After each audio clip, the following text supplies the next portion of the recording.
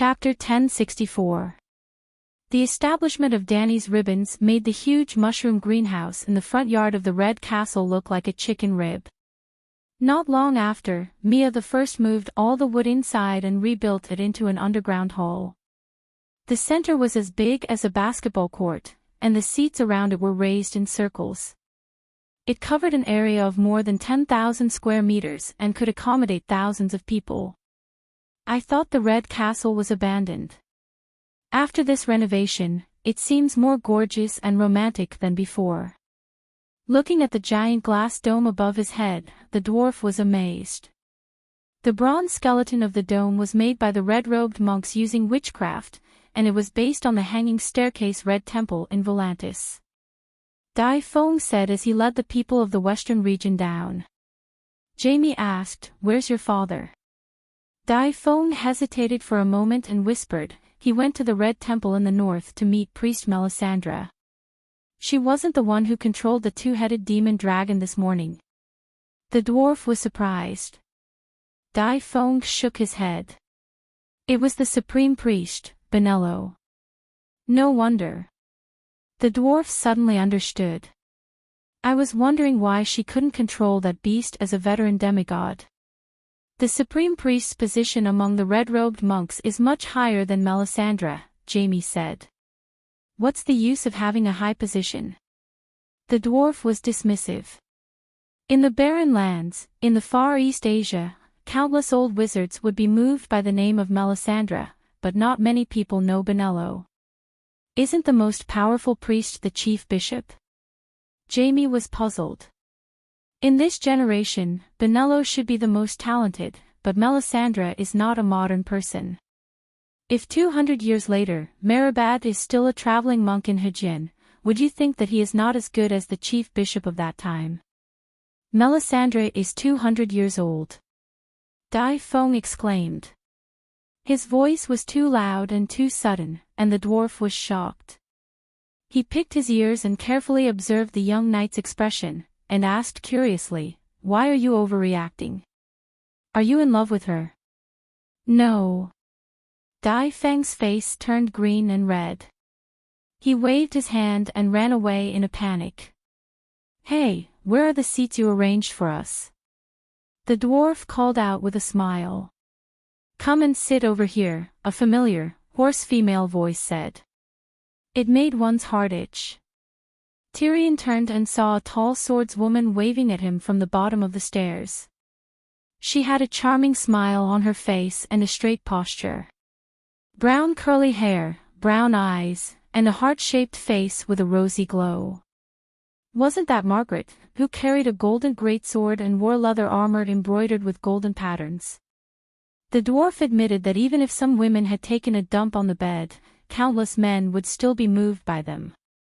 At this time, Stannis, who had arranged the seats for the River Bend nobles, jogged over and said apologetically, "Prince, Duke, you can sit here." Yes, this 18 or 19-year-old young man was Davos' sixth son, and also the younger brother of Knight Devon. The dwarf wanted to strike up a conversation with Little Rose, but he smiled at her and sat down beside Fat Sam. However, there was nothing he could do. His wife, Princess Elaine, would represent Dorne at the Queen's funeral. However, they were not far apart and sat in the first row of the auditorium. Jamie was the only representative from the western region, but there were 7 or 8 great nobles from River Bend. The dwarf looked sideways. Other than Tally and Redwyn, there were also Count Rowan from Golden Tree City, Aelken Florent from Brightwater City, and other veteran nobles from the Green Hand family. No, there was also Tywin wearing a sea monster helmet. Victarion Greyjoy was sitting beside Margaret. The two of them were chatting happily. "Why is he here?" Tyrion asked curiously. Jamie glanced at the burly man and said in a low voice, "High Court is still occupied by Tywin. In these years, many of their people have died for River Bend. Plus, the story of the 5 heroes of the Misty Sea is widely spread in the 7 kingdoms. Tywin's reputation has improved." "What's the story of the 5 heroes of the Misty Sea?" The dwarf asked in confusion. 9 Timon followed the dragon queen into the flowing water palace. 6 survived. Jamie had an envious expression as he told the story of Dunstan and the others. Those who survived are all legendary heroes. After receiving the Dragon Queen's approval, everyone's attitude towards Timon slowly changed. Later, Victarion personally promised that after the long night, as long as Riverbend's vassals allow Iron Seed to take away the spoils of war in High Court and the Lord of High Court gives him a title and a piece of land near the sea, he will voluntarily give up High Court. Margaret wants to be the new Duke of Riverbend. Tyrion asked. She definitely wants to, but... Jamie glanced at Margaret and Victarion and said in an even lower voice, Victarion is pursuing Margaret. He promised to help her enter High Court. Tyrion was shocked and said in disbelief, Margaret dares to have a lover. Jamie shook his head, what lover? He's unmarried and she's widowed, what? Before he could finish, the dwarf shouted, causing the nearby vassals to look over. Even Victarion, who was passionately trying to please Margaret, looked over curiously. Jamie was indifferent to the stares of others. He only moved his lips and said in an almost inaudible voice, when Horace was on a boat to the old town, he accidentally hit an iceberg and died in a shipwreck. At that time, it had only been half a month since he married Margaret. Fortunately, he left behind a posthumous child.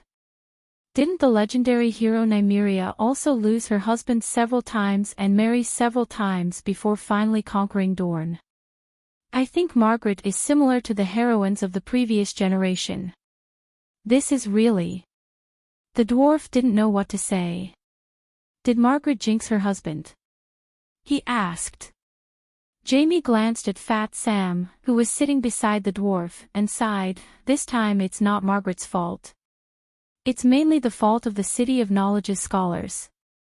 The long night has been here for a few years, but there was no warning about the iceberg to the coastal nobles.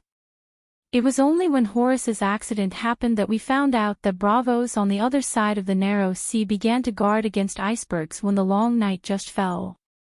Sam said helplessly, since the beginning of human history, no iceberg has ever appeared in the summer sea, and no one thought of guarding against icebergs. Are you sure the posthumous child is Horace's? They've only been married for half a month, Tyrion said doubtfully. Today is different. With the bloodline appraisal, it's almost impossible to mix up the bloodline. Jamie's expression was a little awkward. The bloodline appraisal can only detect the blood of the king. The dwarf frowned. A level 3 priest can choose a more powerful DNA appraisal. It'll be clear at a glance whether the child is his biological son or not, Jamie said. Sam sighed and said, because the DNA appraisal is too powerful, in recent years, many nobles and merchants have secretly brought their children's blood to the Great Holy Church for appraisal. Because of that, the annulment of holy marriages and the promotion of illegitimate children have become common in recent years. The Silent Sisterhood has also gained a lot of immoral women. Jamie said strangely, recently, there's a professor in the City of Knowledge who has proposed to ban the DNA appraisal between commoners and small merchants. Because only when the husband and wife are harmonious can the family be harmonious. Only when the family is harmonious can the kingdom be harmonious. A shitty suggestion from a shitty professor. What's the point of working hard all your life to raise a son that's not your own? The dwarf glared. Sam said awkwardly, it's not my suggestion. Jamie shook his head and said, it's not completely unreasonable. Commoners are different from nobles. Nobles have titles and families that need to be passed down.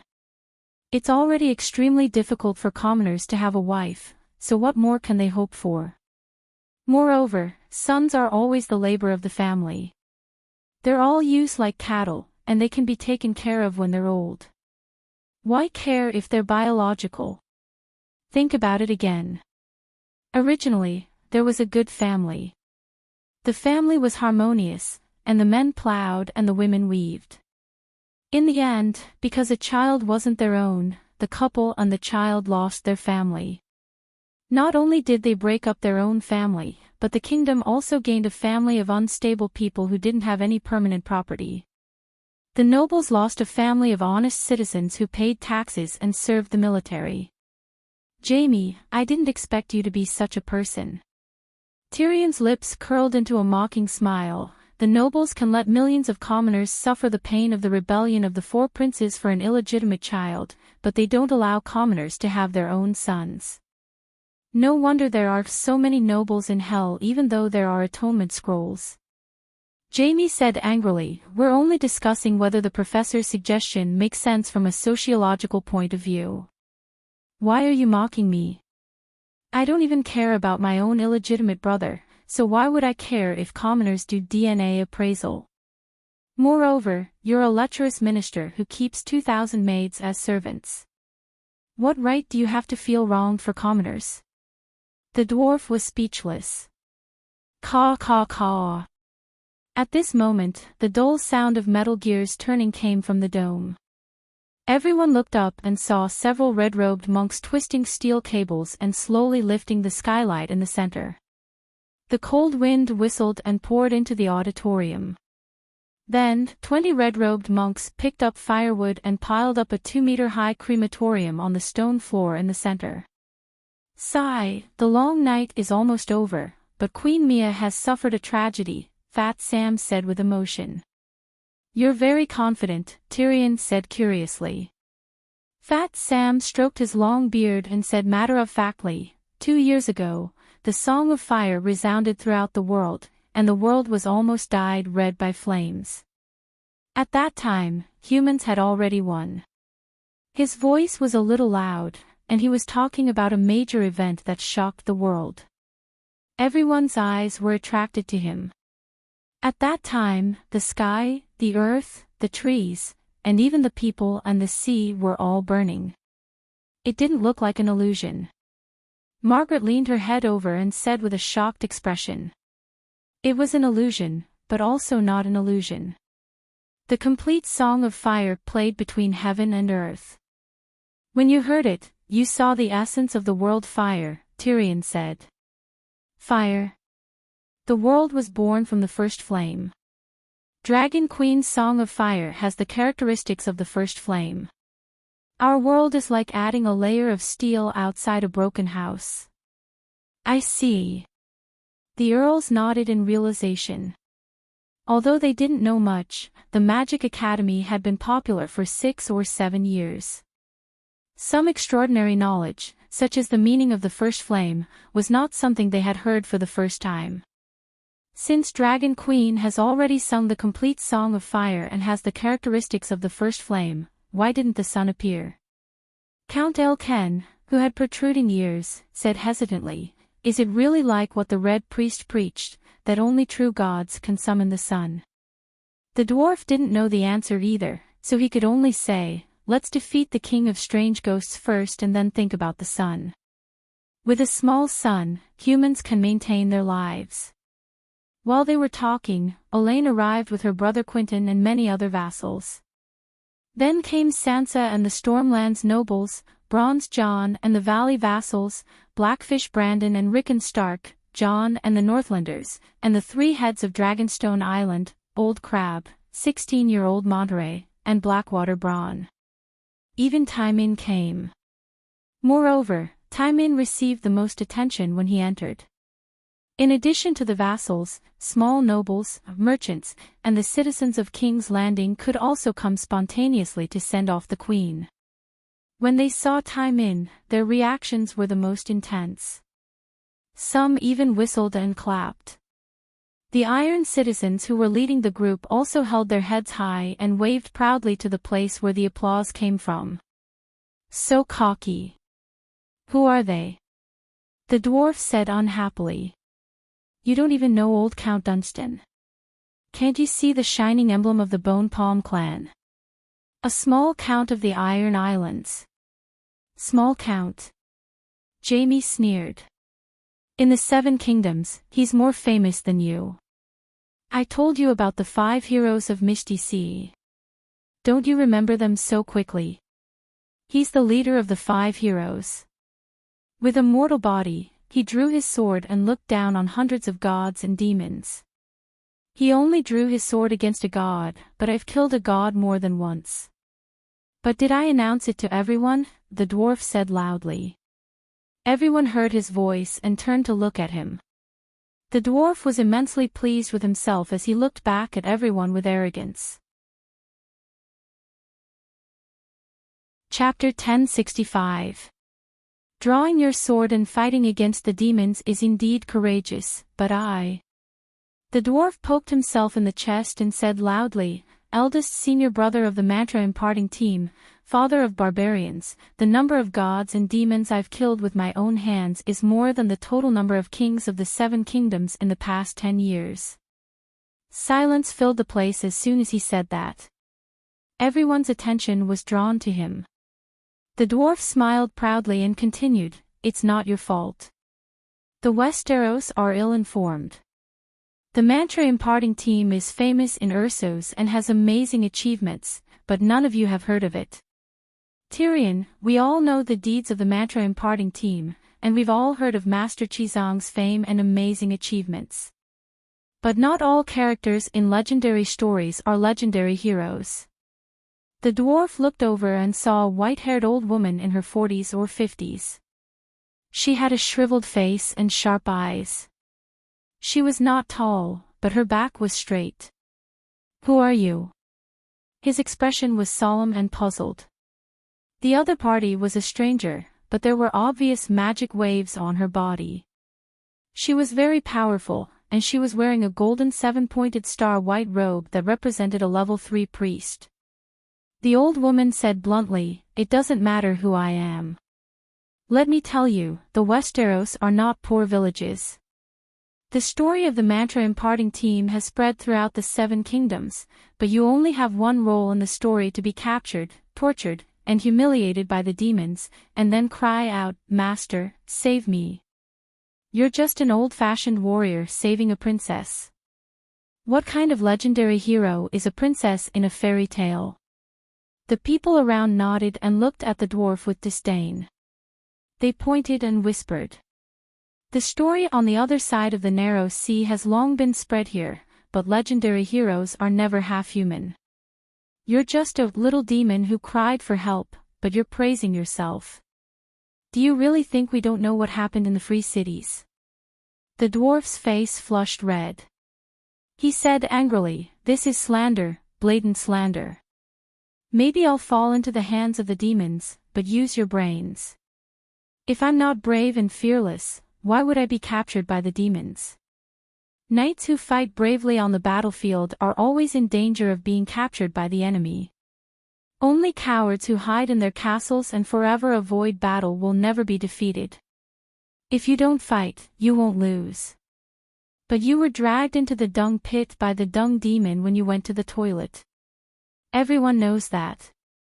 The dwarf glared at the speaker, only to discover that the speaker was one of the 3 heads of Dragonstone Island, Blackwater Balin. The old chap was winking at him. Another time, he was caught while visiting the Passion Garden. Another person said. It seems to be more than once. Who in the 7 kingdoms doesn't know that dwarves love to visit prostitutes? It's just a pity for Princess Yolaine. What's there to pity? The Princess of Dorne isn't a good person either. The 2 of them went whoring together. Yolien, who was originally standing at the side and watching her husband make a fool of himself, immediately became angry. Her eyes were filled with shame and relief. He was glad that the ridiculous things he and the dwarf did in barren land had not spread to the Westeros yet. At this moment, the white-haired Onion Knight walked over and said in a deep voice, Ladies and gentlemen of the King's Landing, this is the funeral of Mia the First. Please keep quiet. Hearing this, everyone returned to their seats. Although they didn't completely quiet down, they only whispered to each other. Who is that old woman? How dare she talk back to me? The dwarf asked Jaime in a low voice. It's the Misty Sea hero I told you about, the foot-round iron granny, Tamon. There are many terrifying legends about her. No one dares to offend her. Fuck, so it's that witch. The dwarf immediately gave up on the idea of getting back at her. He didn't want to have anything to do with it in the future. The ceremony after that was more boring. The king's hand gave a sorrowful speech, describing Queen Mia's life achievements and the cause of her death. Yes, Mia had made some achievements in the past few years. Even Marjorie knew how to copy Sansa's bed strategy, so there was no reason why Mia couldn't learn from her. Actually, Mia's strength was far beyond Sansa and Marjorie's. She had tens of thousands of red-robed monks behind her. It was easier to gain fame by pretending to be mysterious. The Onion Knight said a lot of things, but none of them repeated, which was proof. Mia's cause of death was also embellished. According to the Prime Minister, it was because the Queen couldn't bear to see the people suffer, so she wanted to gain more power to defeat the King of Deviant Ghosts and end the Long Night as soon as possible. Actually, Mia was provoked by your nephew, Bronn said to the dwarf with a smile. The two of them sat together, one in front of the other. Did you see the scene when the Northern Ice King returned to the city yesterday afternoon? Things like showing off martial arts were often seen in King's Landing in the past few years. In terms of public opinion, Mia had always been under great pressure. Many people gossiped behind her back, saying that Jon was more powerful than her and was more like the King of King's Landing. Actually, with the Northern Ice King's achievements, he deserved to be cheered by the people. However, no king could bear to have his reputation lower than a subject in their own territory. At least, she thought that the Northern Ice King should give up his title and pledge his loyalty to her. Although there were many warriors who killed deviant ghosts in the Seven Kingdoms, there was only one hero who could destroy the evil ice god, and that was Jon Stark. If Mia wants to suppress him, the only way left is to tame the two-headed demon dragon. Unfortunately, taming a dragon is risky, not to mention a deformed demon dragon with a confused mind.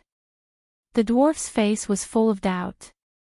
During the Battle of Winterfell, Melisandre was crowned as the world's first sorcerer by the Dragon Queen. Don't you know? She might not be stronger than Jon now, but it shouldn't be difficult for her to help Mia kill one or two evil ice gods. Bronn shook his head and said, I know about the first sorcerer Melisandre, but since Stannis died, she has been living in seclusion in a small red temple in North City.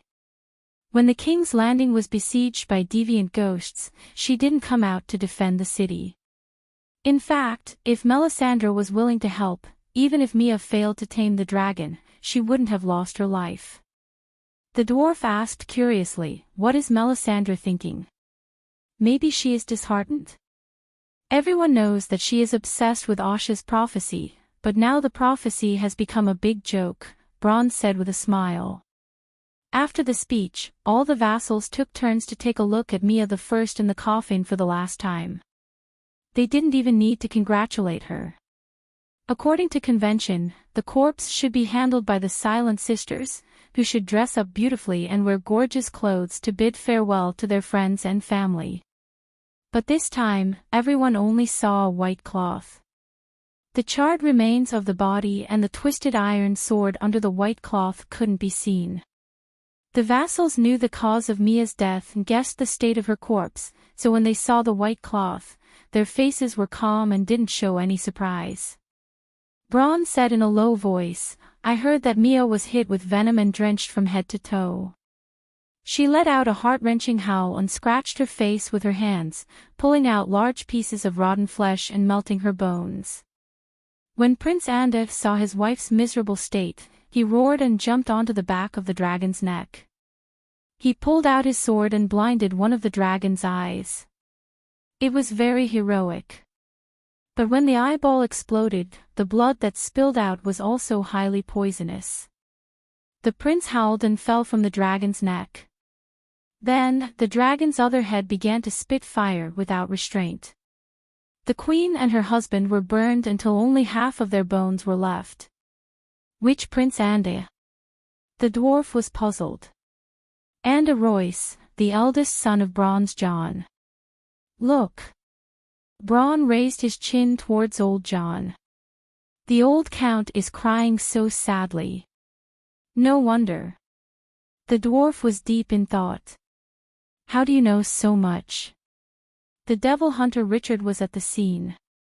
If he hadn't activated his holy garment and resisted the dragon's flames, Mia and Anna's corpses would have been eaten by the dragon. Mia can still tolerate Richard. The dwarf said in disbelief.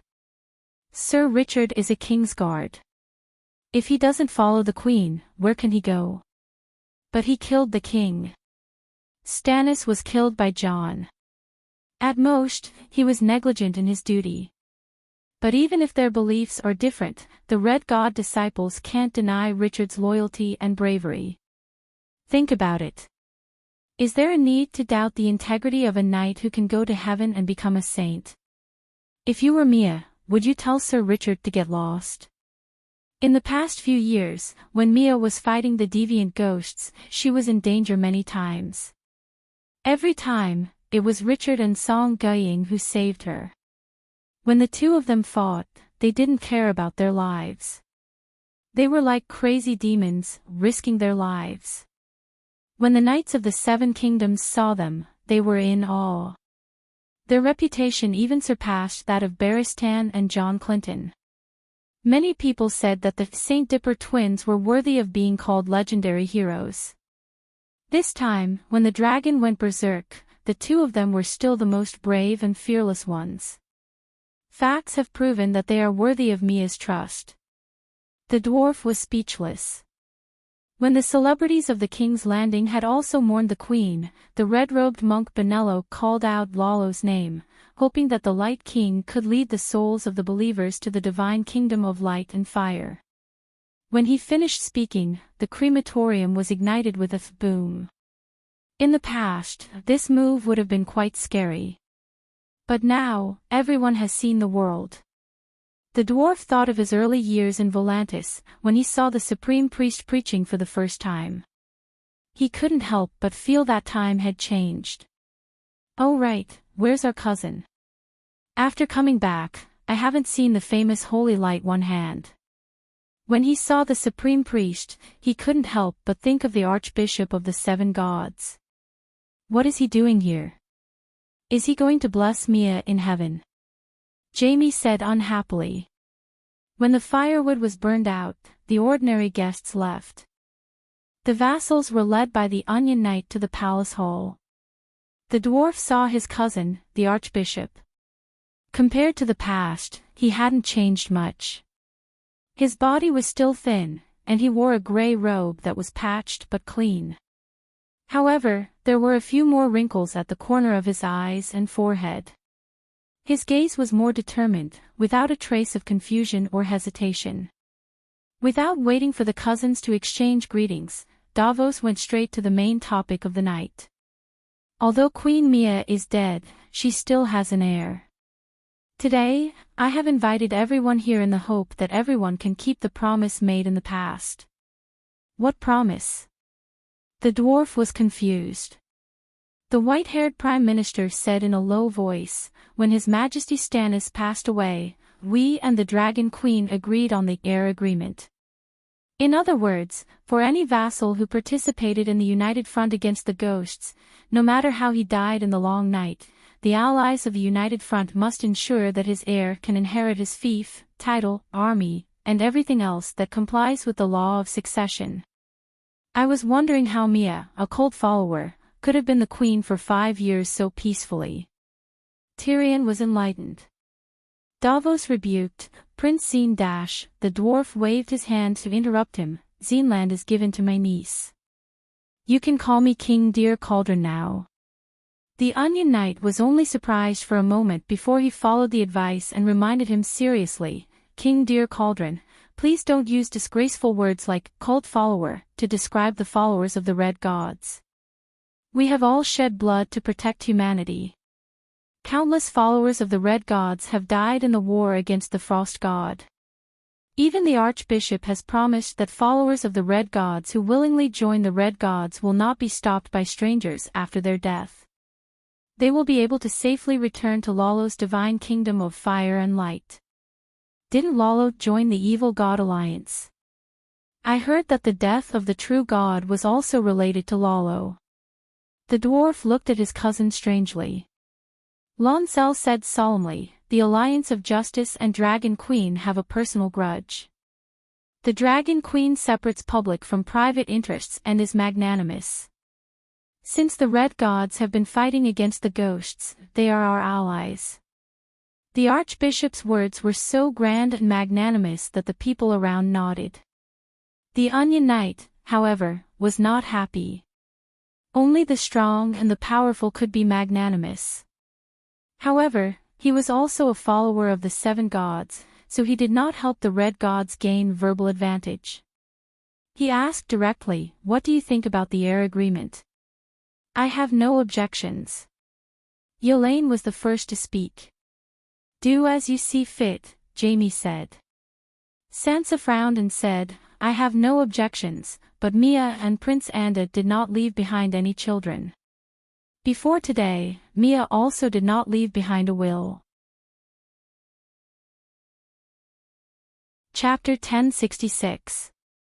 The Onion Knight said, "It's not that there isn't a will. Before Queen Mia entered the Dragon Cave, she told us that if anything happened to her, Prince Gendeli would inherit the throne. I wasn't the only one who heard this. Richard and Song Gu were beside me. If you don't believe me, I can call them out and confront them on the spot. With Richard and Song Ji's reputation and integrity, we won't doubt it." Everyone immediately approved of Mia's will. "Who's Prince Gendeli?" Tyrion was puzzled.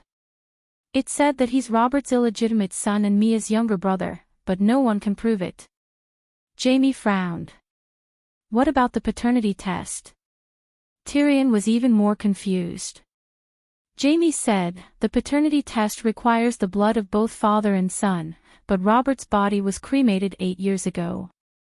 Low-level blood tests can only test for the king's blood, but Gendeli doesn't even have a drop of the king's blood.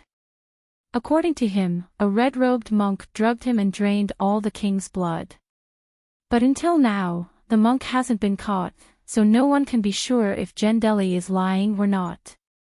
Also, even if the monk did take his blood, no one can be sure that his king's blood came from Robert. Then how can Mia be sure that he's her younger brother? Prince Gendeli looks like Renly when he was young," the Onion Knight explained and whispered to the servant beside him. A moment later, 2 young women helped a pale-faced middle-aged man into the palace. "Oh, he really looks like Renly.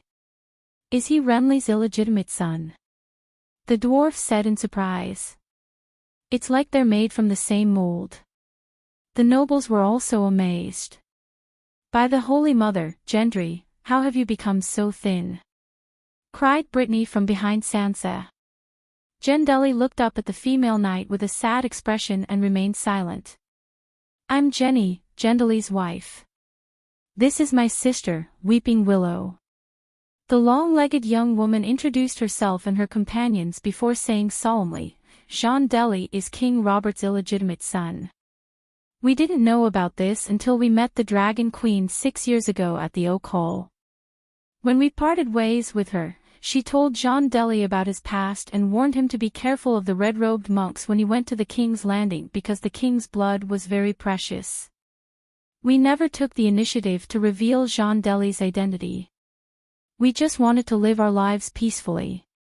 But there are too many red-robed monks in King's Landing, and Gendeli often goes to the temple for evening prayers." Jenny's tone became sorrowful and indignant. "My husband used to be as strong as an ox. His build was very similar to Queen Mia's, and he also used a hammer. But he's just an honest blacksmith. We run a blacksmith shop, and our lives are simple and comfortable." However, the evil sorcerer had not only drained his king's blood, but also his strength and body. Right now, it was difficult for him to even walk normally, let alone swing his hammer like before. "We were forced to find the Red Castle and seek help from Queen Mia. Varys seems to have only lost Gigi," the dwarf said hesitantly. There's more than one type of blood sorcery. Lancel took a few steps forward, her eyes shining with golden light. Jean Deli couldn't help but want to dodge. Don't move. Holy Light one-handed shouted. Jean Deli's spirit shook violently, and he really stopped moving. After a long while, the golden light in the Archbishop's eyes disappeared.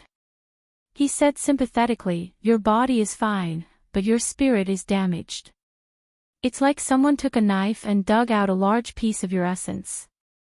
Can it be healed?" Cough, cough.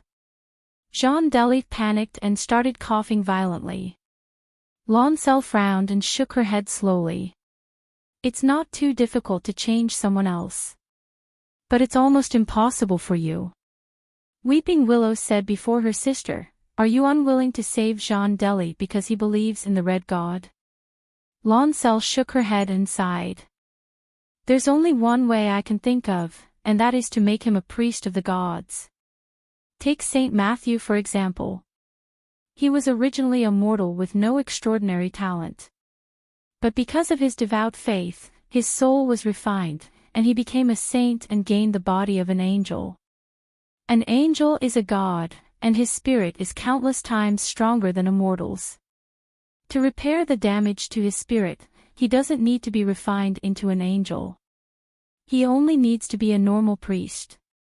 But Jean Deli is not a believer of the 7 gods, and it's difficult for him to receive the Red God's favor. Maybe Benello can ask the Red God for a blessing." Benello was silent. Jean Deli's lips trembled, but he sighed in the end. He couldn't say what was on his mind. He regretted it. He wanted to return to the embrace of the 7 gods, but he couldn't let Mia down. Currently, 99% of Thea and Bella's base was made up of Red God believers. If he converted to the 7 gods, he wouldn't be able to enter the Red Castle. The Onion Knight looked around and said, "Jean Deli is Robert's son. Does anyone have any objections?" Sansa shook her head. "I have no objections. He's very tenacious. The characteristics are too obvious." Tyrion shrugged, acknowledging Jean Deli's identity. The other vassals nodded. "He looks like this, and he has the Dragon Queen as his guarantor. It must be true." Today's topic was to choose the successor of Thea and Bella. It had nothing to do with the other vassals. That was why everyone was calm and realistic. If this was a real king selection convention, the atmosphere wouldn't be so harmonious. Davos heaved a sigh of relief. He pulled Jean Deli in front of him and said loudly, "Under the witness of the 7 vassals and the Archbishop of the 7 gods, I, in the name of Prime Minister Mia I, declare Jean Deli Weishue as the noble illegitimate son of Thea and Bella. He will restore the surname of Thea and Bella and inherit Mia Bella Thean's weight." The door of the palace opened, but before the cold wind could pour in, a tall and fat woman barged in on a flaming wheel. "My lords, you all know me, right? I'm Zhong the true seed of Robert. The Dragon Queen has personally verified it." "Oh, right, Lord Tyrion was there too." Compared to her weather-beaten face back then, the woman looked a lot chubbier. She was white and fat, with makeup on, and wore a white fox fur coat. She looked like a chubby silver carp jumping on the shore. The dwarf said strangely, "You want to be a queen?" Zhong shook her head. "I have a daughter. Have you forgotten?" Davos angrily scolded the Red Heart Knight who followed her in. "Who allowed you to let her in?" Fat Zhong pointed at the Onion Knight's nose and shouted, "Prime Minister, I'm Mia the First sister. Why can't I see her one last time?" Benello walked out of the crowd and looked at the king. "I think we can give Zhong daughter a chance." Davos's pupils shrank. "Supreme Priest, you were there when the queen entered the dragon cave. You must have heard what she said, right?" Benello said helplessly, "I have no prejudice against Prince Jean Deli, but we need a brave and healthy king to challenge and defeat the variant Ghost King, and then become the true ruler of the 7 kingdoms and promote the teachings of the Red God. As soon as he said this, the atmosphere was no longer as relaxed and harmonious as before. The Grand Duke's expression changed several times. His sharp eyes swept back and forth between Jean Deli and the girl beside Zhong-er. Zhong-er pushed her daughter in front of everyone and said loudly, "Yes, I'm a prostitute. Countless men and women have slept on my bed in King's Landing. It's a joke to let a prostitute become the queen. I know all this, and I've always been honest. I've never harassed Queen Mia, but my daughter, Dominia, is a virgin. She's been trained as a knight since she was young. She knows how to read and write, and she knows a little about the zither. She even attended the priest training class in the Holy Church. Dominia was about 14 or 15 years old. She was 1.7 meters tall, with black hair and black eyes. She had a square face. She was tall and strong and looked very energetic. You and your daughter are believers of the 7 gods, right? Tyrion asked strangely. Yes, we've been believers of the Holy Mother for half of our lives. But we can change to the Red God for the rest of our lives, Zhong said sincerely. John had been silent since entering the Red Castle. Now, he couldn't help but say, "Do you know how scary the King of Deviant Ghosts is? We've been dealing with deviant ghosts since the long night. It's been 8 years, and we can only face the King of Deviant Ghosts with the determination to die. Your daughter is so young and hasn't even experienced summer. Don't kill her." Zhong hesitated, but the girl puffed out her chest and said fearlessly, "I'm not afraid of death. Also, when I attended the priest training class, I went out of the city with the warrior's son to hunt the living dead. Because of my excellent results, I was praised by Commander Rando Tarly himself." Looking at the girl's young and determined face, Holy Light One Hand said gently, "You may be a great warrior in the future, but you're still young. I'm not stupid. I'll do what I can." Dominia bowed to the Archbishop and said seriously. "This." Lonsel didn't know what to say. Old Crab looked at everyone and said, "Whether it's Dominia or Jean Deli, they're both of Robert's bloodline. Why don't we let them decide?" The vassals thought for a moment and nodded in agreement. Just as everyone was about to leave, Sansa suddenly walked to Benello and said, "How do you plan to deal with the dragon?" "We have our own plans," Benello said with a straight face. "You can't do anything to it. Everyone saw it," Sansa said in a low voice. "Lady Sansa, what do you want to do?" The Onion Knight frowned. Sansa looked at everyone and said slowly, "Everyone knows that the deviant ghosts not only have the evil ice god that can fly, but they also have a large army of ice-winged dragons. Now, the 2-headed dragon is flying north. We don't know where it's going, but there are deviant ghosts watching King's Landing. We're sure that the King of Deviant Ghosts has noticed the 2-headed dragon's strange behavior. I don't think anyone wants to face a deviant ghost king riding a ice-winged dragon, right?" Jaime said seriously, "Now that things have come to this, we can only ask the Dragon Queen to help." "Can the Dragon Queen help Prince Jean Deli tame the dragon?" Davos looked at Old Crab expectantly. Count Sadega shook his head, his face filled with reverence and worship. "We haven't seen Her Majesty for many years. At first, we could still communicate through the magic tower. Later, Her Majesty sang the complete Song of Fire and went to the sky beyond sky, the legendary astral plane. Only she can send messages to us. The magic tower in the mortal world can't contact her." Not long after, even the 4 Megalosaurus left the prime material plane, guarding the Great Swamp in the extreme south, the land of eternal winter in the extreme north, the endless sea in the west, and the dark realm in the east. Is there really an end to the world? I really want to see it. Count Rowan was lost in thought. The land of eternal winter is the closest to us. It's only 10,000 miles away from the Great Wall. That's the home of the deviant ghosts. When the long night is over, you can go take a look, Old Crab said. In the current 7 kingdoms, as long as you leave the door, it's the land of eternal winter. What's there to see? The dwarf complained. Sansa said faintly, we don't need the help of the Dragon Queen and the Megalosaurus. We can easily tame the dragon. The Holy Night Seal. The dwarf's heart jumped and he blurted out. Yes, the Holy Night Seal can use the Holy Mother's might to tame the winged dragon. The dragon might be stronger than the winged dragon, but it definitely can't withstand the Holy Mother's might. Hearing this, the Duke's face was filled with excitement. He was eager to try. They were not holy knights, but in recent years, the second sons and even the eldest sons of noble families all took pride in joining the sons of warriors. Now, many noble families had holy knight children. Chapter 1067. Aren't you going? When they left the Red Keep, Bolton and Tyrion were together again. The two of them walked slowly side by side.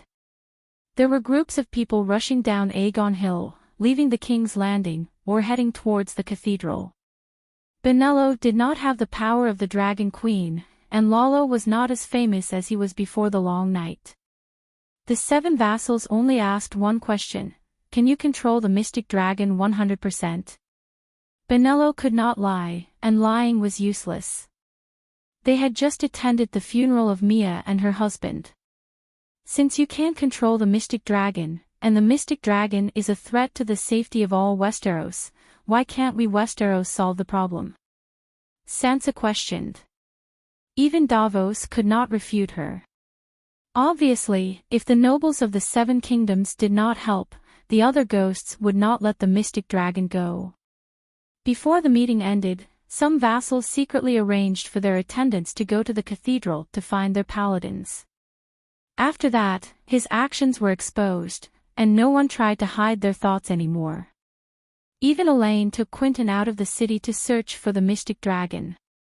Before she left, she tried to persuade the dwarf to go with her, encouraging him to become a mystic dragon knight with the Targaryen bloodline.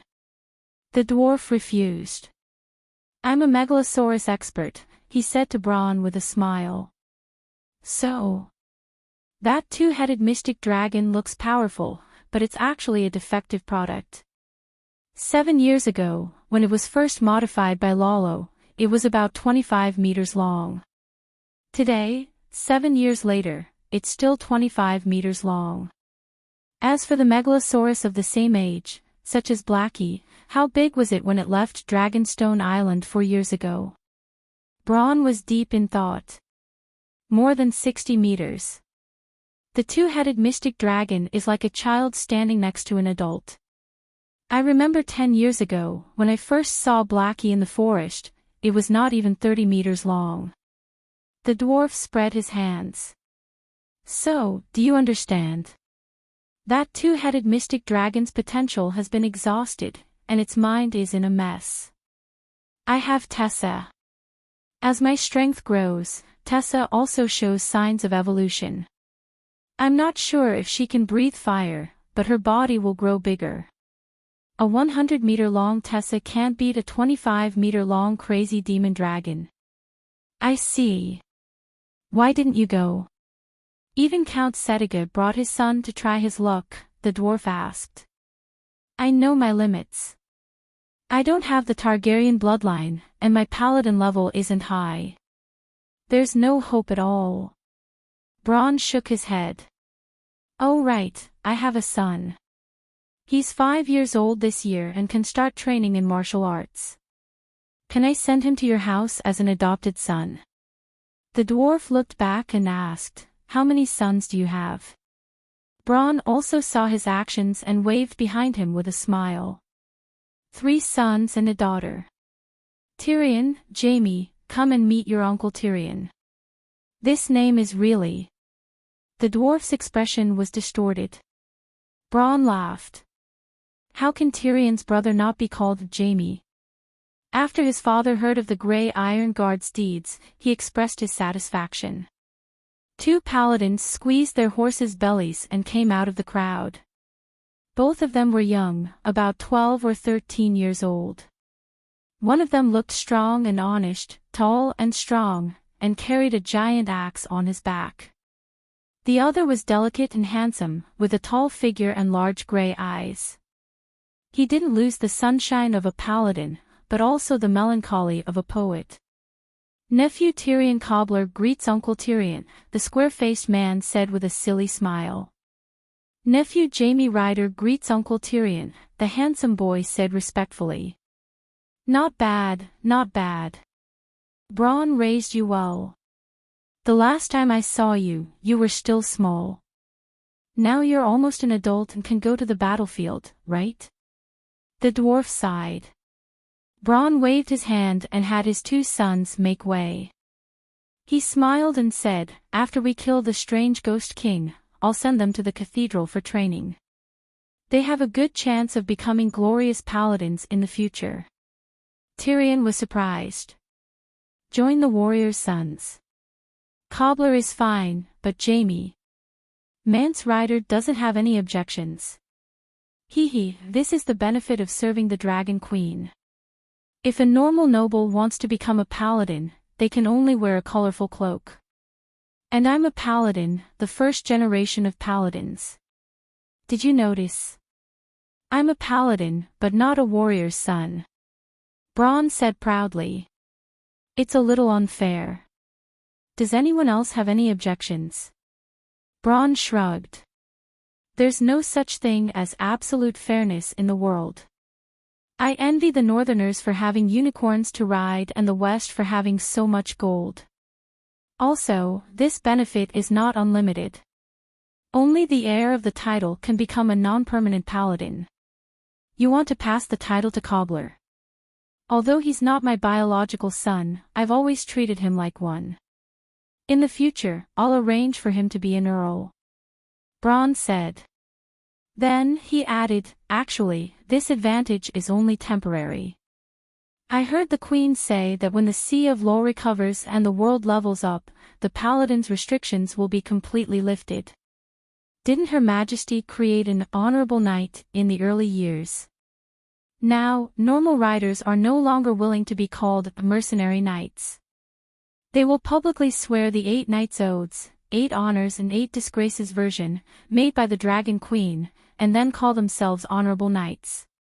As long as they can uphold their oaths and have a good reputation among the people, they can enter the Holy Church to cultivate as paladins without needing to apply holy oil, have a warhorse, or have knight battle skills. Whether they can become paladins or not depends on whether they are true to their appearance and their piety.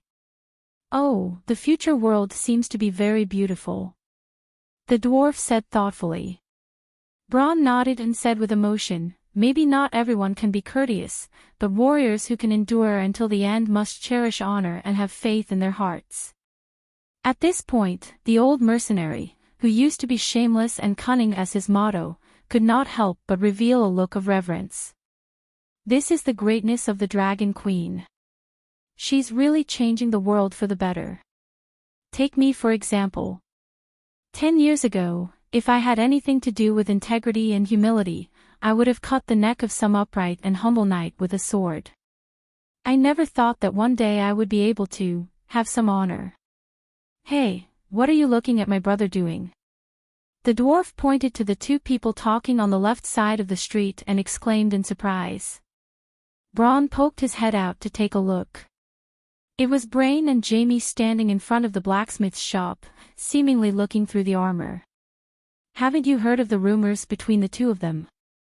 he said casually. "I thought." Tyrion had a strange expression. "I didn't expect him to have such a strong taste. One is a roseless Iron Guard, and the other is a grey robe Iron Guard. They are both examples of knights personally conferred by the Dragon Queen.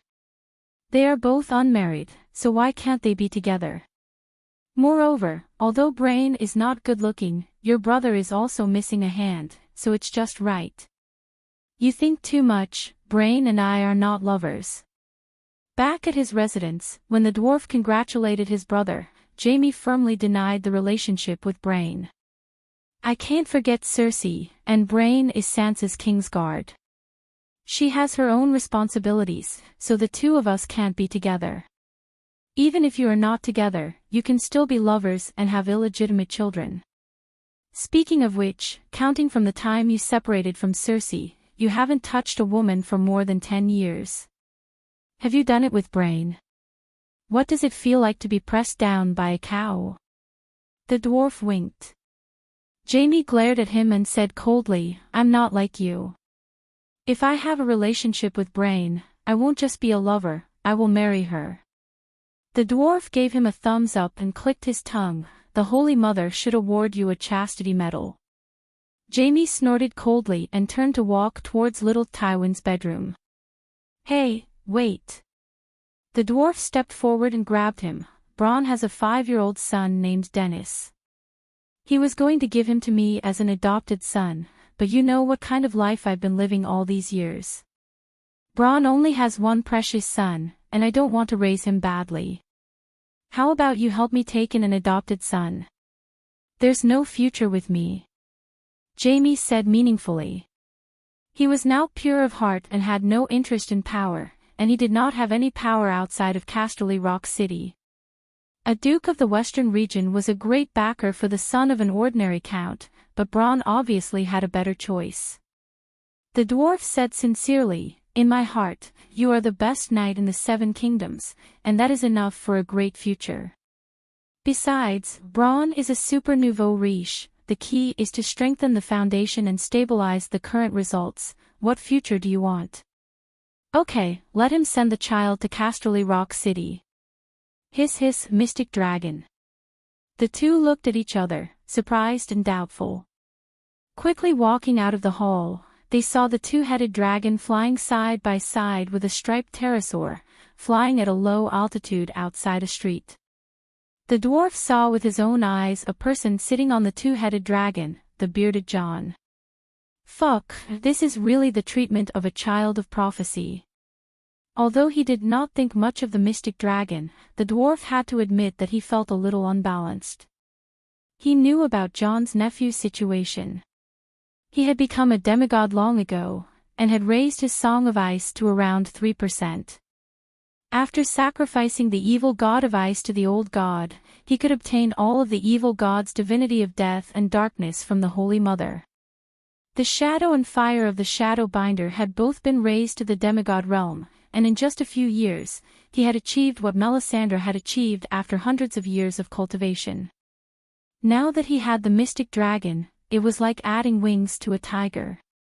Too fast, he left for less than 3 hours, and not only did he find the mystic dragon, he even tamed it.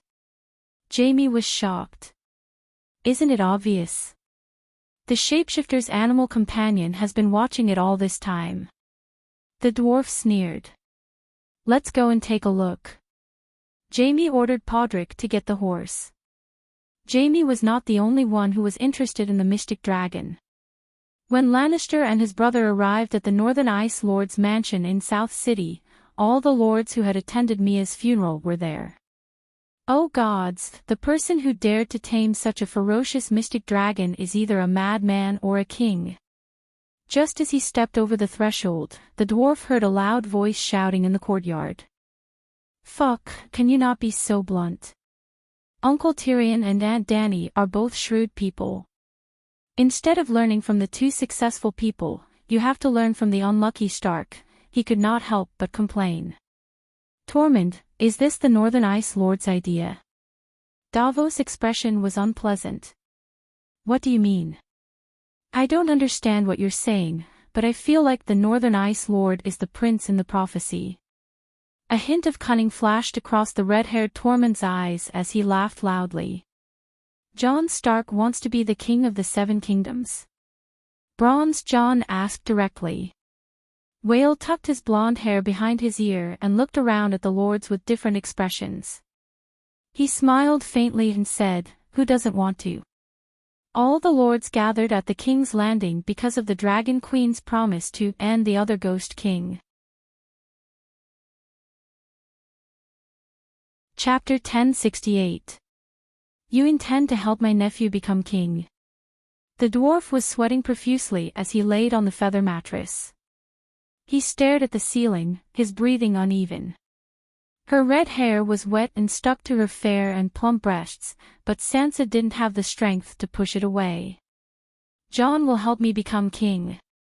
Heh, the barbarian Tormund is a wily old fox. His words are not nonsense. With your intelligence, can't you see that he is helping Jon? And that beautiful barbarian Princess Whale. Fuck, I can see that she is a flirtatious queen who likes to whip in bed. I didn't expect Jon to like that too. The dwarf smacked his lips. She announced Jon's ambition to everyone. Did she just say it casually? Tormund was his right-hand man, and was his wife. Whatever they said would definitely change some of his thoughts. At the very least, they would change some of his previous thoughts. The lust in Sansa's eyes disappeared. I believe that Jon will not lie to me. When did he say that he would help you become queen? The dwarf asked with a smile. Sansa recalled. In Winterfell, when we brothers were reunited. In Andromeda City, when he found out about his past. It has been 6 or 7 years. Even the Dragon Queen can sing the complete song of the 2 laws of light and fire. The world has changed so much. How can a person's thoughts change? Sansa picked up the blanket that she had kicked to the ground and covered her private parts. She tilted her head and looked at the dwarf's every expression with a sharp gaze. Are you trying to sow discord between us? The dwarf smiled bitterly. One of you is my nephew, and the other is my old lover. What good will it do me to sow discord between you two? Sansa mocked, you did not return for many years. Now that you have to deal with the Ghoul King, you and Elaine immediately returned. I did not forget that you are also a Targaryen. Hearing the probing and caution in her tone, the dwarf was disheartened. He said directly, I had enough of power in the barbarian lands, and I have no interest in the Iron Throne. However, you are both people I care about. I do not want to see you two turn against each other. Now, let's talk things out and help you clear up the misunderstanding and resolve the knot in your hearts. The conflict will be cleared up before it sprouts. The dwarf looked at her with a very sincere gaze. He really wasn't lying this time. At that time, Jon was still in the sky testing the Abyssal Dragon's performance. Tormund and were talking in the courtyard. All the vassals' expressions were dark, including Sansa's. The dwarf saw this and was worried. Then, before he left, he gave Sansa a look that everyone understood. In the middle of the night, in the dead of the night, he turned into a dragon worm and crawled into the dog hole one by one. Then, he crawled into Sansa's body and heart. He helped her to ease the discomfort in her body and planned to resolve the knot in her heart. Sansa looked into the dwarf's eyes for a long time. Then she closed her eyes and began to think. Perhaps this is an opportunity. Jon was indeed showing signs of changing his earlier promise. She wanted to remind him and even persuade him to give the Iron Throne to her, but she couldn't. Perhaps he could let Tyrion do this. Tyrion wouldn't persuade him to give up the Iron Throne, but hundreds of thoughts ran through her mind. Sansa made a decision and opened her eyes. They were filled with sincerity. Actually, Mia's death wasn't an accident. She sighed. Wasn't she burned to death by the Abyssal Dragon? The dwarf asked in surprise. Sansa smiled. Her smile sent a chill down the dwarf's spine. A long time ago, I noticed that after Stannis died, the Abyssal Dragon didn't appear in front of anyone. It didn't even burn the other ghosts that surrounded the King's Landing.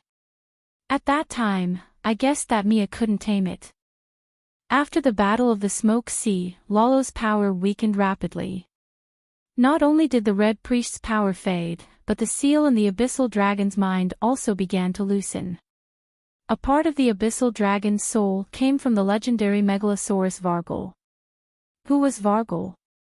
The divine dragon that the people of Valeglia believe in, the oldest demigod in this era, Megalosaurus. Later, I asked Bran about it, and he confirmed my thoughts. Unless Melisandre helped, the red-robed monk and Mia wouldn't be able to control the abyssal dragon.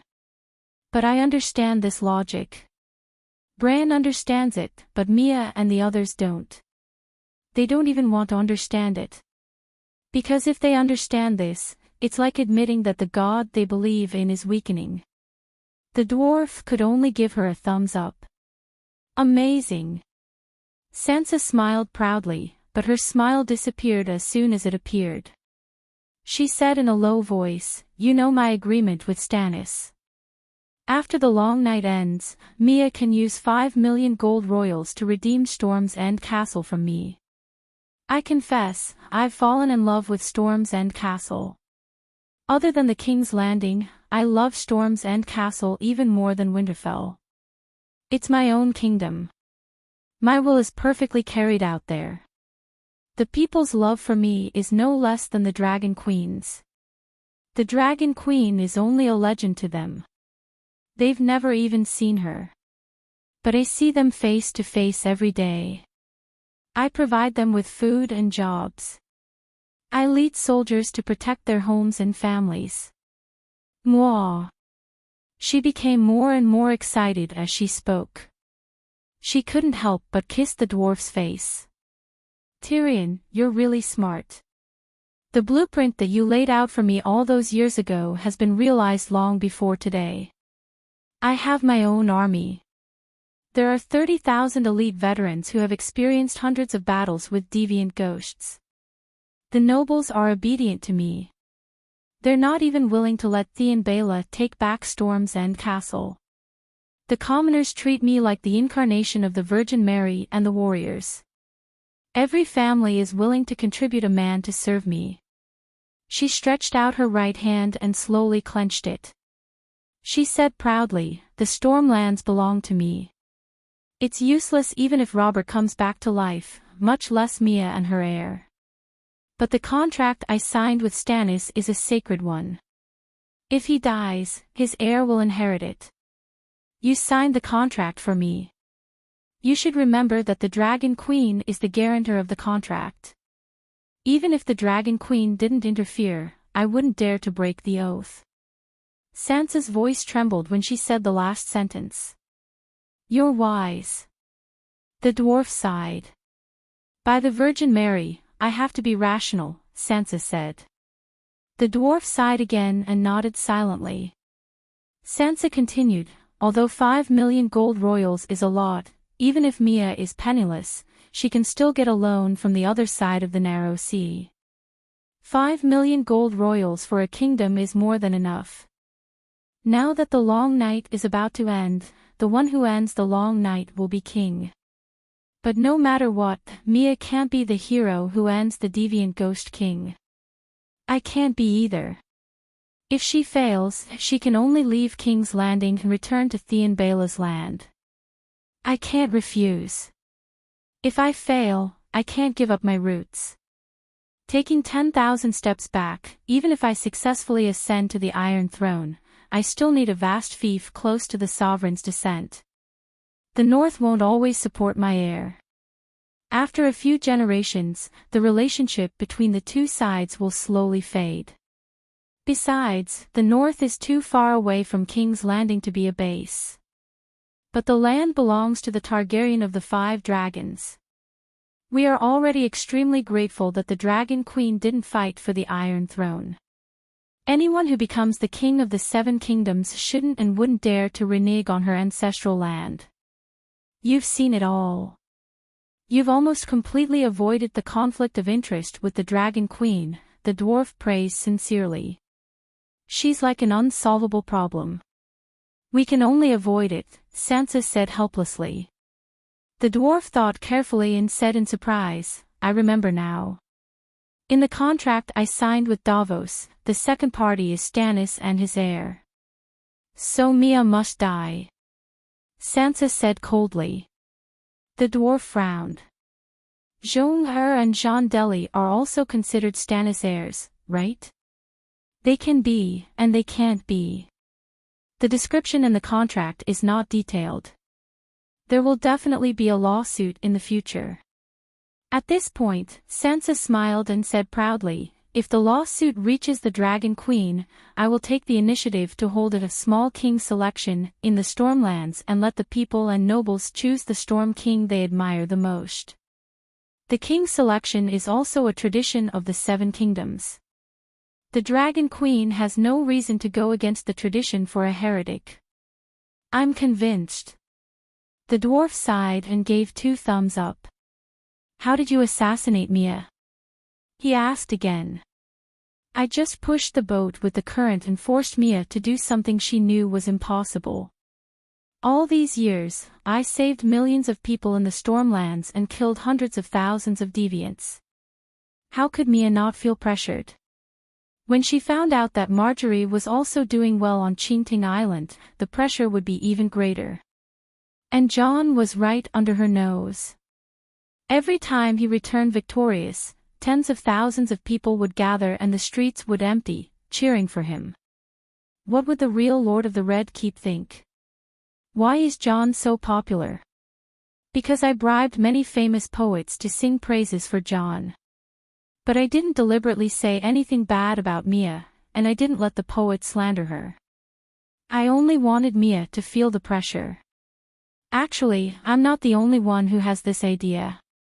I dare say that the other vassals also saw Mia's predicament and intentionally or unintentionally put pressure on her. With so many of us working together, she should have died long ago, but she has a good prime minister. At this point, Sansa glared at the dwarf. Do you still remember your promise to me? Be my hand of the king and help me ascend to the Iron Throne. Look at Davos, who worked so hard, don't you feel ashamed? It was because he promised to fulfill his duty to Aegon, be her hand of the king for the rest of her life, and protect her to become the king of the Seven Kingdoms that she let him in bed. At that time, she was still pregnant. The dwarf smiled and said, the Holy Mother suddenly gave me a heavy burden. I was helpless. Sansa's eyes were full of disdain. Who doesn't know your role in the teaching team? Just like what Cyan Granny said, you are a princess who screams master, save me. You are the last person we need. Also, I know the situation at that time. Dragon Queen only chose Chizong, Arya, and Hound. You were the one who took the initiative to go over, hoping to gain some virtue. Slander. The dwarf's face turned red.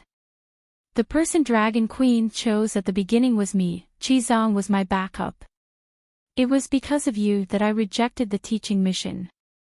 Without me, would Chizong and the others be able to govern barbarian lands so well?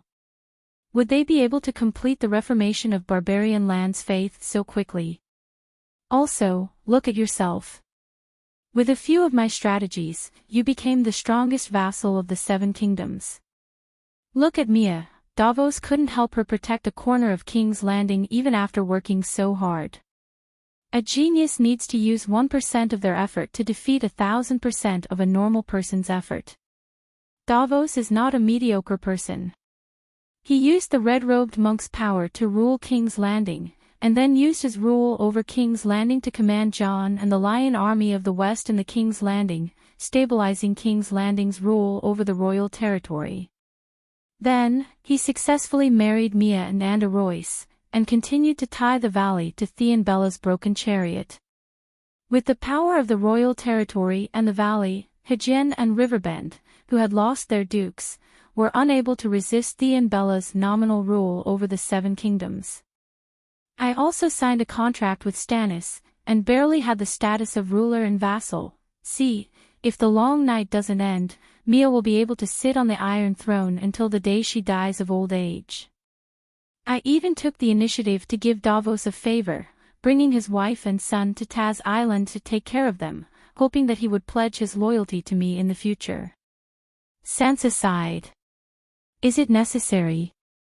He's just an illiterate smuggler who's been illiterate for most of his life. The dwarf felt very upset, as if his things had been stolen. Dragon Queen was illiterate for the first half of her life as well. Sansa said calmly.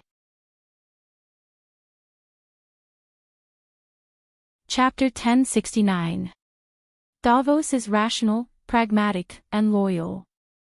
If he did not dissuade her, Mia would have tried to tame the demon dragon a few years ago.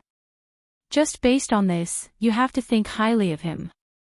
Just based on that old man's height of 1.8 meters, I would think highly of him as well, the dwarf complained.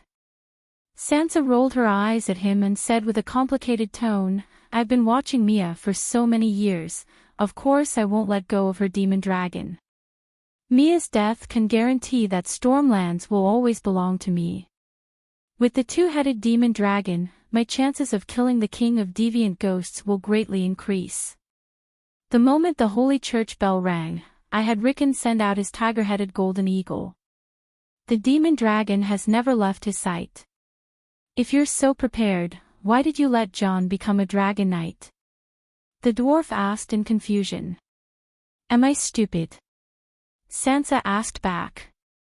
You're very smart. If I'm not stupid, why would I be stupid enough to think that the demon dragon will belong to me? The dwarf said strangely, Jon is a spare tire. You have to make sure that the demon dragon is always in Stark's hands. Do you know what divine spells priests have? Sansa suddenly asked a question that confused Tyrion. There are too many divine spells. They are roughly divided into healing, exorcism, investigation, summoning, and so on, the dwarf said vaguely. He wanted to say, whatever the Dragon Queen knows, you will have a chance to learn that type of divine spell. You're one of the holy disciples, but your understanding of the divine spells of the seven gods is only superficial, Sansa said with disdain. I definitely know more than you, the dwarf said with certainty. Divine spells can be invented, and can be edited according to one's purpose. Do you understand? The dwarf was stunned. You can create your own divine spell. Not just me, everyone has the right. Sansa nodded. For example, holy light is divided into two types. One is pure holy light, and the other is holy light healing. We can see them as two elements. Just like flour and milk, flour can be made into bread, pancakes, deep-fried dough sticks, pancakes, fried dough twists, steamed buns, cakes and other pastries. Milk can be made into yogurt, fresh milk, butter, cream, cheese, custard, pudding and so on. The divine spells bestowed by the Holy Mother are just bread and milk that are most accepted by the general public. We can take the elements and make it into something that suits us best. Do you know my specialty? What? The dwarf recovered from his shock and asked doubtfully, what unique skill do you have? Sansa sighed and asked, have you seen Dragon Queen's AoE healing before? It's a magnificent sight. Hundreds and thousands of people are gathered together, and the entire land is covered in holy light. The dwarf sighed. Sansa nodded. She's strong and powerful. Can we learn from her? Obviously not. For a priest, not a single divine spell slot could be wasted. However, in large-scale battles, group healing was often required. So, I invented a leaping healing. The holy light condensed into a light sprite that jumped back and forth between the injured and the wounded. The soldiers didn't even need to stop fighting. Not a single bit of divine power was wasted, and the range was so wide that it covered half the battlefield. So, I gained the honorary title of Flash Queen in the Seven Kingdoms. So you invented the leaping holy light. The dwarf was really shocked this time.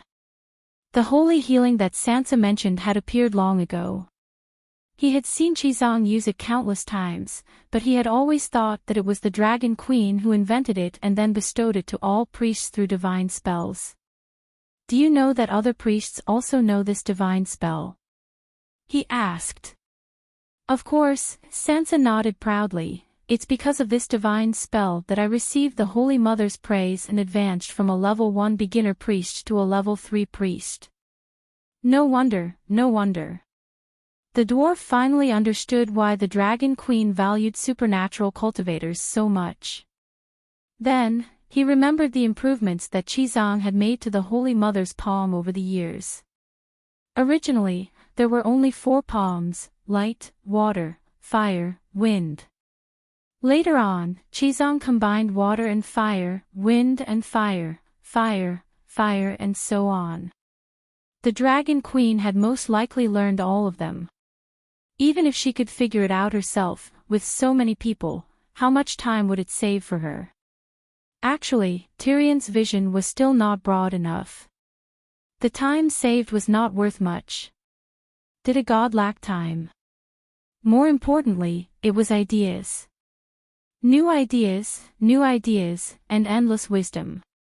Sansa did not linger on this topic for long and continued the previous topic. Since I started plotting against Mia and the Mystic Dragon a few years ago, naturally, I also began to invent new divine spells long ago. Combining the Soul Attack divine spell Wrath of the Father and the Holy Night Seal, I created a Seal of the Father that can continuously suppress souls. When using this divine spell, the Father's divine might is like a mountain that heavily presses down on the enemy's soul. It's not just a moment of Wrath of the Father, it's continuous. With the Seal of the Father, I really did subdue the demon dragon. However, at the crucial moment, Lalo made his move. If not for Jon's help, I would probably have ended up like Mia. Sighing, she said bitterly, I will do my best to pursue what I want, but once I'm sure that I can't get it, I'd rather give it to my family than let it run away, or let others get it. The Mystic Dragon is like this, and so is the Iron Throne. So, you don't have to worry that Jon and I will kill each other for the Iron Throne. In my heart, the Iron Throne is not worth that price. Very rational. I hope you can keep this thought, the dwarf praised. Sansa's eyes were covered with a layer of mist as she recalled, when I was 14, before I saw my father's tragic death, if I couldn't get the Mystic Dragon, I might have killed it. During the years of the rebellion of the 4 princes, the House of Stark was destroyed, and my brothers and sisters were homeless. At that time, I understood a principal family is the most valuable asset. Almost 10 years have passed, but I haven't forgotten this principle. Jon is still my brother, my family. I won't forget it for the rest of my life. Since you want to resolve the conflict between the 2 sides and be the peacemaker, help me pass these words to Jon. I hope he can believe this principle: the Iron Throne is not as important as family, and I am his family. Strong strength leads to weak intelligence. The dwarf was weak in his early years and could only rack his brains, surviving with his wits and schemes. Later, he met the Dragon Queen and had a powerful backer. His magic power also increased day by day, and his way of handling matters began to lean towards the way of the king, using strength to suppress others. In these years in barren land, he rarely tried to guess the thoughts of others. With his current strength, he could do whatever he wanted, and there was nothing he couldn't do. This time, he came on his own accord and became Sansa's puppet. At noon the next day, in the Arctic King's mansion, a short table was placed on the heated brick bed in the side room. In the middle of the table was a mandarin duck pot with a few cold dishes on the side.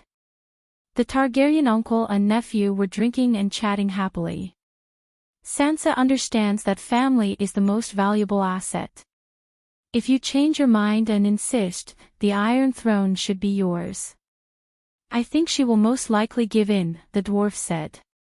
This guy took Sansa's words seriously and passed them on to Jon. Jon was stunned, and his heart was filled with mixed feelings. In the end, he was moved and sighed. She's right. Family is the most valuable asset. She will always be my sister, my family. I will never forget her. Then what exactly do you think? The dwarf's face and eyes were red from the burning knife, but the corner of his eyes was still sharp. It was as if he could cut open Nephew Goo's chest and see his heart.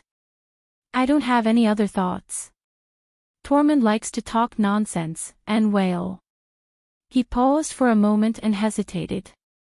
Whale thinks I should inherit my father's throne because I am the son of Legia, but I never agreed. You haven't married Whale yet, have you? Tyrion asked with a muffled voice as he stuffed a bean sprout into his mouth. We should have a formal wedding, but the 7 gods and the old gods don't allow 2 wives, Gu said awkwardly. The drunkenness in the dwarf's eyes completely disappeared. He looked straight into Nephew Gu's eyes. Sansa is your sister, and Whale is your wife. They are both your family, but they have different goals. Jon immediately said, I will not fight with Sansa for the Iron Throne. This is a promise I made to her long ago. It will not change today, nor will it ever change. Jon, I am not forcing you to give in. Tell me your true thoughts. Only then can you completely resolve the unresolved conflict between you and Sansa. Jon smiled and shook his head. Tyrion, your words are a little childish. Legia is my father. I would be lying if I said I had no thoughts about the Iron Throne. So, between Sansa and I, one of us must give in. I am the older brother, and I am satisfied with what I have now. When I see Sansa realize her dream, I will be happy. This happiness will be far greater than if I get the Iron Throne myself. You are a good brother. The dwarf was relieved. When the drunken dwarf climbed into the carriage, Will pulled Gu back to the bedroom for a nap. I heard everything, she said. Heard what? Gu was confused. I was eavesdropping on your conversation outside, the savage princess said generously. Oh. Whale raised her voice. Jon smiled faintly and said, Tyrion and I both know you were eavesdropping outside. If we didn't even have this bit of vigilance, how could we have survived until today? Some of what I have said is as much to you as to him. He was the same. I was expressing my feelings to you, telling you not to fool around in the future. He was reminding you that you and Sansa are both my family. You must understand each other. Whale was stunned. She was embarrassed and angry. I fooled around. Do you think I want to be the queen of 7 kings? I am not even your wife now. What am I after? I am just anxious for you. I feel injustice for you. You are clearly the true crown prince. You also contributed the most in the fight against the other ghosts. I am not like your sister, who wants her to help you. I only want a fair chance.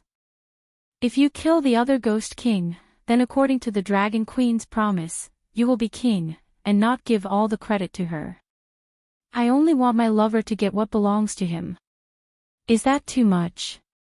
Tears streamed down her face as she screamed. Not at all. Not at all. The red-haired woman Ygritte walked over with her big belly. She pointed at Jon and scolded, Jon, you know nothing. Even if you don't want it, what about your children? Do you know what they are thinking? Let's say you kill the other ghost king and give the throne to your sister. When everyone knows about the Dragon Queen's promise, how will they view you and Queen Sansa? How will your children look at the Iron Throne under Queen Sansa's butt? How will Queen Sansa view your children's strange gaze? You are family with her, but can your children and her children continue to be family? Jon broke out in a cold sweat. He said sternly, who said this to you? Ygritte opened her mouth and said hesitantly, are my words not reasonable? That makes sense, it makes perfect sense. Even can say something so reasonable. Are you saying I am stupid? The 2 women became agitated.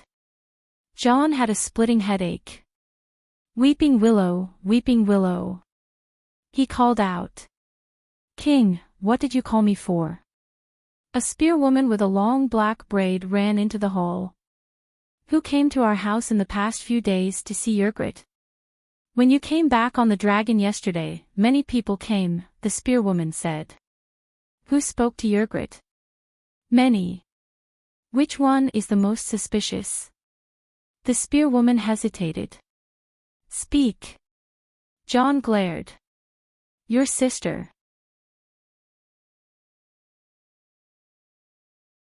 Chapter 1070. The spearwoman, Weeping Willow, had a pair of witch's eyes. It was said that she could see things that mortals could not. It was unknown how much of the witch's eyes was true, but she was indeed very cunning. That was why John appointed her as the commander of the inner palace guards. You also know that Sansa is my sister? John was furious. Why is my sister someone to be wary of? Tell me. My king, don't yell at me. I will only tell you what I saw. Although the spearwoman's status was low, she had a strong aura. She glared and shouted, yesterday afternoon, when you were flying in the sky, Tormund said that you were like a king. Madame Sansa's face suddenly turned ugly. After that, I noticed that she looked at Yrgrat's belly with an unfriendly gaze. I think she has ill intentions towards Yrgrat and the child in her belly. Nonsense. John was shaking with anger. The reason why I arranged for you to lead a group of spearwomen to guard Yrgrat was her suggestion. She told me that King's Landing was not Winterfell. I had many enemies, and I had to protect this firstborn child. She was also the one who said that the freedmen beyond the Great Wall were simple and honest. They were the most trustworthy. It was best to arrange for spearwomen to be the guards of the inner palace. She was also the one who sent a few old nannies who knew how to give birth to help Yrgrat with her pregnancy. She was also the one who taught you how to guard against enemies who used underhanded means to harm a pregnant woman and her child. She even. John wiped his face and smiled bitterly. You don't know anything.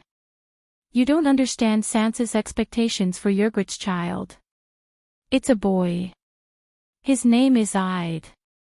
Weeping Willow lost her temper after hearing this. She said weakly, My king, don't be angry. Maybe I was wrong.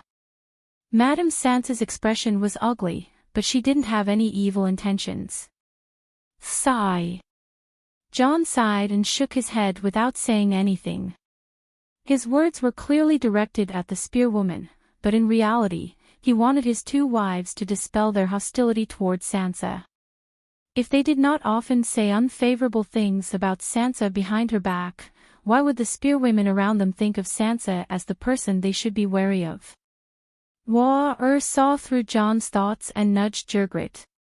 The red-haired girl also knew that John was hurt. She stepped forward and grabbed his arm, shouting, All right, I'll confess. Those words were told to me by Madame Margaret. Little Rose Margaret. Green Pavilion Islands Margaret Tyrell. John's expression changed. Yes, that's her.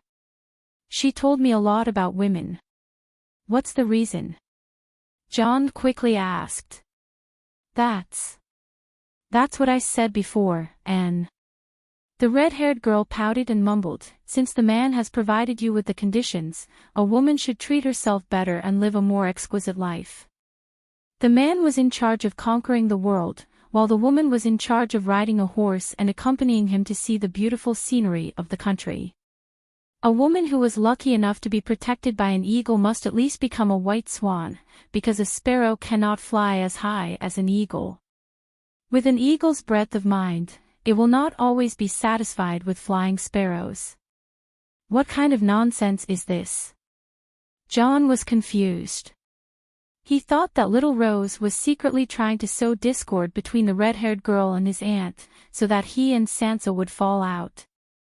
Yrgrat said sadly, I'm a spearwoman who can't even read, and you're the famous Arctic king. I don't want to be a sparrow. I need to improve myself and not distance myself from you. John pulled the red-haired girl into his arms and sighed, I love spearwoman Yrgrat, not some noble white swan. Don't listen to Margaret's nonsense. She's up to no good. Margaret may be up to no good, but her words are very reasonable, Wah said calmly. Yes. Yrgrat pushed John away and said seriously, listening to her, I have a sense of seeing the light of the fog dispersing in front of me. Savoring her words is like drinking a bowl of warm chicken soup on a cold and hungry night. Let that damn bowl of chicken soup warm the other demons. John cursed and reminded the two ladies, you have to understand that people who are hostile to you will not say good things about you. Then tell me, what's wrong with her words? Before the siblings got married, they were family. After they got married and had children, they became two different families. What's wrong with that? Wah said. Of course there's a problem. Even if the siblings got married and had children, it's just a small family growing into a big one. The relationship between family members will never change. John said in a low voice. Wah sneered, Robert and your father Rhaegar are like your son Ide and Sansa's daughter Dany and Rhys. But when Rhaegar stole your mother and Robert beat your father, did you ever think that they were actually family? That's different. John was at a loss for words. What's different? Is Rhaegar's father not on good terms with Robert's father? 40 years ago, Aerys, Tywin, and Steve were known as the three young heroes. They were the closest of brothers.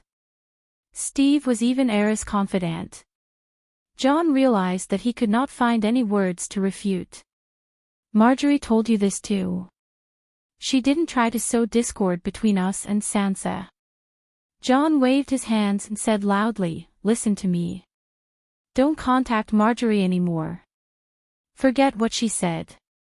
Try not to mix with the ladies of King's Landing. They're not good people. Women need to have their own space. They can't be the vassals of men, Yrgrat said softly. What? John was stunned. Women can only think independently if they have their own social circle. Only women with independent thoughts are complete women, Wah said. This. Marjorie told you this too. The two ladies nodded. Makes sense, doesn't it?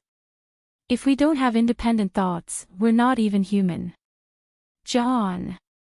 At dusk, the dwarf came to the Storm Queen's residence openly. John hasn't been here before.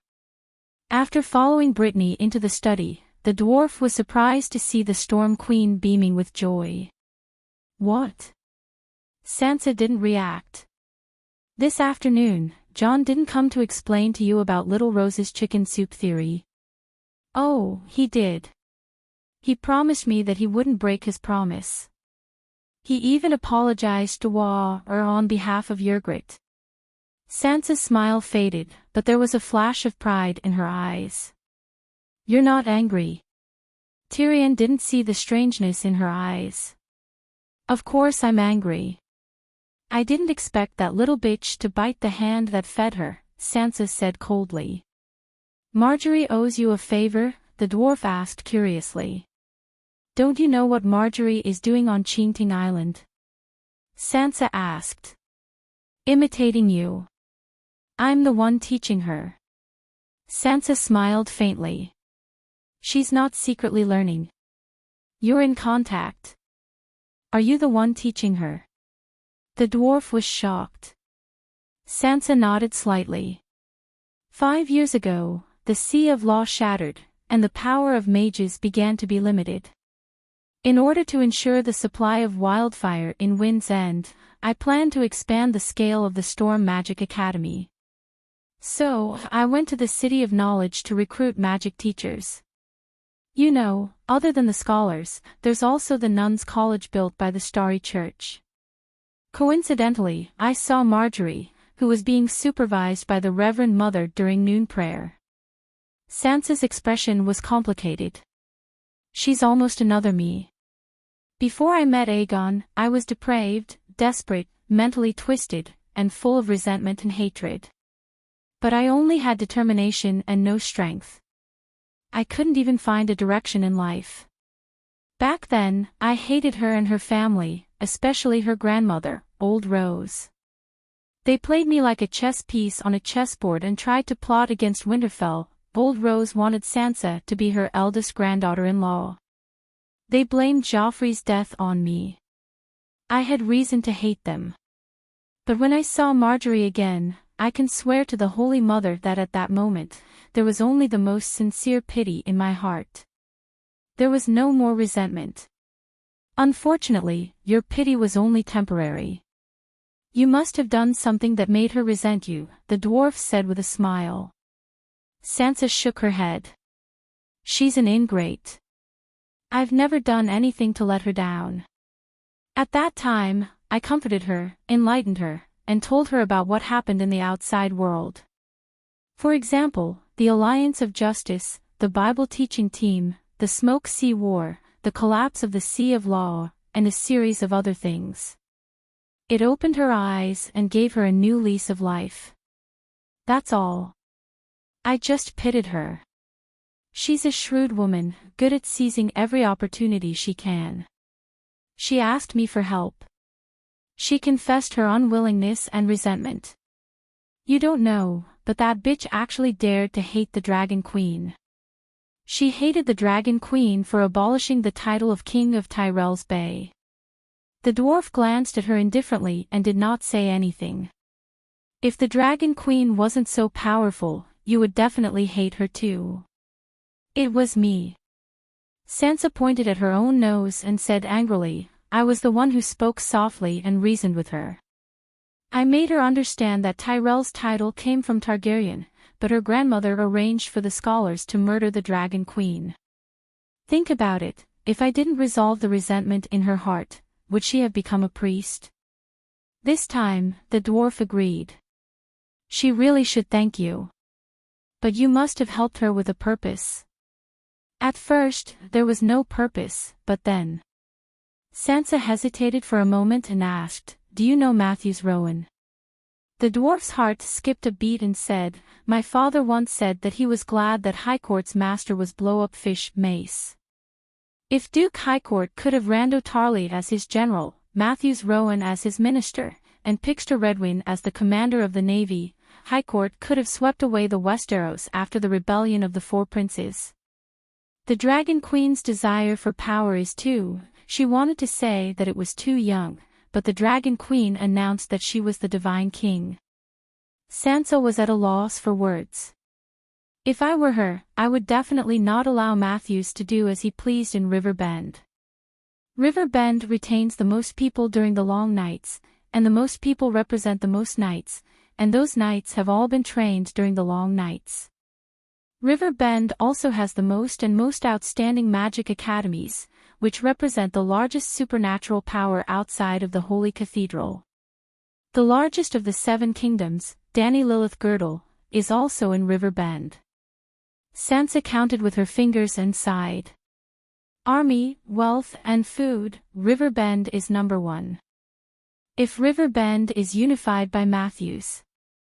Within the 7 kingdoms, who would be my opponent? The north, the west, and River Bend are removed, and the valley is only left with Royce, who is still tied to the Red God King's chariot, and the royal territories. Mia is already in my plan to get rid of her. If I think about it carefully, my only opponents are Dorne Martell and River Bend's Matthews. So, do you understand why I supported Marjorie? I told Marjorie the truth, her existence is to balance Matthews, to be River Bend's troublemaker, and so on. I help her, and she helps me. It's a win-win situation. Sigh, I'm convinced. The dwarf sighed deeply. Sansa shook her head disapprovingly. How is this little trick worth bragging about? No, you misunderstand. The dwarf shook his head and said in a strange tone, What I admire is not your tactics, but how you are so good at scheming. Today you plan this, tomorrow you plan another. The River Bend split, Mia was schemed to death, and you became a level 3 priest. Is the Holy Mother blind? The Holy Mother has eyes. Let me tell you, I broke through again. Just this afternoon, in the Holy Cathedral of Baylor, in front of countless church members, I received the Holy Mother's blessing and became a level 4 priestess. I also learned the Holy Mother's palm, which shook the earth and mountains, Sansa said proudly. Fuck. The dwarf's chair tilted, and he fell to the ground.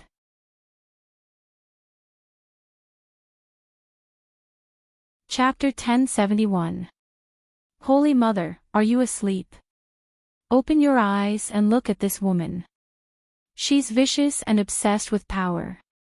How did she become a level 4 great priestess?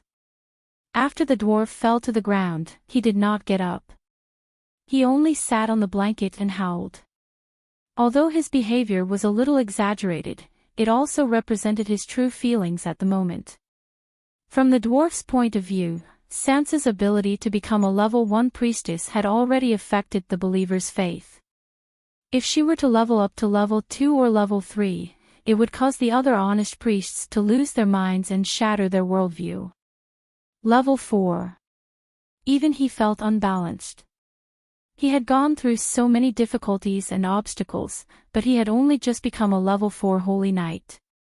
Because a priest's soul was sublimated, while a holy knight's main purpose was to strengthen the body and will. At the same level, a holy knight's difficulty and strength were one level lower than a priest's.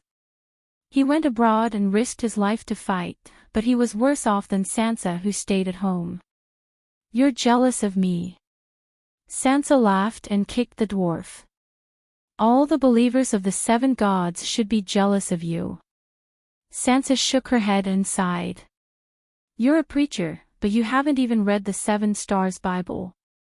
The Holy Mother has always preached that the faith belongs to the 7 gods, and the power belongs to the kingdom. I've studied every version of the 7 Stars Bible in detail. In the teachings of the 7 gods, there has never been a prohibition against power games. You'll understand if you think about it. Prohibiting politicians from playing power games is like prohibiting men from finding women. Why would the great and glorious Holy Mother do such a thing that goes against the laws of nature? My father is also playing power games. Why would he go to hell? The dwarf said. That's why the Holy Mother encourages men and women to fall in love and get married, but she doesn't approve of prostitution. Sansa spread her hands and said innocently, there's a limit to everything. It's the same for men and women, and it's the same for power games. As long as you don't use overly vicious methods to harm noble people, power is not a sin. You plotted against Mia and used Marjorie. The dwarf said. Is there something wrong with your brain? Sansa looked at him strangely. Who's Mia? The Red God King. In the earliest version of the 7 Stars Bible, believers who killed the enemy gods could even be rewarded by the Holy Mother and become righteous people who would be remembered forever by the world. Even if the Dragon Queen later changed this rule, stating that innocent heretics could not be harmed, Mia could not be considered innocent. She had sacrificed Rollercoasters just as many times as Stannis. Although those who were burned to death were prisoners and deserters, in the doctrine of the 7 gods, sacrificing an evil god is the most serious crime. Is Rollercoasters not an evil god? This. The dwarf was stunned for a moment before he said, your intentions aren't simple. If my motives were pure, I wouldn't be a politician. I would be a saint in the sanctuary. Sansa rolled her eyes. Then, she said, do you still remember the process of the Dragon Queen trying my grandfather and uncle's case on Fairy Island? Their encounter in the Red Castle was tragic, but we later learned that my grandfather was not innocent. Therefore, the Mad Monarch's crimes were only cruelty, blasphemy, and violation of human rights. He did not violate his oath as we thought before, nor was he guilty of murder. My grandfather participated in the game of power, and he was the one who started it. No matter what happened to him in the game of power, he was not worthy of the gods' pity. This is the rule of the game of power, and it applies to all participants. The dwarf said, you have a beautiful idea, but the game of power is played by those in power, and every action of those in power will affect innocent civilians. Sansa smiled. Those in power have responsibility and power. It is the king's responsibility to let the people under his rule live and work in peace and use the law and traditional etiquette to ensure justice. He fulfills his responsibility and benefits millions of civilians, but he will not be rewarded by the 7 gods because this is what the king should do. With responsibility comes power. As the greatest politician, the king must play the game of power if he wants to protect his power. As for the harm that the game of power can bring to the people, it is within the king's power. It sounds reasonable, but it is just your own idea, the dwarf said disapprovingly. Sansa snorted and said proudly, "This is the wisdom I came up with after studying the 7 Stars Bible and carefully observing the Dragon Queen's actions. I would not tell a normal person. Why don't I remember the Dragon Queen saying something like this? She did not say it, but she did it. She was able to go from Calixi, who had nothing, to the Empress of the world, the Divine King. Do you think she has never played politics?" Ah. The dwarf was stumped by the question. The Dragon Queen is definitely not a white flower. Her heart is even darker than yours. But the moral requirements she has for you are definitely different from the ones she has for herself. Take it easy. It is hard to guess the king's thoughts, let alone the gods. He could only persuade her like this. "Don't worry, I will repent to the Holy Mother every day," Sansa said. Repent for what? The dwarf was confused. Sansa smiled and said, "Before I plot against Mia and Count Mattis, I will confess my plans and goals to the Holy Mother. After the plot is carried out, I will also repent to the Holy Mother and ask for her forgiveness. I will also make a vow to become the Queen of the 7 Kingdoms. I will work hard to reform the corrupt government and create a Sansa Golden Age that will be difficult for future generations to reach." The Holy Mother agreed. She did not object. The dwarf was speechless. The Holy Mother is too busy to care about you. But she will definitely record your mistakes in her little notebook and settle the score with you in the future. Nonsense. As long as I treat the commoners well and let them live a good life, the Holy Mother will not blame me no matter how I plot against the nobles. Otherwise, how can I become a level 4 priest? Sansa said proudly.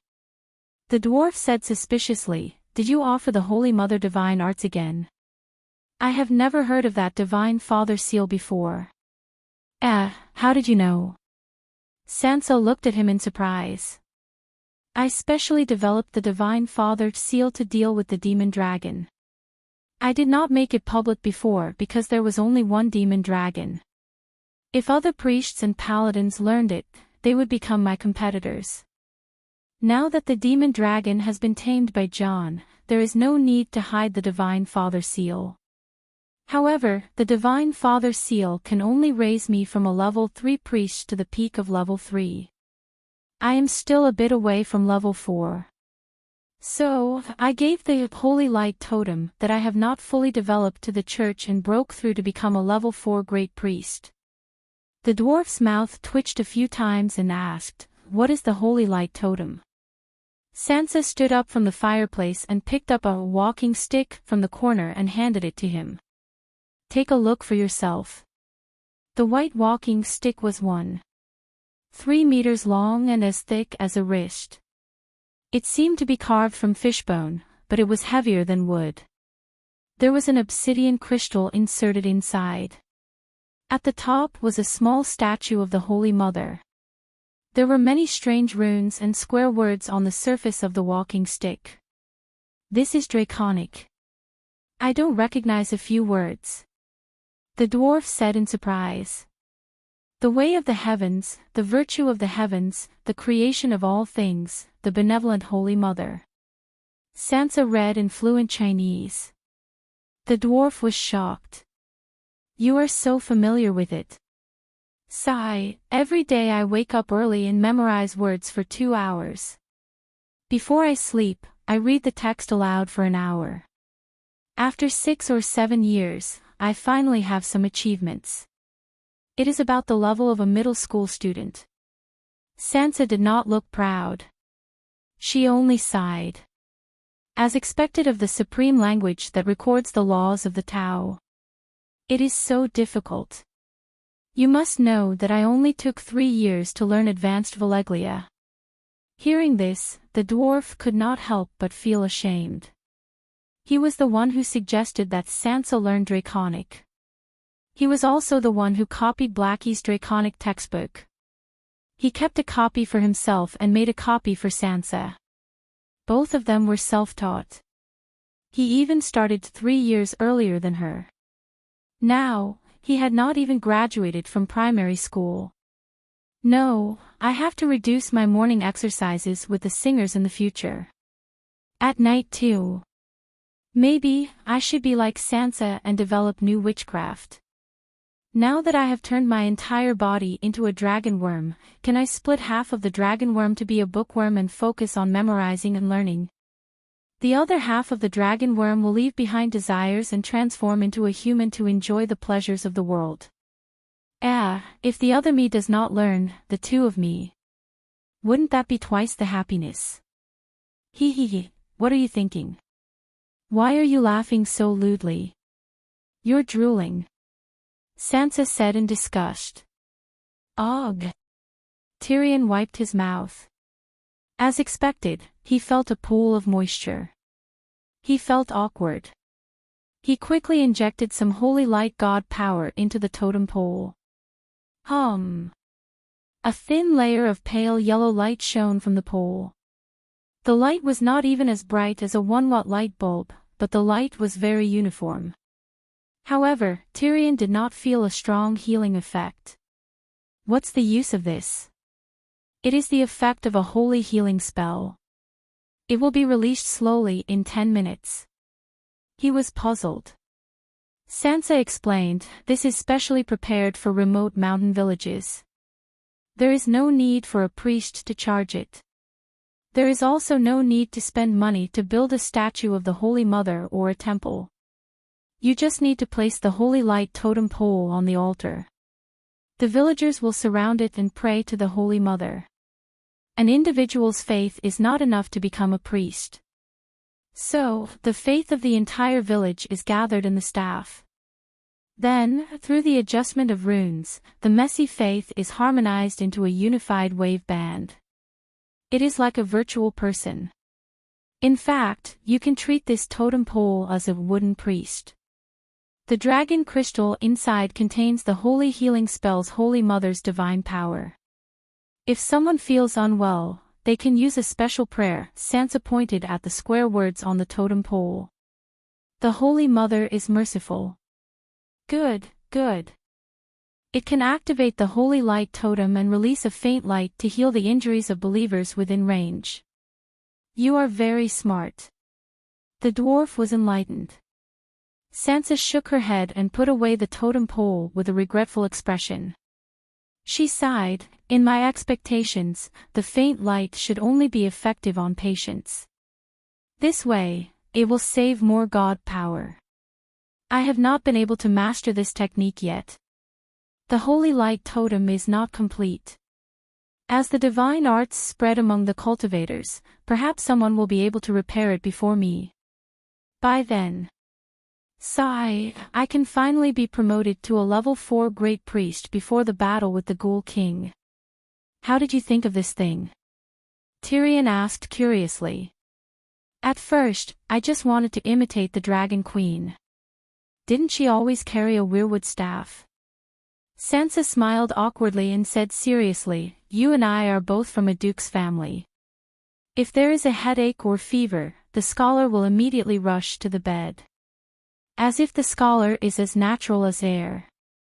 The truth is, other than the nobles' castles and the City of Knowledge, you will rarely see a scholar anywhere else.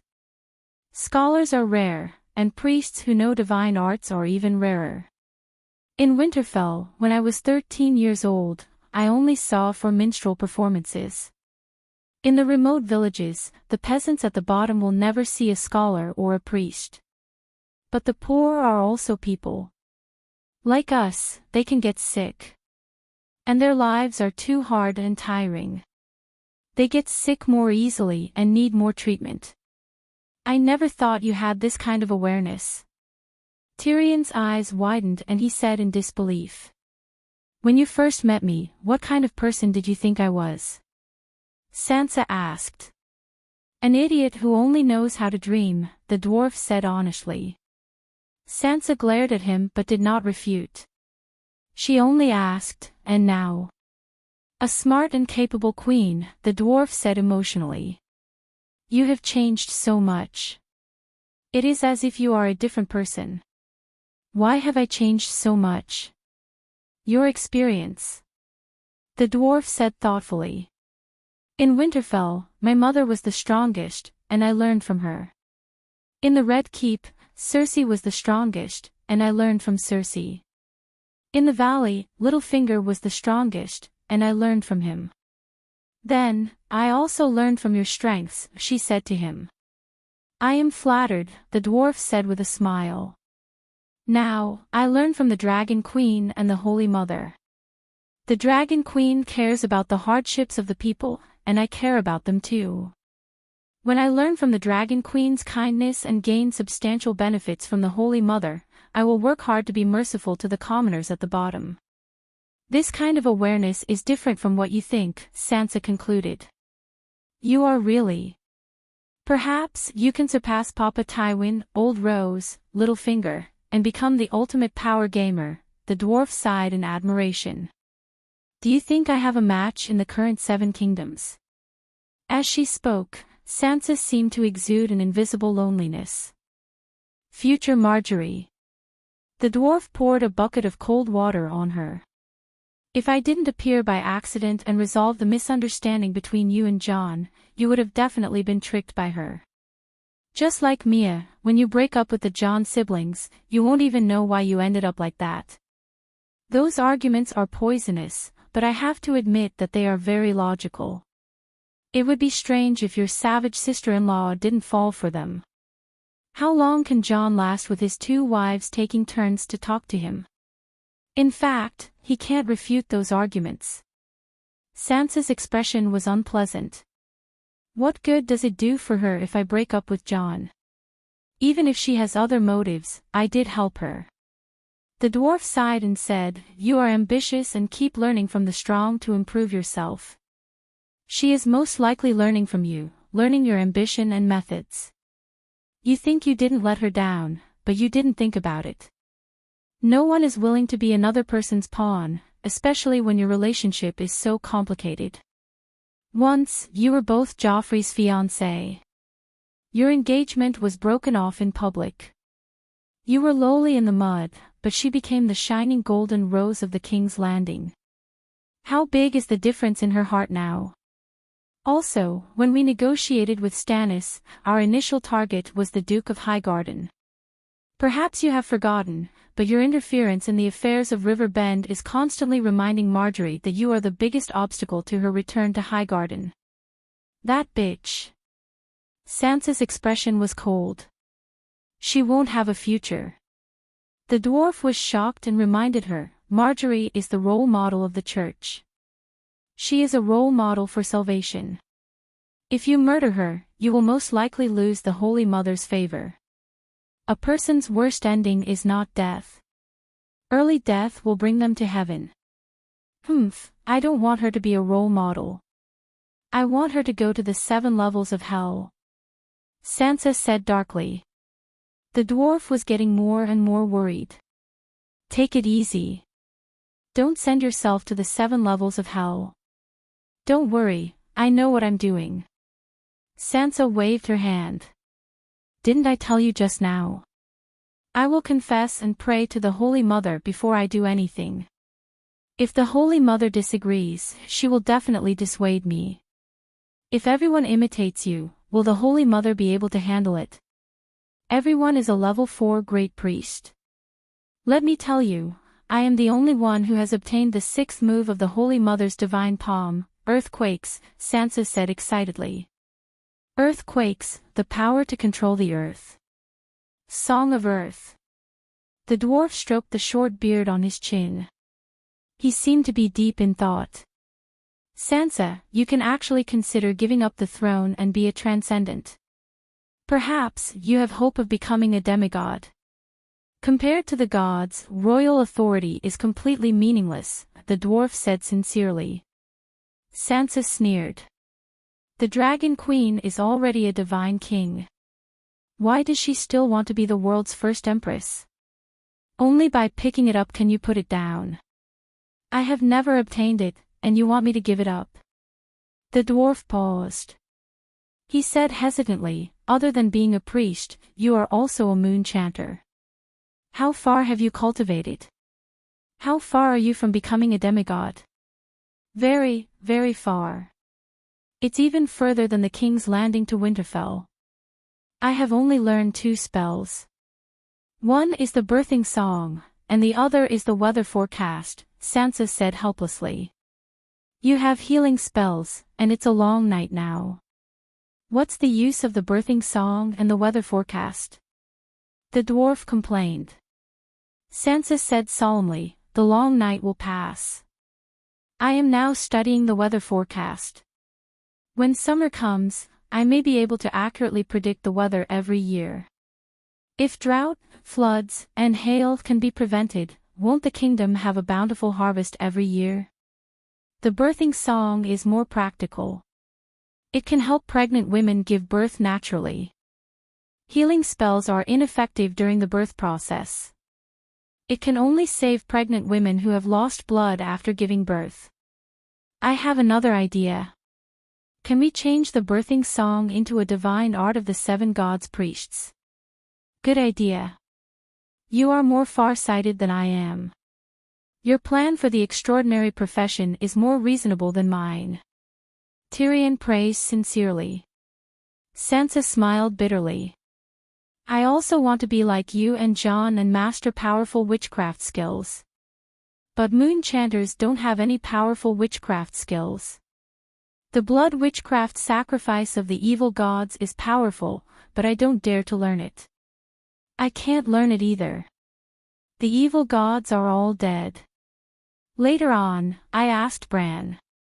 He told me to focus on cultivating the witchcraft skills of the moon chanter and not to waste time on witchcraft skills. I should focus on improving the divine art. Mother, it's time to eat. I'm hungry. I want to eat boiled tripe tonight. An 8 or 9-year-old girl pushed open the door of the study without announcing herself. She ran to Sansa and threw herself into her arms. Along with the girl was a teenager of about 11 or 12 and a boy of 4 or 5. The teenager had black hair and black eyes. He was handsome and thin. The boy was chubby, with red hair and blue eyes.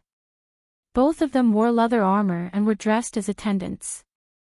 After entering, they bowed to Sansa and addressed her as, Your Grace. Then, they bowed to Tyrion and addressed him as, King Dear Cauldron. Tyrion saw the boy's familiar face and his expression changed slightly.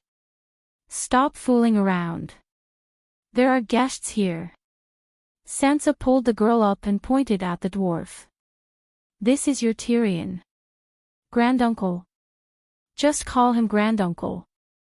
The dwarf cast aside his suspicions about the boy's identity and smiled as he sized up the girl. She had platinum silver hair and blue eyes at first, but under the light, they appeared light purple. At such a young age, she was actually half an inch taller than him. This made Granduncle feel very awkward. Her long hair was tied behind her head by 2 small braids, revealing a round oval face. Her features were picturesque, and she had inherited the exquisite cheekbones of the Tully family. The girl was very beautiful. The dwarf liked her more and more. He clapped his hands and called out, Caitlin, come here and let me take a look. Back then, I even carried you. Back then, you were a red ball of meat. In the blink of an eye, you've grown into a young lady. I'm not Caitlin. The girl shook her head and did not go over. Sansa took off her daughter's moleskin cloak and said gently, let Uncle Theon prepare a banquet and cook the tripe. I'll go over later. The girl looked at her mother and Uncle Tyrion with a complicated expression before leaving the study gloomily. The two attendants bowed again and quickly followed her out.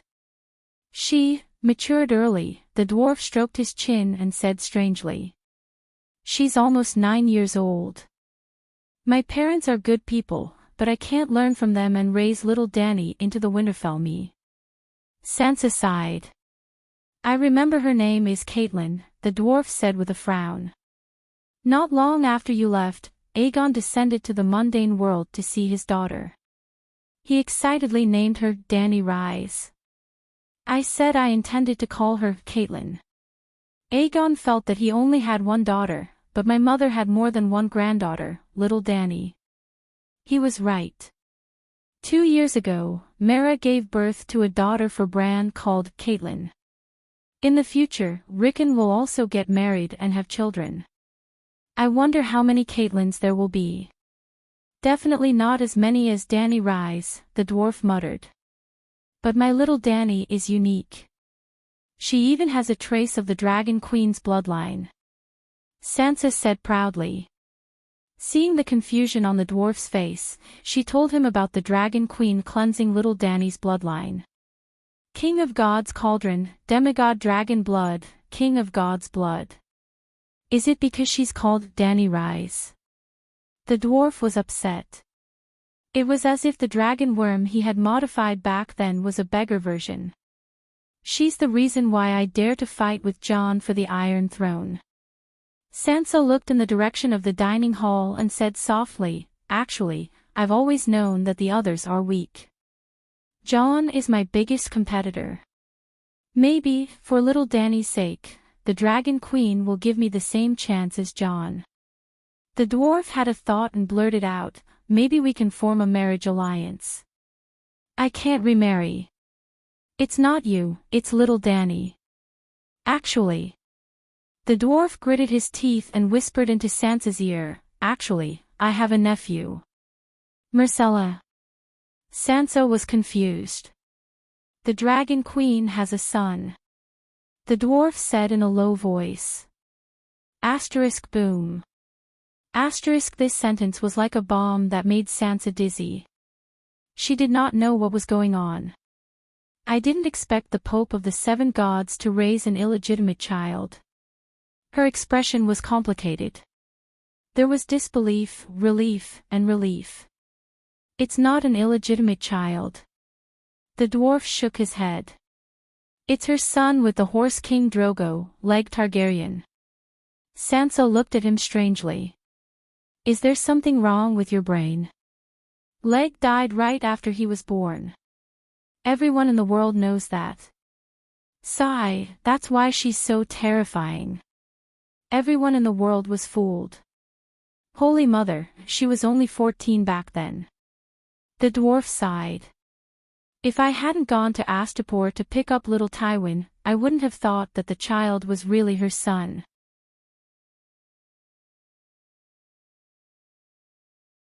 Chapter 1072. That boy was 13 years old.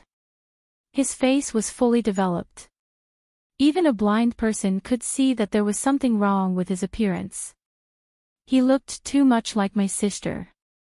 I wasn't blind. When I saw him again in Astapor, I immediately knew that there was something wrong with his identity.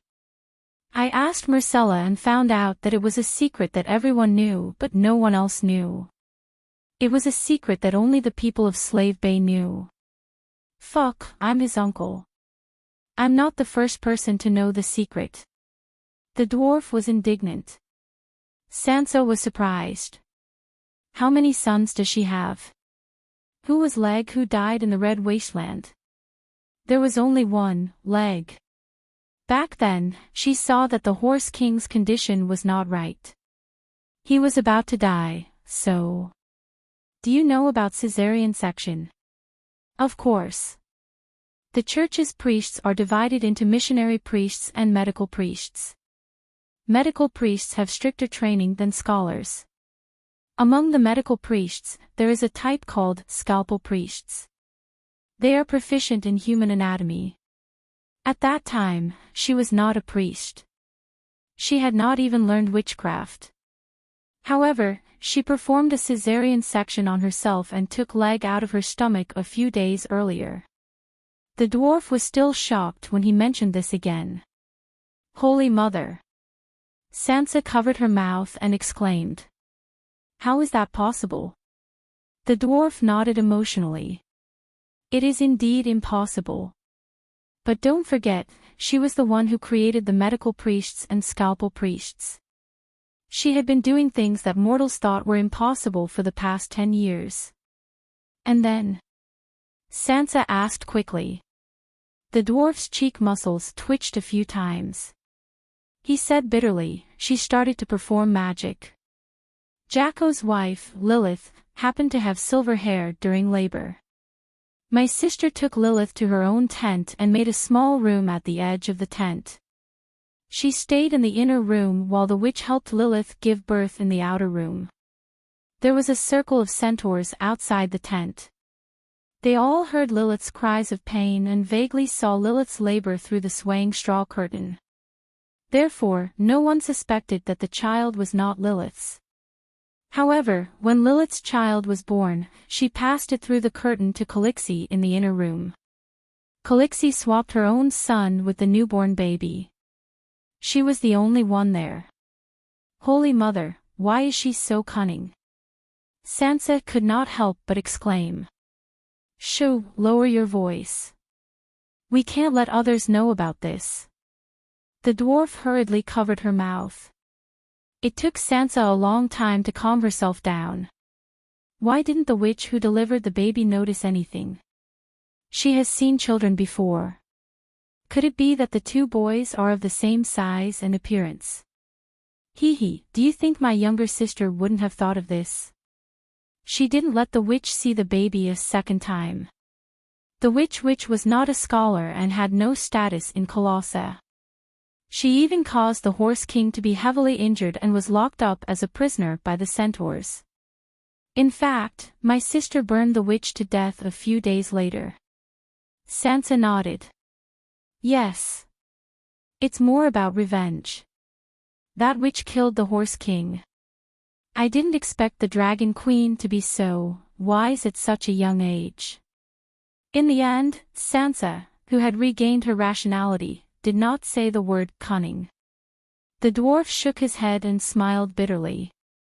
When she carried Leg out with a big belly stuffed with feather pillows, not to mention the simple centaurs, even if my father, Littlefinger, and Old Rose were placed together, they would subconsciously think that it was Jake's son without a doubt. But that wasn't the end. There were even more cunning tricks. After returning to the tent, she secretly dyed Jake's son's hair black.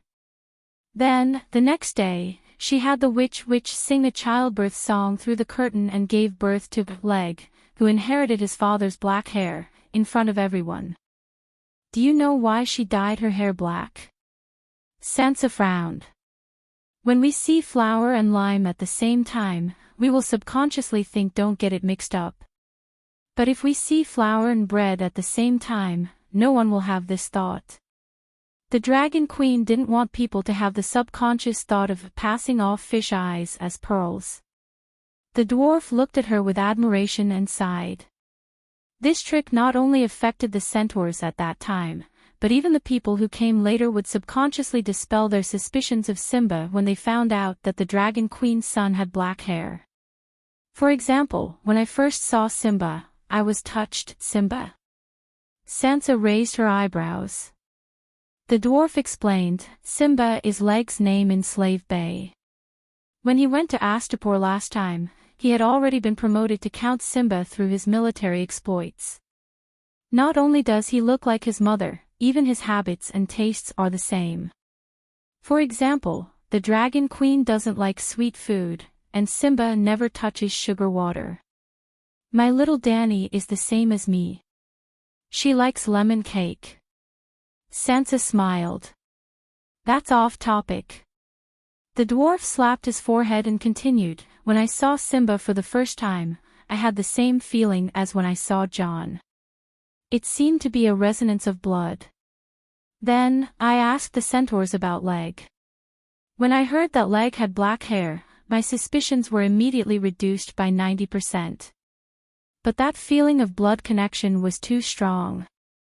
I couldn't help but secretly pull out a strand of Simba's hair, preparing to use the witch lens to do a genetic comparison. At this point, Tyrion shook his head with a bitter smile. Now that I think about it, that wooden-faced Jogo must have seen through my suspicions and must have reported this to the Dragon Queen. Luckily, I am her brother. If it was someone else, they would have been killed long ago. So, the one that Jake killed was actually his own son. The Dragon Queen is so vicious, so sinister.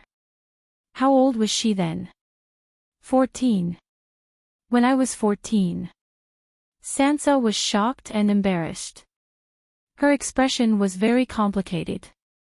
Don't treat her like a normal person. The dwarf sighed.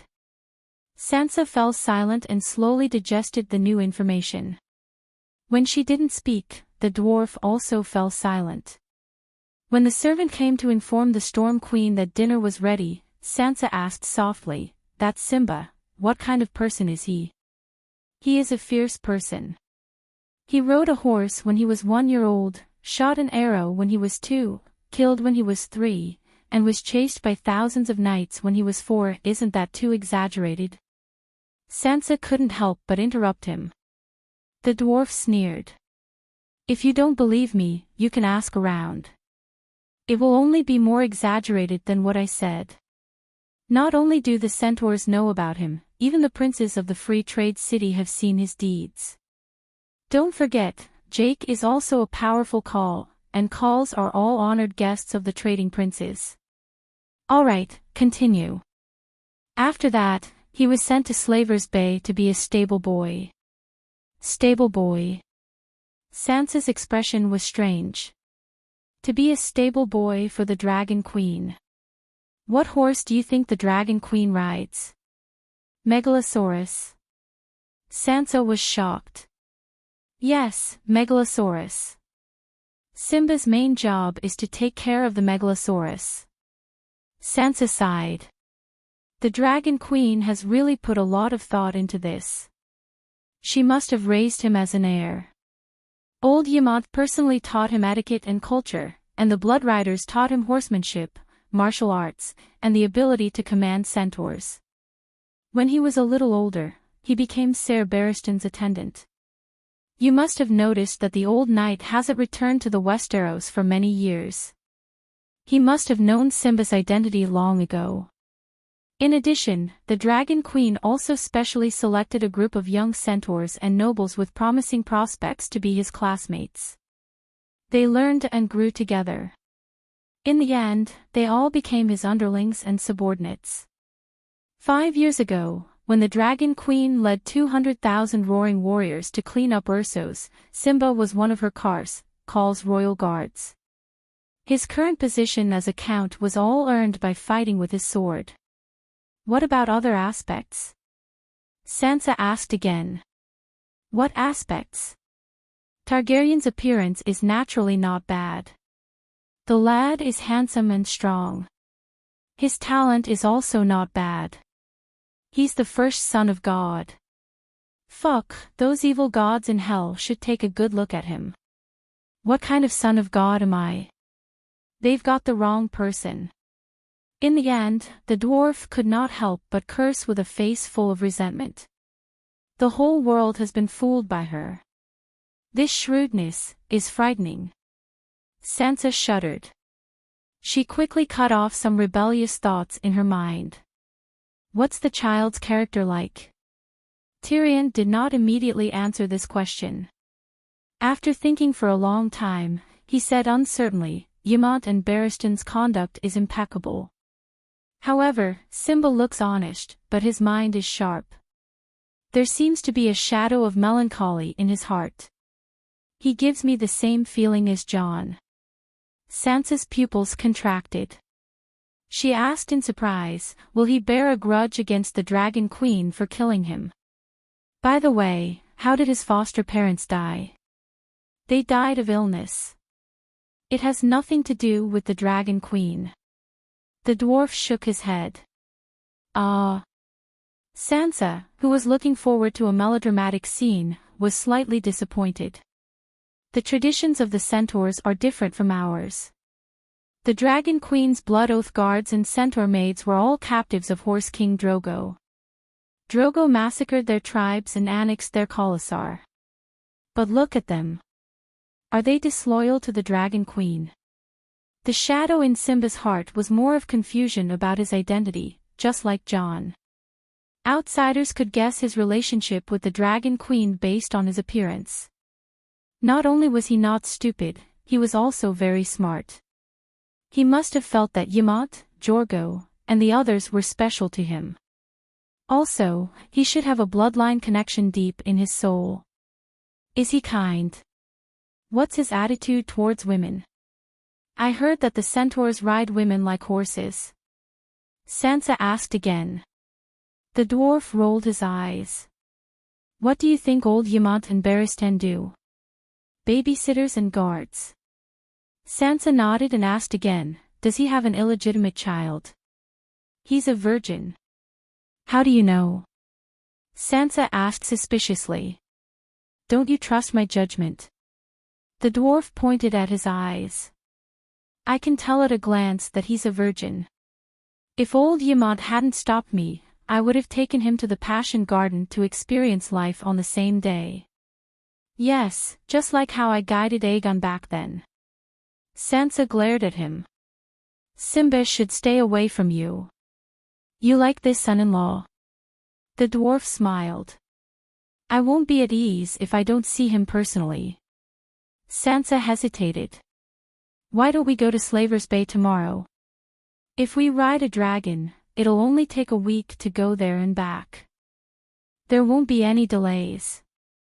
To be honest, who do you think is picking who? The dwarf sighed. Even if Simba is the son of the God King, if he can't make my daughter happy, I won't like him. Sansa said firmly. The dwarf's eyes flashed. He looked at the woman and giggled. With him as your son-in-law, your Iron Throne is secure. Sansa hesitated for a moment and shook her head. I'm 90% sure that I'll get the Iron Throne. I'll only be at ease if I take a look. All right, lend me the glass candle. I'll contact old Yamat right now. He shouldn't object. Old Yamat didn't refuse, but he had the same worries as Sansa. He wanted to see little Dany first.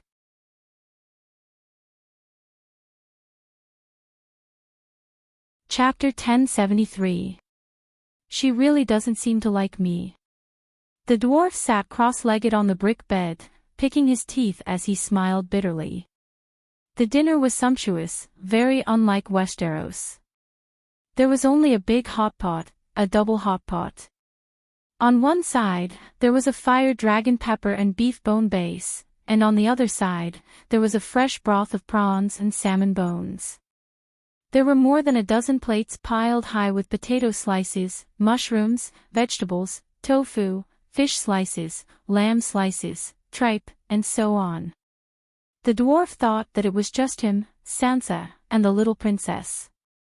He didn't expect that Theon, the two boys, and even Brain, had taken off their boots and were sitting cross-legged around the table. During the dinner, he teased little Dany many times, teasing her with jokes and telling her stories about the overseas countries to attract her. He was very attentive, but the effect was not very good.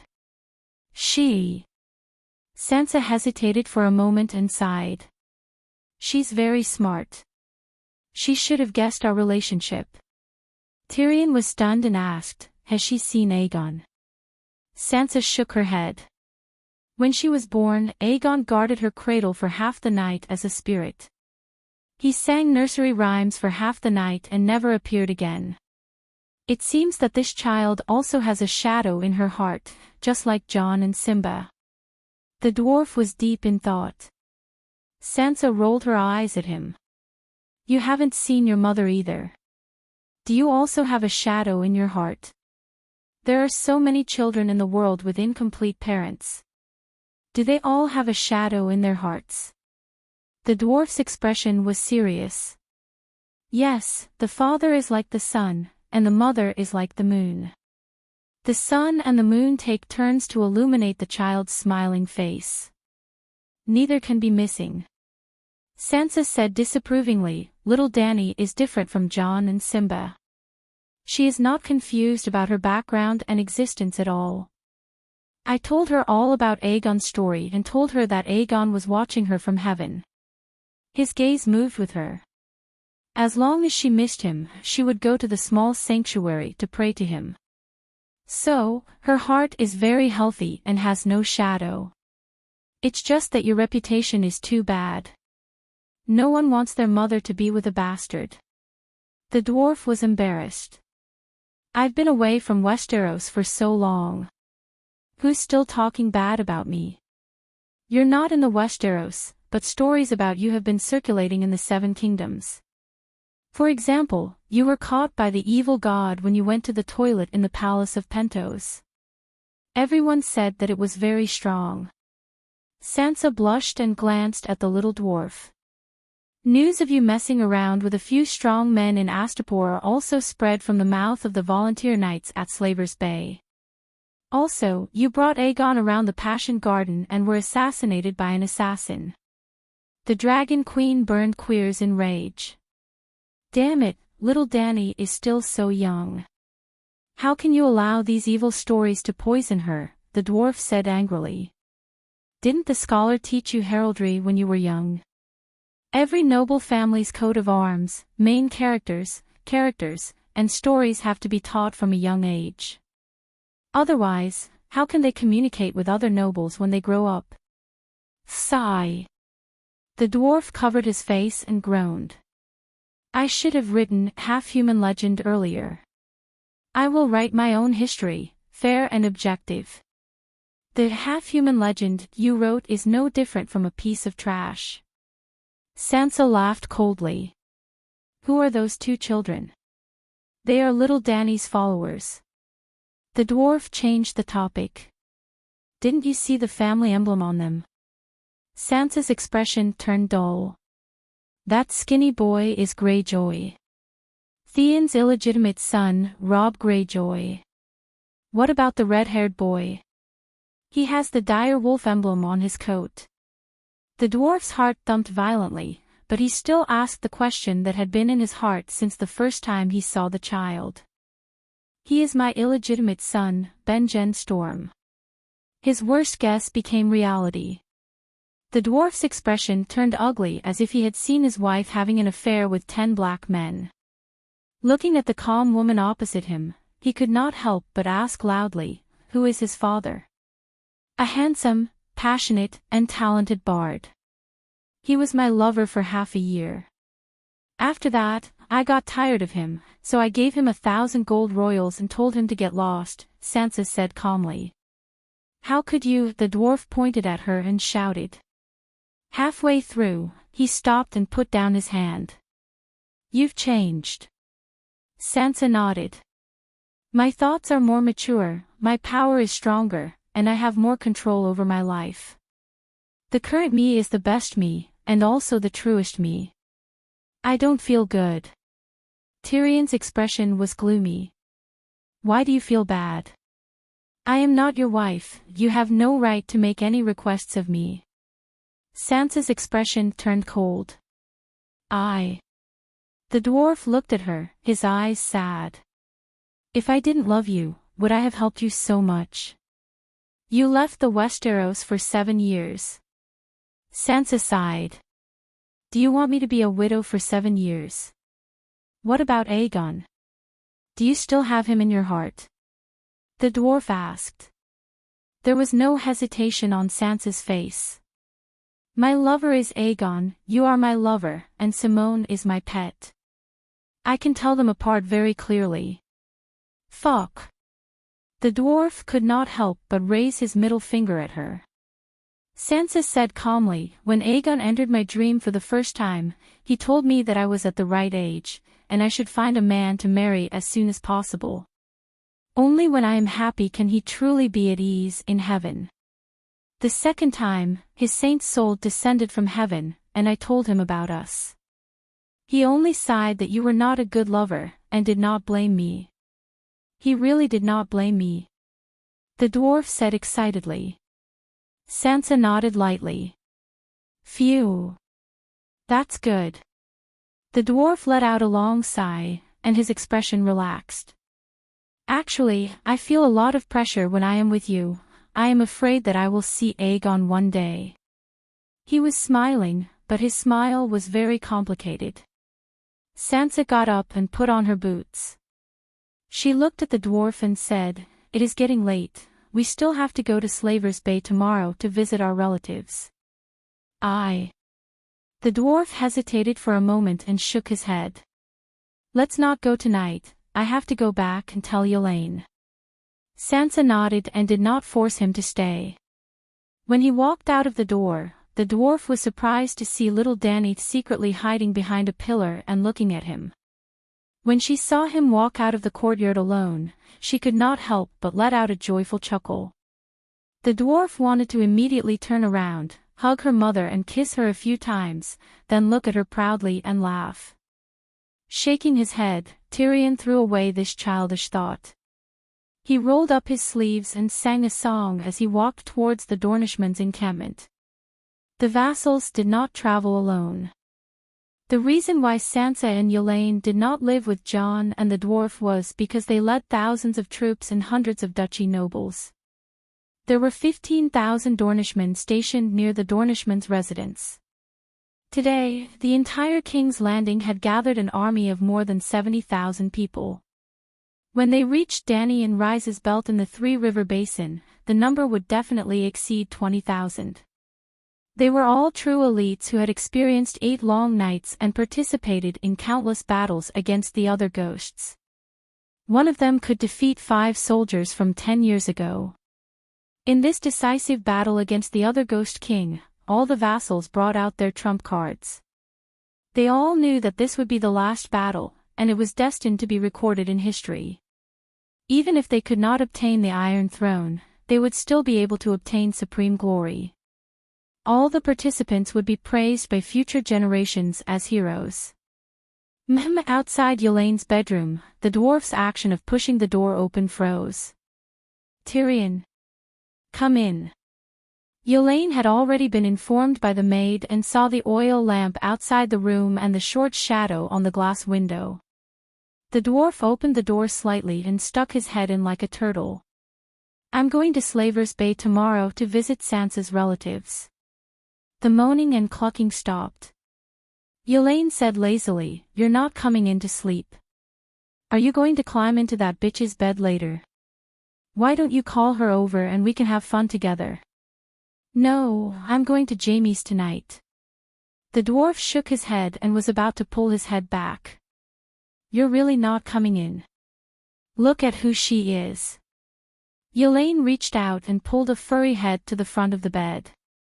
The dwarf could not help but be curious. His pupils stretched up and down, turning into vertical pupils like the Megalosaurus. The darkness could no longer obstruct his vision. The woman's face was like the lines on a palm, and every detail could be seen clearly. It was a woman in her 30s. She was not too beautiful, and there were a few wrinkles on her eyebrows. Her eyes were watery, and her cheeks were flushed. The dwarf frowned. He could tell at a glance that this woman had been a prostitute for a long time, but she was not exceptionally beautiful and did not have any special aura. Why would his wife find such a woman? Could it be that she was tired of the handsome boys and girls in the barren lands and wanted a change? But if she wanted a change, he did not have any interest in her. "I really don't know her," he said evasively. He was about to leave. "Sigh, my lord is so forgetful. Back then on the beach of Enchanting Island, you said that you would never forget me for the rest of your life." The prostitute complained. The dwarf stopped in his tracks and looked at her carefully. He thought seriously. Hundreds and thousands of women's faces floated in his mind. Then, he entered the keyword Enchanting Island. the number of women decreased rapidly. His heart skipped a beat as he remembered her identity. "Oh, it's Rosie. Why did you leave the old town? It's so dangerous to travel thousands of miles in this terrible weather." "I came here with the River Bend Army. It's not too tiring to take a sleigh," Rosie explained. Then, she invited him, "My lord, don't say any more. It's cold outside." Rosie was not exceptionally beautiful. 10 years ago, she was still able to make him as hard as iron with her youthful vitality and legendary background story. Now, facing an ordinary woman whose face and figure were slightly out of shape, and this woman had been in a prostitute's life for 10 years, his heart was as cold as iron. He was not moved at all. "I really have something to do. Another day," the dwarf said perfunctorily and closed the door. Vaguely, he seemed to have heard Elaine say that she was interrupted and felt that 2 women were not enough. Then, Rosie whispered that she knew the poet Simone and could invite him over. He did not turn back and continued to sing. Under the strange gazes of the maids and guards, he left the Dorn Prince's mansion with light steps. He did not go to the Western Region station. At this moment, Jamie was most likely sleeping with little Tywin. He did not want to wake the child up. Moreover, his heart was empty at this moment. He wanted to find a friend and fill it with alcohol and gossip for the time being. The sky was dark and the north wind was bone-chilling. There were only a few dim lights in the vast King's Landing. He stood blankly at the crossroads for a long time before he finally remembered a drinking buddy. "Fuck, how did I end up like this? Bronn is the only friend left in the entire King's Landing." Muttering, the dwarf came to Angel Avenue in the outer ring of the great cathedral. Unexpectedly, he saw a sea of people and brilliant lights outside the volunteer army station. "What's going on?" He pulled a passerby and asked. "The Slavers Bay's Arts and Arts Troupe is holding a joint performance of Together, Towards a New Era." The person said casually and squeezed his way in. "Yes, it's the style of Slavers Bay." The dwarf grinned and disappeared into the crowd. He was like a snake slithering in the grass, easily making his way to the front of the stage. A male singer was affectionately singing a poem praising Saint Danny. The dwarf listened for a while and felt bored. He crossed the stage and prepared to go to the back of the house to find Bronn. "My dear, you eat one." Tyrion's body trembled. The woman's voice was so familiar, yet so distant, as if it came from his previous life. "I'm full." "You eat." Between the stage and the wall, there was a fence for the actors to rest and put on makeup. On a handcart near the fence, a man and a woman in costumes sat side by side. The female dwarf's face was delicate and pretty, her facial features were well proportioned, and there were fine crow's feet between her eyebrows. The male dwarf's arms were thick, and he looked old, giving off a deformed feeling unique to dwarves. However, his smile was very warm, and his movements were very gentle. Under the warm yellow light, the porcelain bowl in the male dwarf's hand emitted white steam. He even blew a long breath of white steam at the dumpling and the spoon, looking ferocious and hateful like a fire-breathing dragon. Then, he put the spoon next to the female dwarf's lips. The female dwarf smiled shyly and quickly opened her mouth, sucking the entire spoon into her mouth. "This is mutton and celery stuffing. It smells so good, it's delicious." She chewed vaguely. The happiness in her eyes was like the white steam coming out of her mouth, clearly visible under the light. "You eat one too," she said to the male dwarf. The male dwarf could not resist. He went to the edge of the bowl and drank a mouthful of soup. Then, he passed another dumpling over and said, "Hurry up and eat, it's our turn soon." The female dwarf ate another 3 dumplings, patted her stomach and laughed. "Wally, I'm full." "You eat." After saying that, she even burped. "Fun and I, eat 2 more." The man still stuffed dumplings into her mouth. Sob, sob, sob, sob. At this time, a child wearing a skullcap stumbled over, crying as he ran. Fun-En did not care about the dumplings anymore. She supported herself with both hands and jumped off the handcart nimbly. She held the child in her arms and looked left and right. Little Hugo, what's wrong with you? Sob, sob, sob, mommy, tooth. Little Hugo raised his right hand. A piece of malt candy was tightly clenched in the sheepskin glove, and a blood-stained front tooth was stuck on it. Ouch, he bit his tooth off. Fun-En glared at her husband. Who told you to buy him sesame candy? It doesn't matter, Hugo is growing his teeth anyway, it'll fall off sooner or later. What are you doing here? Braun saw the dwarf's figure from afar. It was dark, and he could not see the dwarf's expression, but he was very familiar with the dwarf's clothes and appearance. He thought that the dwarf was here to look for him, so he stood at the gate and waited. Who knew that after waiting for a long time, the dwarf seemed to have lost his soul and stood there like a wooden stake, motionless. His name is Hugo. The dwarf was stunned and said blankly. What? The place was noisy, and the dwarf's voice was trembling as if a ball of cotton was stuffed in his throat. It sounded like he was crying, so Braun did not hear it clearly. I want to eat dumplings, the dwarf said loudly. Oh, come with me. Braun nodded casually and pulled him to the gate. As they walked, he said, the dumplings were originally prepared for the art troupe. There are only 7 for each actor, so it's very expensive, but it shouldn't be difficult to get a bowl for you. With Braun's status, it was indeed easy for him to get a big bowl of bulging dumplings. Can you feed me? The dwarf stared at the steaming bowl in a daze. What? Braun's eyes widened, thinking that he was hallucinating. Feed me. The dwarf handed him the spoon. Scram. Braun turned his head away and ignored him. For a long time, the dwarf did not make a sound. He turned around curiously and found that his old friend was already in tears. Fuck. Braun had goosebumps all over his body. What happened? The dwarf shook his head and said nothing. All right, I'll feed you. Braun quietly glanced at the door. Seeing that there was no one, he dug up a dumpling and stuffed it into the dwarf's mouth. It's hot, blow on it. The dwarf dodged. You are a Targaryen, you never blow on hot pot. Braun said with a straight face. Blow on it. The dwarf insisted.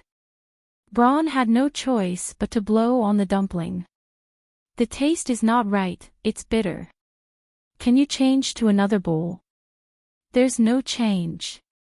You chose the lamb and celery stuffing yourself, no matter how bitter it is, you have to eat it. As the dwarf chewed, he began to cry sorrowfully again. The tears reached his lips and he swallowed them together with the dumpling. Is it really bitter? Braun saw it and was puzzled. He scooped up a dumpling and stuffed it into his mouth. It's delicious, how is it bitter? From what I see, you're just used to living a good life, so pretentious.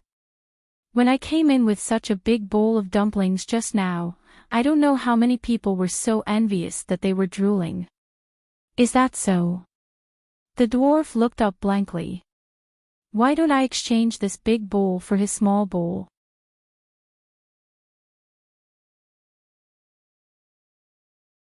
Chapter 1074. Jon knew that Sansa had taken her daughter to Slaver's Bay to visit relatives. If she had informed him in advance, he would have taken his 2 wives to Slaver's Bay before the final battle. Because 2 years ago, he had received news from Dragonstone Island that old Ymont had accidentally fallen to the ground while climbing the pyramid. He had caught wind and could not move half his body. Although holy healing was effective and old Ymont could walk again after 2 months, Jon knew that the old man was now over 110 years old and did not have many years left to live. He really wanted to see the kind old man who had taught him a lot and cared for him. But Sansa had left in too much of a hurry. In the morning, she had sent someone to inform him to help take care of the Storm Army. In the morning, she rode on the pterosaur and left King's Landing with Tyrion. Jon had a feeling that Sansa was not just going to visit relatives. Well, when the lords of King's Landing heard about this, they did not believe that she would visit relatives at this time. When the Dragon Queen was still in the human world, she had not been to Slaver's Bay. Now that the Dragon Queen had disappeared for several years, other than old Yamot, who would she visit relatives with? After waiting for 8 days, Jon finally saw Sansa again. Her steps were light, almost jumping and laughing. Even the windshield helmet could not hide the joy on her face. "What took you so long?" Sansa asked the guards to help the lady unload the saddle. She looked around and saw that the training ground was in a mess. She pulled Jon and said, "There's good news. Let's go inside and talk." Although she said that, she was too excited. Halfway through, she could not help but laugh. "Jon, I'm going to be your elder." "What elder?" Jon was confused. "You have a cousin who is going to be my son-in-law," Sansa said proudly. "Which cousin?" Jon was even more confused. Strictly speaking, Bran, Rickon, and even the dead Robb were all his cousins. Although Rickon was unmarried, Sansa would never become his mother-in-law. Well, that sort of thing used to happen in House Targaryen in the old days. For instance, Aegon Riverwind the Cold Iron married the daughter of his brother demon Blackfyre. The Dragon Queen has a son who is almost 14 years old. What? Jon was shocked, and so were the guards in the inner court. That's right. The son of the Dragon Queen and the Horse King Drogo, Rhaegar Targaryen. He was still alive. Blessed by the Holy Mother, Leg escaped the disaster with another identity. In the courtyard, in front of the others, she did not elaborate. When they returned to the side room next to the central room and closed the door, the siblings sat cross-legged on the Kong bed. Sansa then told them the story of the Dragon Queen performing a caesarean section to give birth. Just like the dwarf back then, when she recalled this matter again, she was still shocked and sighed repeatedly. Just like Sansa back then, when Jon first heard about this matter, the shock in his heart was simply indescribable. After a long time, he muttered, "I didn't expect the Dragon Queen to be like this, alert and wise." Sansa quickly said. Jon's expression was complicated as he nodded silently. "Since Simba's identity has not been made public, is it appropriate for you to say it in front of the others? I'm afraid that before tomorrow morning, the entire King's Landing will know that Rhaegar is still alive." Sansa sighed and said, "Now, the Dragon Queen is the sky. Who can hurt her son? Besides, little Dany has already entered into a marriage contract with him. It's impossible to continue hiding it. Didn't you notice that little Dany didn't come back with me? She's not coming back. Old Yamad said that he doesn't have many years left to live. He wants little Dany to accompany him for 2 years. I'm guessing that he wants to personally train her to be a qualified queen." Sansa smiled and said. "What's Rhaegar's character like?" Jon asked curiously. Sigh, if I could see the current Rhaegar, I definitely wouldn't look at Joffrey. Sansa's mother-in-law sighed. Jon's expression twisted. He's the Dragon Queen's son. His appearance is naturally impeccable. Joffrey's appearance is also perfect, but his heart is black. Joffrey was also 13 years old back then, about the same age as Rhaegar. Joffrey couldn't even beat Arya, but Rhaegar could kill other ghosts one-on-one with his sword. What's his character like? Jon asked. Other than not liking to talk, I can't find any flaws in him. Sansa said happily. That's impossible. How can anyone not have flaws?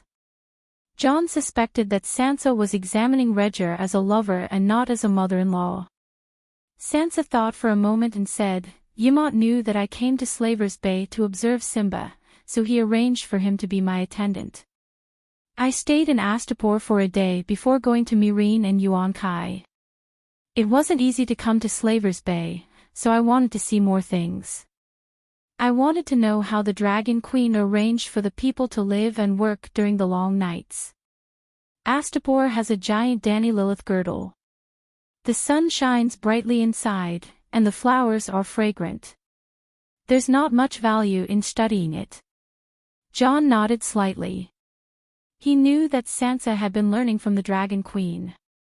I learned a lot during this time, but I also had many questions. But every time I asked Simba about policy and management, he was able to answer smoothly. Even if he didn't have any unique opinions, he could understand the Dragon Queen's intentions. More importantly, from his words and expressions, I could see that he had a deep understanding of the current situation of the people at the bottom, and he cared for them sincerely. His care for the people wasn't a great merit, but it proved that he was kind and didn't have a violent or arrogant aura. A man who was kind to the people would be gentle to his woman, just like my father was to my mother. John was silent. Ide's father wasn't just gentle to Catelyn, he was arrogant. Otherwise, why would she abuse his illegitimate son? He's a qualified successor, and a qualified husband. But he's still far from being perfect, right? John said. Sansa said seriously, a normal person is gentle to his wife, of course he's far from being perfect. But Simba is the son of the Divine King, the future emperor of the world. His gentleness is worth 1,000,000 of a normal man's infatuation. His brilliance is worth 2,000,000 of a normal man's strengths. What kind of twisted logic is this? John said in disbelief. Wise words. Looking at John's twisted face, she asked, let me ask you, if a peerless beauty and an ugly person can both eat rice, who can you tolerate more? He would rather lick the feet of a beauty with athlete's foot than look at the calloused feet of an ugly village woman that were as clean as pebbles. John understood what she meant and sighed. You're choosing a son-in-law for little Dany's happiness. You shouldn't be so snobbish. Sigh, I just need to grasp the general direction and make sure that Simba isn't stupid, cruel, vicious, heartless or crazy. That's enough. Like whether he snores or grinds his teeth at night, whether he smacks his lips when he eats, whether he brushes his teeth when he wakes up, whether he has athlete's foot. I don't care about these little flaws in his life, and I don't think they're important. I'm choosing a son-in-law, not a saint. John was speechless. You and Ymont have confirmed Simba's marriage. The Dragon Queen has already handed Simba's marriage to the old man. He can make 100% decision. John thought for a while and asked, you were planning to marry Dany to Cuttlefish Ball. They were childhood sweethearts, and their marriage was just a matter of time. What should we do now? The smile on Sansa's face disappeared, and she said calmly, Robb can't stay with Dany anymore. Let him follow you. You can adopt him. I don't want what happened to Littlefinger and my mother to happen to Robb and Dany again. He likes Dany a lot, and so does Theon. You had an agreement. John was in a difficult position. Sansa's gaze was firm. A verbal agreement when we were young isn't a sacred marriage contract. You should understand that I don't dislike Robb. If I did, I wouldn't have brought him along and even planned to let my daughter marry him. It's just that Simba represents too much. Aren't you disliking Cuttlefish Bowl? He was speechless. If you're unwilling, I'll pass Cuttlefish Ball to Tyrion. He likes to teach young people.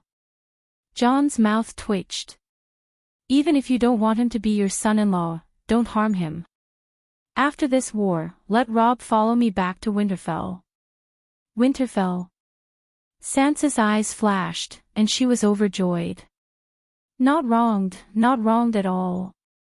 Marjorie looked at the ceiling and murmured. What's not wronged?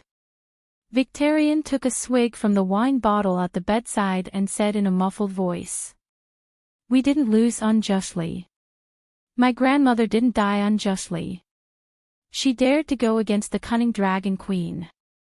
The sooner she dies, the better, Marjorie said.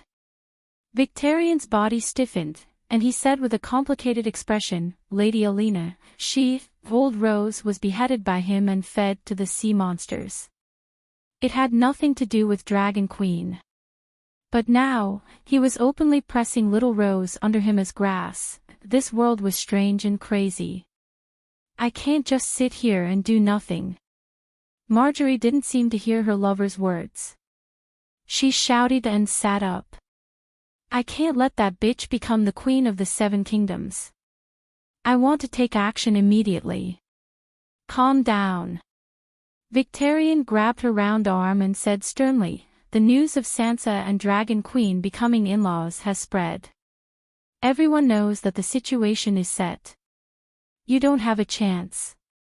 Just be a Countess of Green Pavilion Island. There's still a chance. The one who ends the long night will be the king. The Dragon Queen won't go back on her words, Marjorie insisted. The one who has the best chance of killing the King of Strange Ghosts is Jon Stark. He's a powerful demigod. Do you understand the meaning of a powerful demigod? Other than the Dragon Queen, he's the strongest in the 7 kingdoms. I just don't want Sansa to become the queen. I can accept anyone else as the queen of the 7 kingdoms. Marjorie shook off Victorian's grip. She called for a maid to put on her clothes and a box of pastries. Then, she walked towards the Northern Ice King's residence. Lady Marjorie, what are you doing here?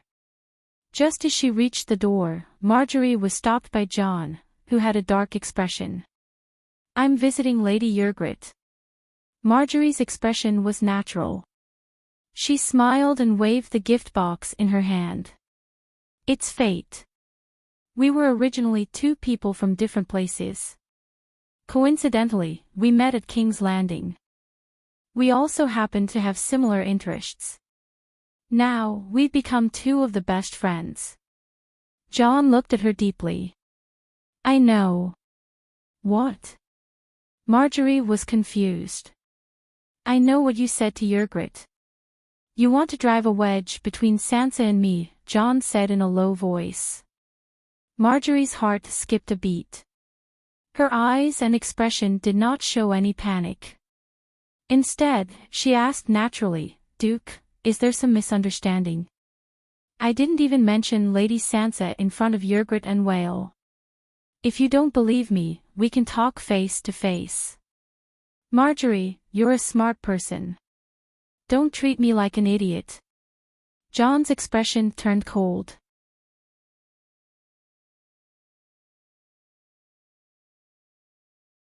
Chapter 1075. In front of the Northern Ice Lord's mansion, the cold wind tugged at Marjorie's long hair and cloak. Can we talk somewhere else? Jon frowned and glanced at the curious passers-by. He then turned and walked towards the hall. I mean you no harm. On the contrary, I hope you can become the king of the 7 kingdoms. Marjorie went straight to the point after passing the gift box to the servant. My business has nothing to do with you, Jon said calmly. I'm not a bad person. I'm not trying to drive a wedge between you and Sansa. It's just that there are some things that Sansa can see clearly, but you've turned your head away and refused to look ahead. You've always kept your gaze behind you. I said, my business has nothing to do with you. Jon was unmoved. Can you let me finish first? Marjorie said helplessly. A poisonous snake can only spit out venom. A visible snake isn't scary. What's really scary is the poisonous stinger under the candied fruit. Marjorie raised her hand and stopped Jon from continuing. She quickly said, have you been to the Bliss Tower? Do you know that your father was born in the Summer Hole? Prince Riga left many poems and music pieces, as well as his favorite accordion. Have you seen them? What are you trying to say? John frowned. Marjorie smiled. The Bliss Tower and the Summer Hall are both properties of the royal family. Prince Rega's manuscripts and musical instruments are in the library of the Red Castle. They have your father's aura and should have been passed down to you. They all belong to the King of the Seven Kingdoms. John was stupefied. To Sansa, the Iron Throne only represents power. To you, it's a legacy.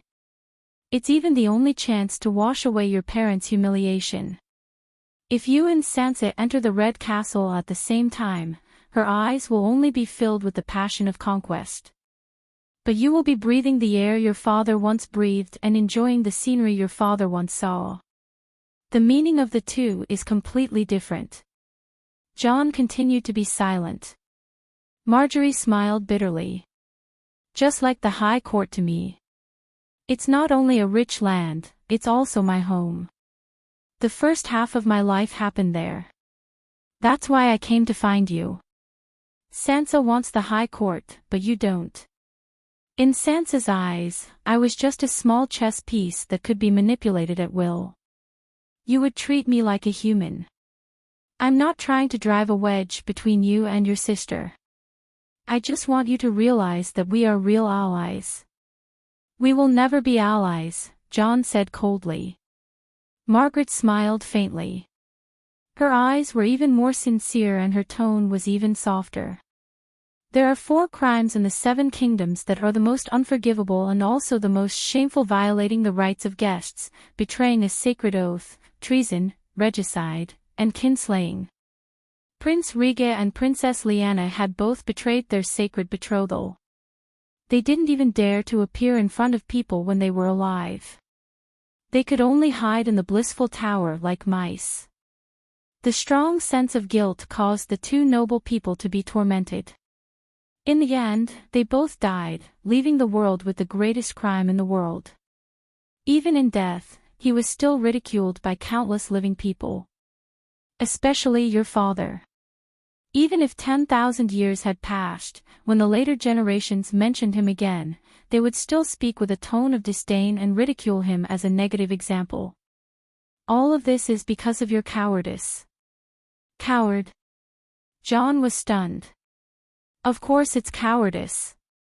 Margaret's eyes were sharp, as if they could see through his heart. She said with certainty, deep down, you also want the Iron Throne.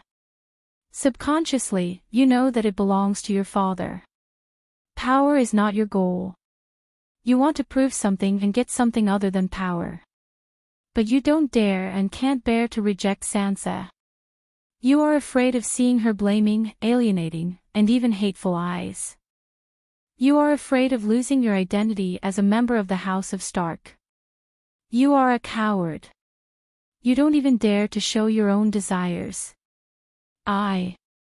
John wanted to refute loudly, but when he opened his mouth, he didn't know what to say. If Sansa wasn't there, would he fight for the Iron Throne? He would. He would use all his strength to take back what should have been his father's. Then he would loudly say to everyone, my parents' sins will be washed away with my glory. Margaret seemed to have guessed his thoughts. She said solemnly, kill the king of strange ghosts and let the people of the 7 kingdoms witness the return of Prince Rhaegar. Announce to the world that you are the one in the prophecy. You are the child of prophecy. Your parents met because of fate. They came together because of true love. Fate needed them to give birth to a savior in the land of smoke and salt. Their love was more romantic, greater, and more moving than Prince Flare and Jean of Barren Stone. Because they gave birth to you for the world, a king, a savior. If you ascend the Iron Throne, to Targaryen, you will be helping Prince Rhaegar complete the redemption of his fallen kingdom. If you ascend the Iron Throne and use your identity as a king to resolve the grudges between Targaryen, Stark, and Theon of Baela, then you will truly be justified. There will be a beginning and an end. If you ascend the Iron Throne, when you become a king and a savior, then the king and savior's parents will definitely not be sinners who committed adultery. John sighed. In these 7 years, how many disasters have I resolved for the 7 kingdoms? How many strange ghosts and evil ice gods have I killed? Is this glory not enough for my parents to be proud of? If there was no dragon queen, it would be enough. The sun definitely doesn't want to cover the light of the stars, but the sun is too bright. You can't be the sun, but you must be the moon. No matter how bright the stars are, they are not as conspicuous as the moon and the sun. Kill the king of strange ghosts and become the king of the 7 kingdoms.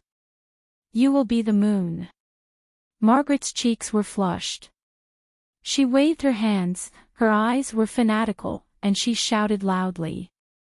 She was like a MLM leader giving a speech. John closed his eyes. After a long time, he opened them. His eyes were clear and there was a hint of mockery in them. I shouldn't blame Ygritte and Whale. You are too good at talking. They shouldn't have been bewitched. Margaret was stunned. She said, "That's because I only speak the truth." Margaret, the dead are gone. The past is the past. Don't bear too many things that don't belong to the living. The long night is coming to an end, and the peaceful years are just around the corner.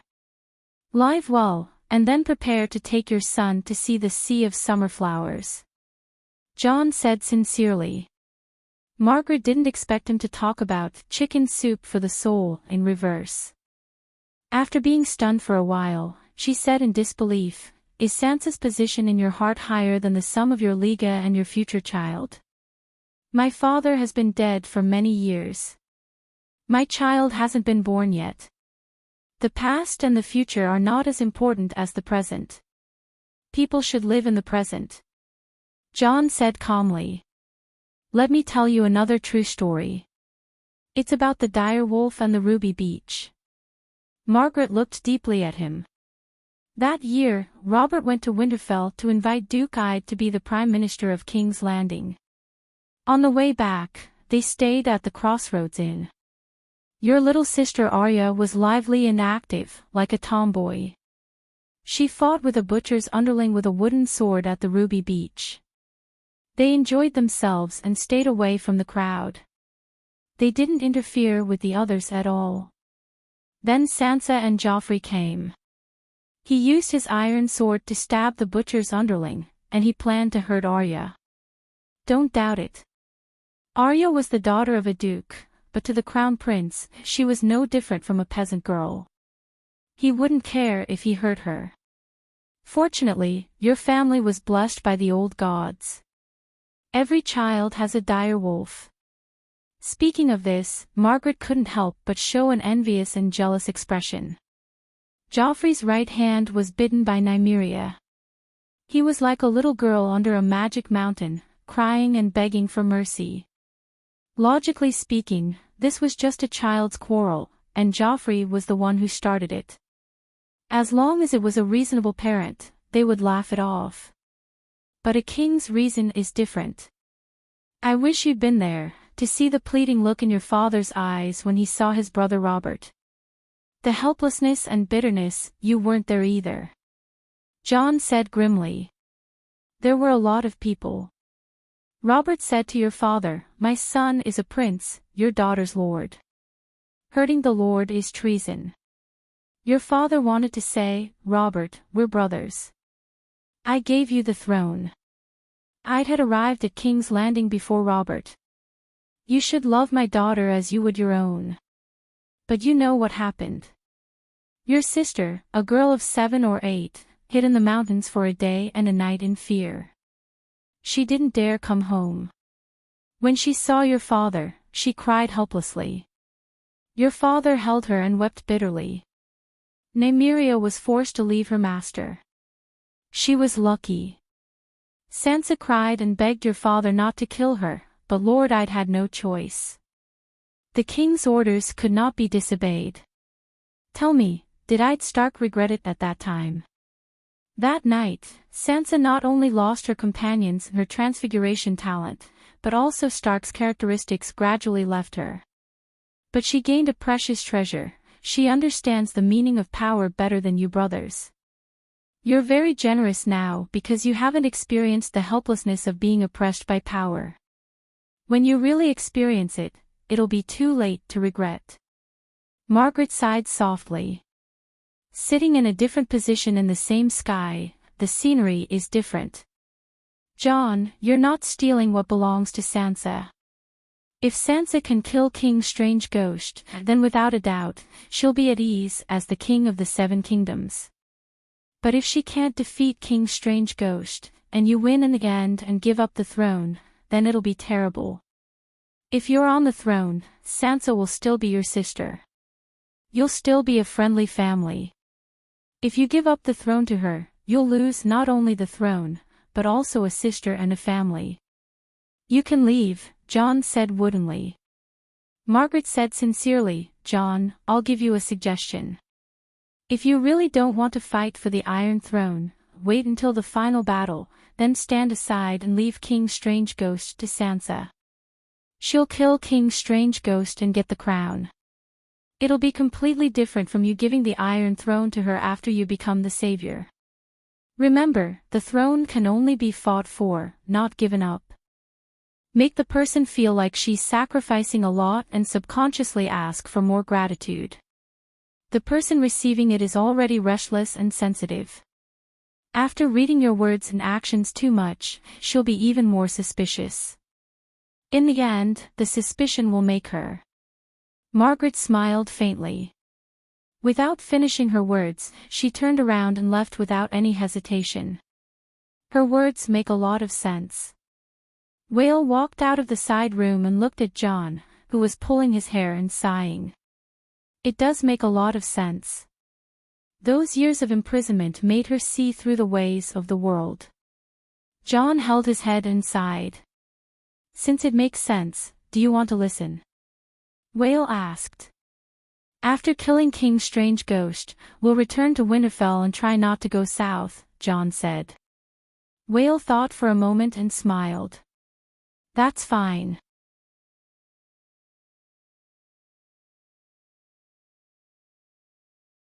Chapter 1076. The war has begun. In the dark void, when Dany opened her eyes, the astral world was instantly illuminated.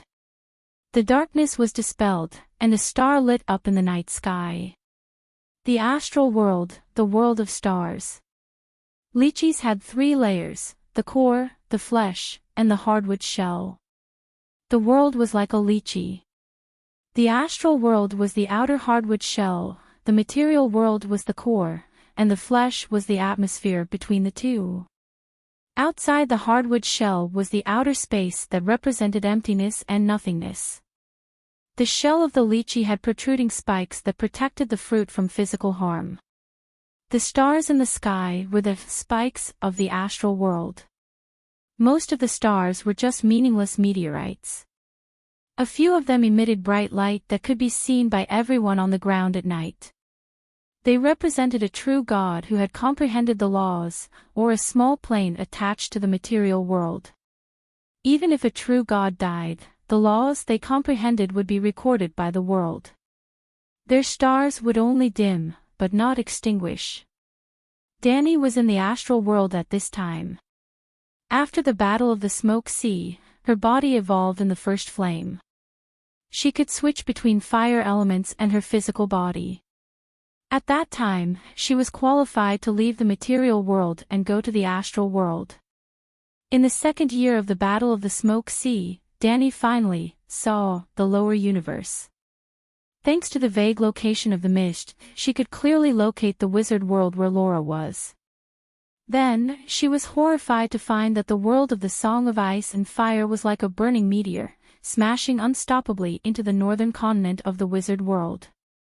If she didn't do anything, the 5-meter-tall double-decker bus rushed over the 4.5-meter-high viaduct.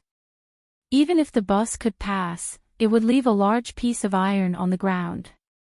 The world of the Song of Ice and Fire looked like a bus, but it was actually a tank that looked like a bus. It would probably crash into the viaduct. Seeing that tragedy was about to happen, what could Dany do? Well, she could refer to a scene in a superhero movie. Stories of stalled cars, trains, trolleys, and subways being saved by heroes were all too common on the big screen.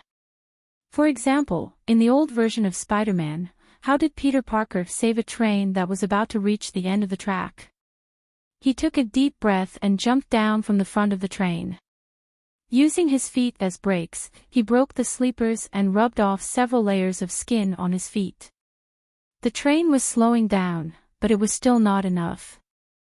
Thus, the small spiders sprayed spider silk at the buildings on both sides of the viaduct. His 2 feet rubbed against the ground and his 2 hands pulled on the fixed brakes. Finally, before the little spider was exhausted, the train stopped.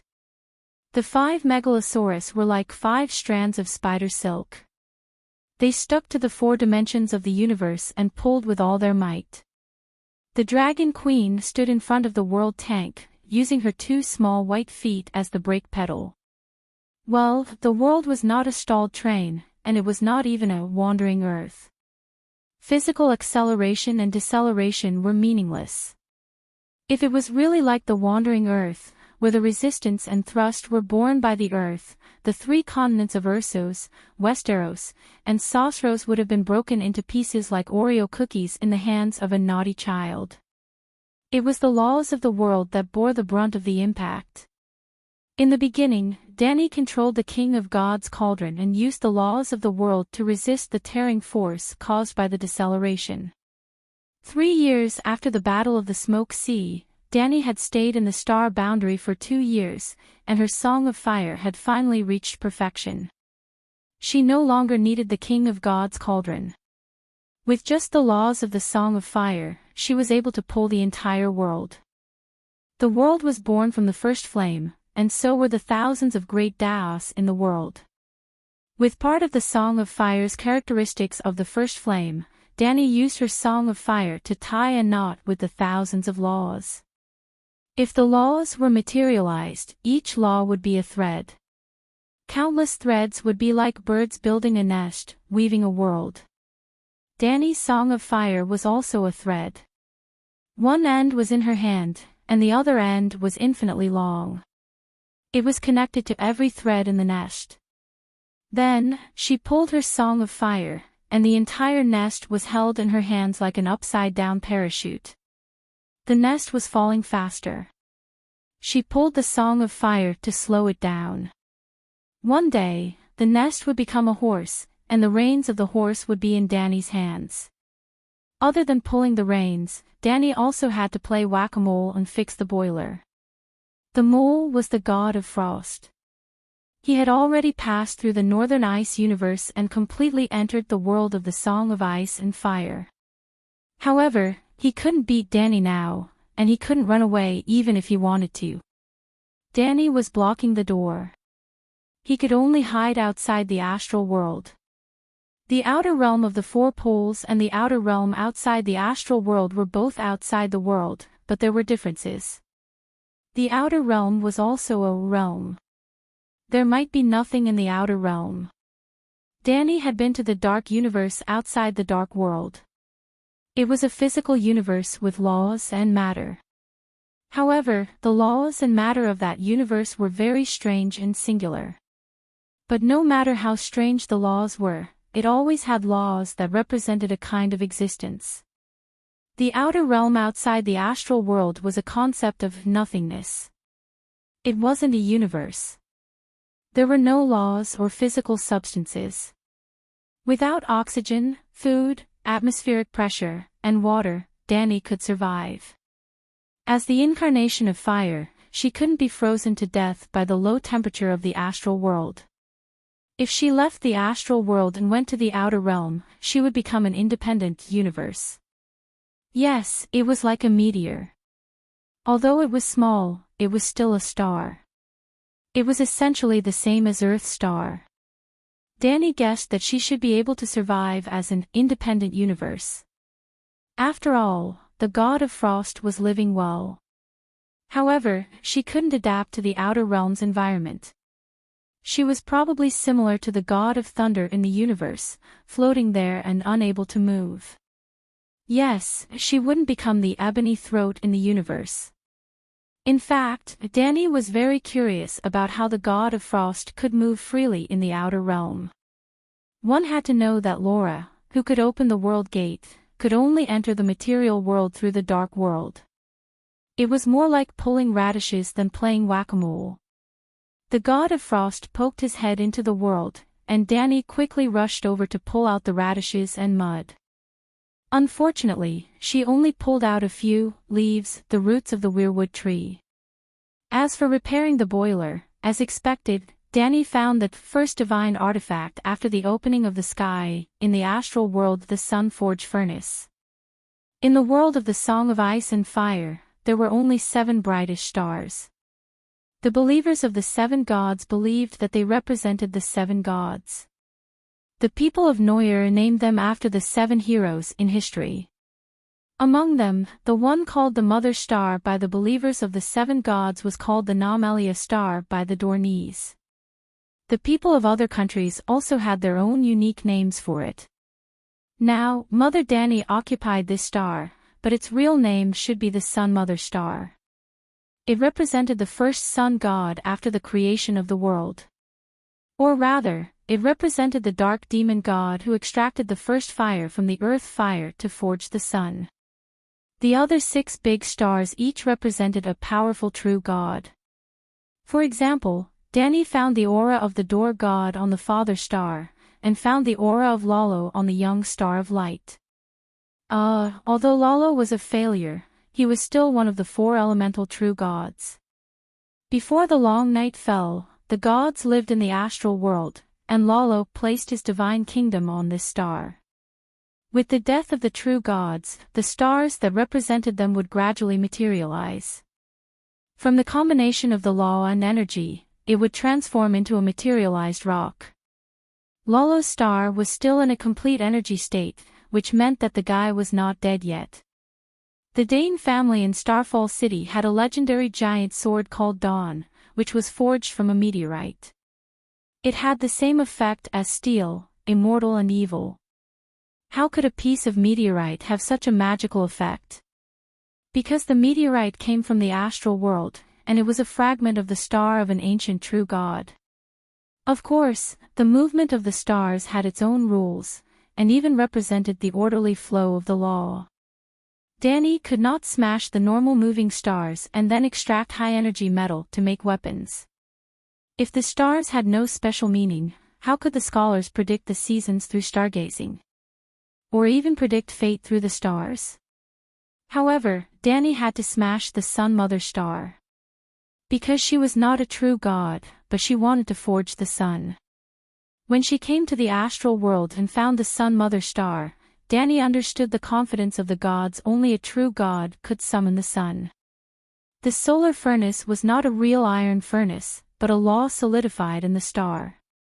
As early as hundreds of millions of years ago, the ancient sun god died of exhaustion when forging the sun.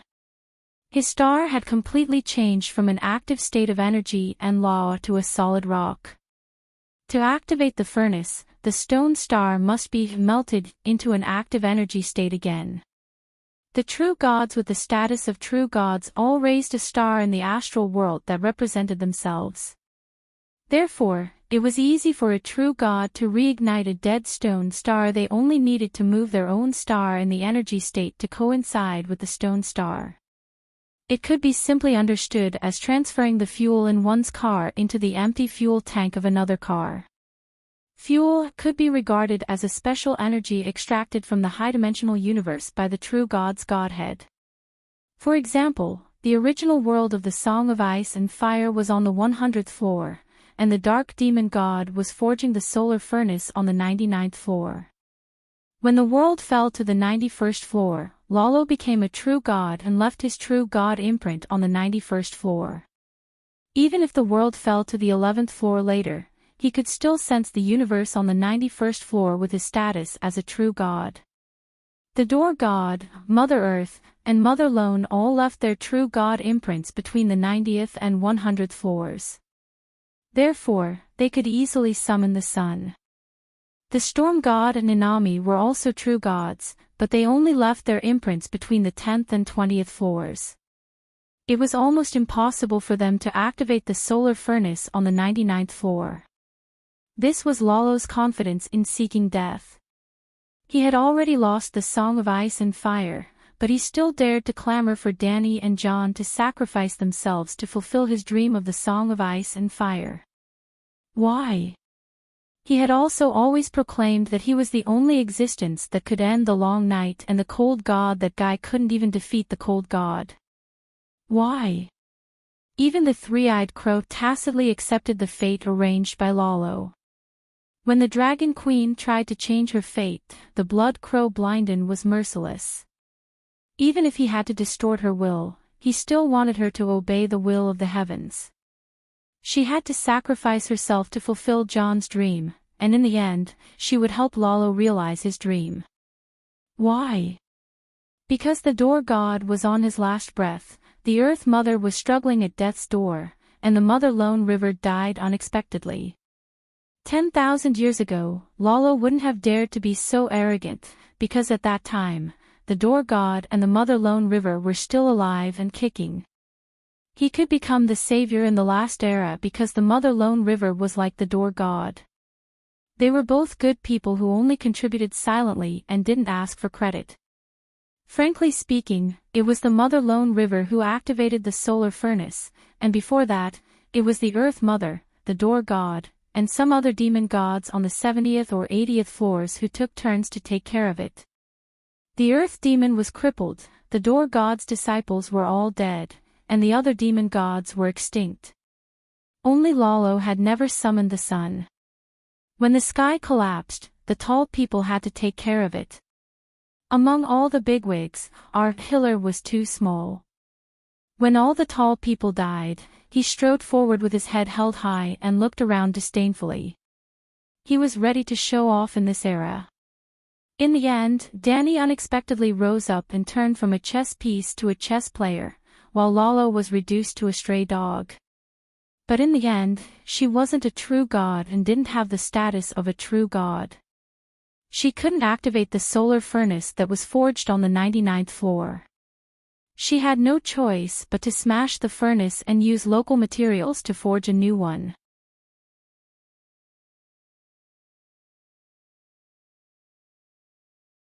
Chapter 1077. Westeros, Trident River, near Ruby Beach. More than 200,000 human soldiers lined up neatly from east to west like a 10-kilometer-long crescent scythe. 10 kilometers away, a thick cold fog came from the north like a tsunami. Woo! Woo! Woo! Continuous horns sounded, and the war was about to start. In the astral world, the mother planet was broken into pieces. Danny sat on one of the fragments, her body shining brightly. After 8 years, the humans in the mortal world saw a star in the dark sky again. Why bother? No matter how hard you work, the world is still sliding into the abyss. Why don't you listen to me and freeze the world before it reaches the critical point? In the empty astral world, a soft sigh sounded. A milky white root reached out from the void and appeared abruptly in the light emitted by Danny's body. I thought you were lost in outer space. Danny looked at it with a faint smile, not wanting to play whack-a-mole for the time being. After falling into the lower universe, this world is hopeless. Even if you sing the Song of Fire with the characteristics of the first flame, it's useless. Han Shin sighed. What kind of existence are you? When I first heard that you were an DS god, I only thought that you were like Sosro's evil god, from a subsidiary dimension outside the main material world. But now, it seems that I was wrong. You're a real visitor from another world, Danny said curiously. What's the point of saying this now? Why don't you step aside and let me take back the remnant soul in Bunyan's mind and open the door to the land of eternal winter? When I leave this world, the long night will end completely, and no human will die. How about that? Han Shin said. You can leave from the astral world. I think you're like a fish in water in outer space. You can go in and out freely, Danny probed.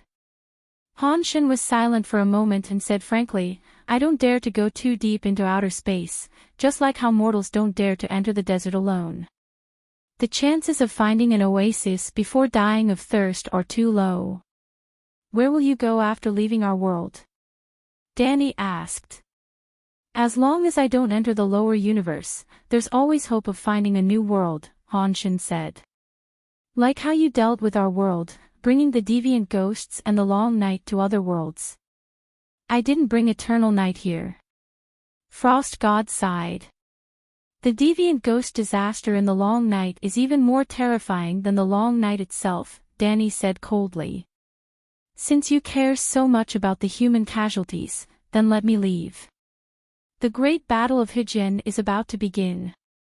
The final outcome has yet to be determined, but more than 50,000 Frost warriors will definitely slaughter a large number of living people. There are also the Frost-winged dragons, the evil god of ice, and the giant Bunyan. As long as we can get rid of you, no matter how great the loss is, humanity can bear it. Danny was unmoved. Cold God was agitated. What's the point of killing me? Your world is destined to fall into the lowest level of the universe, with no future. Can you take revenge and vent your anger by killing me? But you have to understand that I only want to lead the world into the Ice Age and fix the dimension of the world at a higher energy level, thus completely ending the world's decline. Now that the world has fallen, it's all because you've killed each other. You've killed too much, and your enemies have chosen to fight to the death and perish together. Instead, I'm the victim of worldfall. Frost God shouted loudly, feeling wronged. In a way, he had a reason to feel wronged. He had already entered the world and boarded the broken ship of the Song of Ice and Fire. If the ship sank to the bottom of the sea, he would not be able to escape. Seeing that the world of the Song of Ice and Fire had become the Titanic, Frost God wanted to escape, but there was an extra tiger at the door. It was not easy to get in, but it was even harder to get out. But if he did not jump off the ship now, he would follow the world into the lowest level of the universe and never be able to rise again. Long live the living. For humanity, for the kingdom. On the Ruby Beach in Hijin, flags stood in front of the troops like a forest. There was Lannister's golden lion, Stark's dire wolf, Theon's blazing red heart, Martell's golden spear piercing the red sun, and 3 red dragons holding black fire swords. The leading lords drew their swords, and the soldiers behind them formed a forest of spears and swords. Maiden of light, dispel the darkness. Lancel raised her only arm, and holy light shot out from her palm like a fountain. It condensed into a small sun in the air, and the approaching dark frozen fog quickly dissipated. For light. In the middle of the troops, at the front of the crescent formation, thousands of holy knights lit up the holy swords in their hands. Holy light domain. Meribad raised his dragon crystal staff. Holy light domain.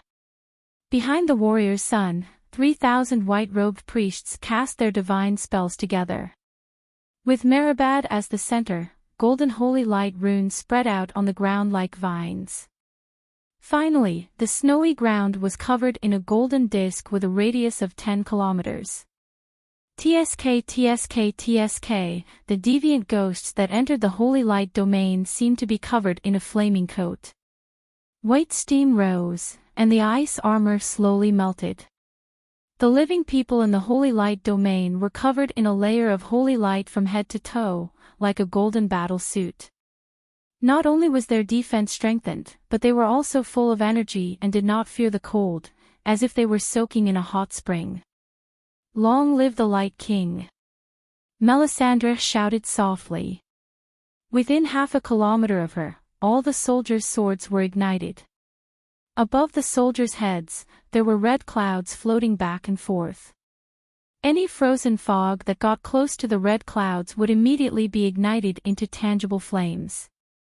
The red-robed woman finally left the small rundown temple and replaced Benello as the leader of the red-robed monks. However, Lolo did not have much god power to lend to his believers. There were close to 20,000 red-robed monks in the hand of holy fire, but only 2,000 of them had supernatural powers. They were not as good as the 7 gods. The deviant ghost's icy blue eyes were like fireflies, visible to the naked eye. Rando Tarly raised his iron sword shining with holy light, and charged forward. Knights of the Holy Sword, charge with me. For holy light, for the living. The holy knights were like a golden river, and were the first to charge towards the icy tsunami. For light, forever summer.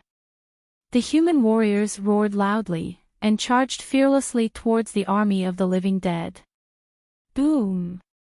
Death and life, ice and fire, light and darkness clashed violently. In the astral world above the 9 heavens. Dani retracted her gaze, and smiled. You've lost. Right now, both sides are in a stalemate. The deviant ghosts will not tire, so I've won. Frost God said lightly. When the deviant ghost army cannot defeat the living in a field battle, you've lost. Dani sighed. If you join the battle, the humans will definitely win. Frost God said. Ha! Dani smiled sarcastically. I'll keep an eye on you, big fish. Ruby Beach.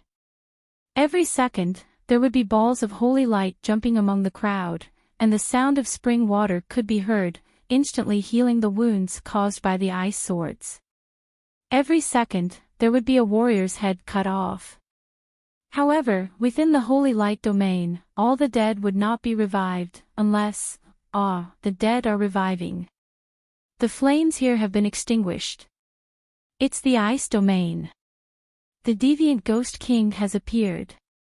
7 gods, it's so huge. The battlefield fell into chaos. It's finally here. The dwarf who was idling at the edge of the battlefield put his axe beside him, and shouted to the sky, Tessa, human and dragon become one. Hiss, the 50-meter-long pterosaur flew at a low altitude, and the dwarf melted into countless dragon worms like a puddle of mud, leaving only a complete set of iron armor on the ground. Whoosh whoosh whoosh whoosh. The dragon worms were like a dense rain of arrows, shooting at Tessa who was flying at a low speed, landing on the surface of its body and burrowing into its scales. Like a venom suit, the dark red dragon worms gradually wrapped around Tessa, dyeing its body red. Tessa was a swamp dragon, and its scales were gray with mottled green.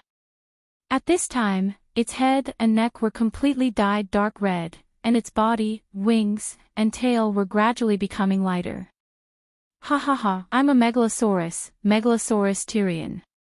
The venom pterosaur roared to the sky, its voice becoming thicker and more evil, but one could tell that it was Tyrion's voice.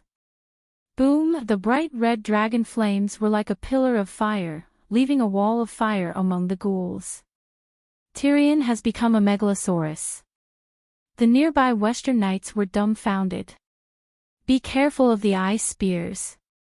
Jaime's sword was like a stream of light, stabbing a deviant ghost to death, and shouted to the sky with a worried expression. Whoosh whoosh whoosh.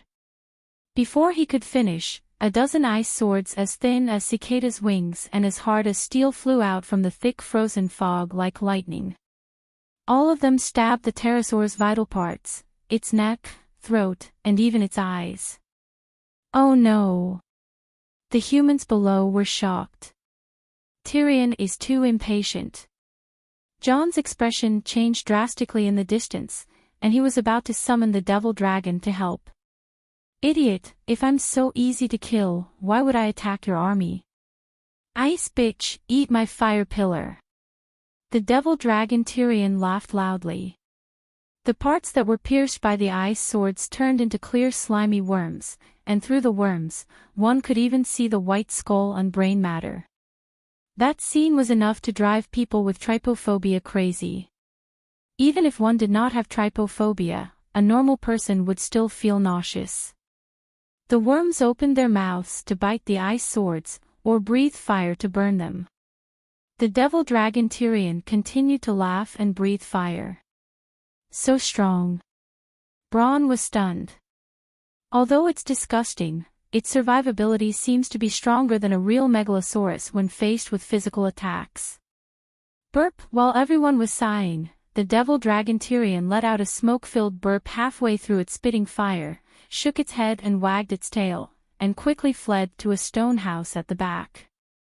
As it flew, Tyrion was still shouting, "Podrick, wildfire pool." 2 kilometers away from the battlefield, there was a small white stone building, the Crossroads Inn. In the courtyard of the inn, Podrick carefully removed the oak plank that covered the ground, revealing a 4 square meter wide, 2 meter deep ice pit. Half a pool of green liquid was rippling in it. Wildfire. The devil dragon Tyrion landed on the courtyard wall, and bent over to suck the liquid in the pit. After drinking 2 or 3 tons, the water level decreased by half. Tyrion shouted, "So full." Like a sports car that had been filled with gas, it was full of power again. It soared into the sky, leaving behind pillars of fire among the deviant ghosts. It was not the demonic green of wildfire, but pure dark red dragon flames. Can Targaryen really turn into a dragon after drinking wildfire? Everyone who saw the gnome's actions were confused. At the same time when the dwarf and Tessa fused and transformed into the demonic dragon, 50 kilometers north of the Ruby Beach, on the King's Road near the Minghua mountain range, a gray shadow gradually materialized. It was a tall girl with long limbs. Black hair, gray eyes, and a long horse-like face. It was Arya, who was supposed to be leveling the land. Dimensional door, open. Her rapier was unsheathed, and she drew a black line in the air. The line pulled open to both sides, like a black door that led to the void. A bald fatty and a tall knight walked out of the door. The deviant ghost king has appeared. You guys blocked the deviant ghost's retreat, I'll go assassinate the deviant ghost king. After saying this, Arya turned into a shadow again, and like a gust of wind, she disappeared into the air. The fat eunuch said, "I've been holding back for 6 years, and until today, I've accumulated a total of 20,000 summoning divine spell slots. Now, let me change the fate of mankind. Great summoning, celestial Holy Spirit."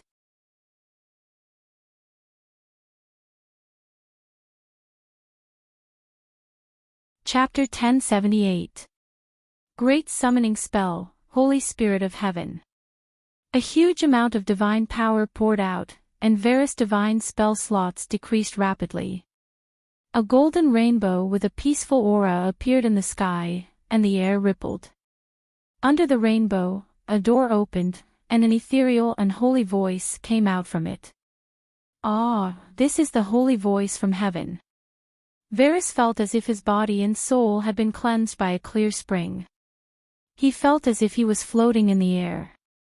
For humanity, for glory, kill. A voice that Varys was familiar with resounded in the sky, and then, thousands of golden lights shot out from the rainbow door. Surprisingly, they were golden-armored warriors riding white-winged Pegasi. Clear all the ice monsters in the sky. Under the torrent of golden armor, a barefoot, tall and thin old man in a gray robe pointed at the sky and shouted. "Big Sparrow!" Varys exclaimed. "Holy Mother of Heaven, this is the Holy Saya of Heaven." The hound was excited. The big sparrow only glanced at them, and then flew to the southwest like lightning, until he was 1 kilometer behind the other ghost army. His hands moved in a strange pattern, and the air in front of him rippled with transparent ripples, and a huge dimensional door appeared in midair. Ha! His hands pressed down, and the 7-meter wide and 7-meter tall golden dimensional door landed heavily on the ground, splashing the ice and snow on the ground 4 to 5 meters high. Sons of the Night Watchers, let us welcome this glorious moment together. The white-haired Elisa Thorne looked up to the sky and laughed. He was the first to step out of the dimensional door, followed by thousands of black-cloaked Night Watchers. Long live the living. After the 3,000 night watchers, there was a giant wearing bronze armor and holding a dragon crystal mace. Fuck the other ghosts. The barbarians from the Great Wall rushed out like a whirlwind. After more than 5,000 warriors rushed out of the dimensional door, the big sparrow waved his hand, and the dimensional door moved 1 kilometer to the west. Long live the Dragon Queen. Long live the Westeros, long live the North. Silver armor inlaid with white glaze, and white cloaks that were the same color as the snow. Bran finally realized his childhood dream of becoming a glorious warrior and participating in the most glorious battle. The Dragon Queen did not go back on her words. Although Bran only had 52,000 souls, he had no problem moving around normally. The most important thing was that his body had also grown taller and stronger. He was now about 173 meters tall. His limbs, which used to be like hemp poles, now had a bulging ring of muscles. However, compared to the attendant beside him, his body size still made him lose the dignity of a father. Long live the Dragon Queen. Long live the North. Long live Stark. Adu Stark's roar was like a bolt from the blue, shaking the snow off the trees nearby. Although he was only 11 years old, he had already grown into a monster that was 9 meters tall. He had the back of a tiger and the waist of a bear. He looked like a lump of muscle. His childish face was full of fierceness. His arms were thicker than his father's waist. The sword in his hand was wider than a door and thicker than the soles of a shoe. Bless me with the holy light. Adu shouted. The ordinary iron sword in his hand was covered in a layer of golden light. With a sweep of the sword, he plowed a path that was 4 to 5 meters wide in the midst of the ghouls. He was also a paladin. Not only was he a paladin, but Bran had also blessed the swords of thousands of warriors of the north with high-level holy light that could kill ghouls and ghouls. Long live the North. For the living. Bran's father-in-law led the people of the Swamp of Neck into the battle. When the people of the north rushed out of the portal, the big sparrow pulled the portal another kilometer horizontally. Roar! Long live the Dragon Queen. Kill the Ghoul King's mother. Hundreds of giants and more than 30,000 barbarians and Ursosian soldiers roared as they rushed to the back of the ghouls. They were Dany and Liz from the Queen's Corner. Because there were no demigod-level priests, the big sparrow used her divine power to bless their weapons with holy light and evil slash. Awu, bam, bam, bam, three-headed hound Wong Kai roared at the sky, its voice drowning out the sounds of fighting on the battlefield. The frost Vidra thumped its chest like a war drum, causing the frozen fog that covered the ghouls to ripple like water. For the King of Khal. Charge! The 3 blood guards all appeared. The centaur cavalry cut the ghouls into pieces like scalpels. Holy Mother of God, Heavenly Saint, Urso's allies, Dragon Queen's Khalasar, Hellhound and Vidra. We'll win. The soldiers on the battlefield were overjoyed, their courage multiplied. Tyrion. Aegon. You've become a megalosaurus. Yes. After a moment of awkward silence, the demon dragon Tyrion flapped his wings and shook off the burning corpse of the frost Quetzalcoatlus. He said gratefully, "Thanks to your help, these frost Quetzalcoatlus were biting me. I couldn't get rid of them." "Let's work together," Aegon suggested. "What's your state now?" the dwarf asked curiously. "The combination of soul and physical body is a human. Us Saint Seiya's are the combination of soul and energy, and then undergo limited materialization in the material world. It's the same for the Pegasus. Can you stay in the human world forever? I just saw a Saint Seiya's being torn in half by an evil god. Will they die completely?" The dwarf asked worriedly.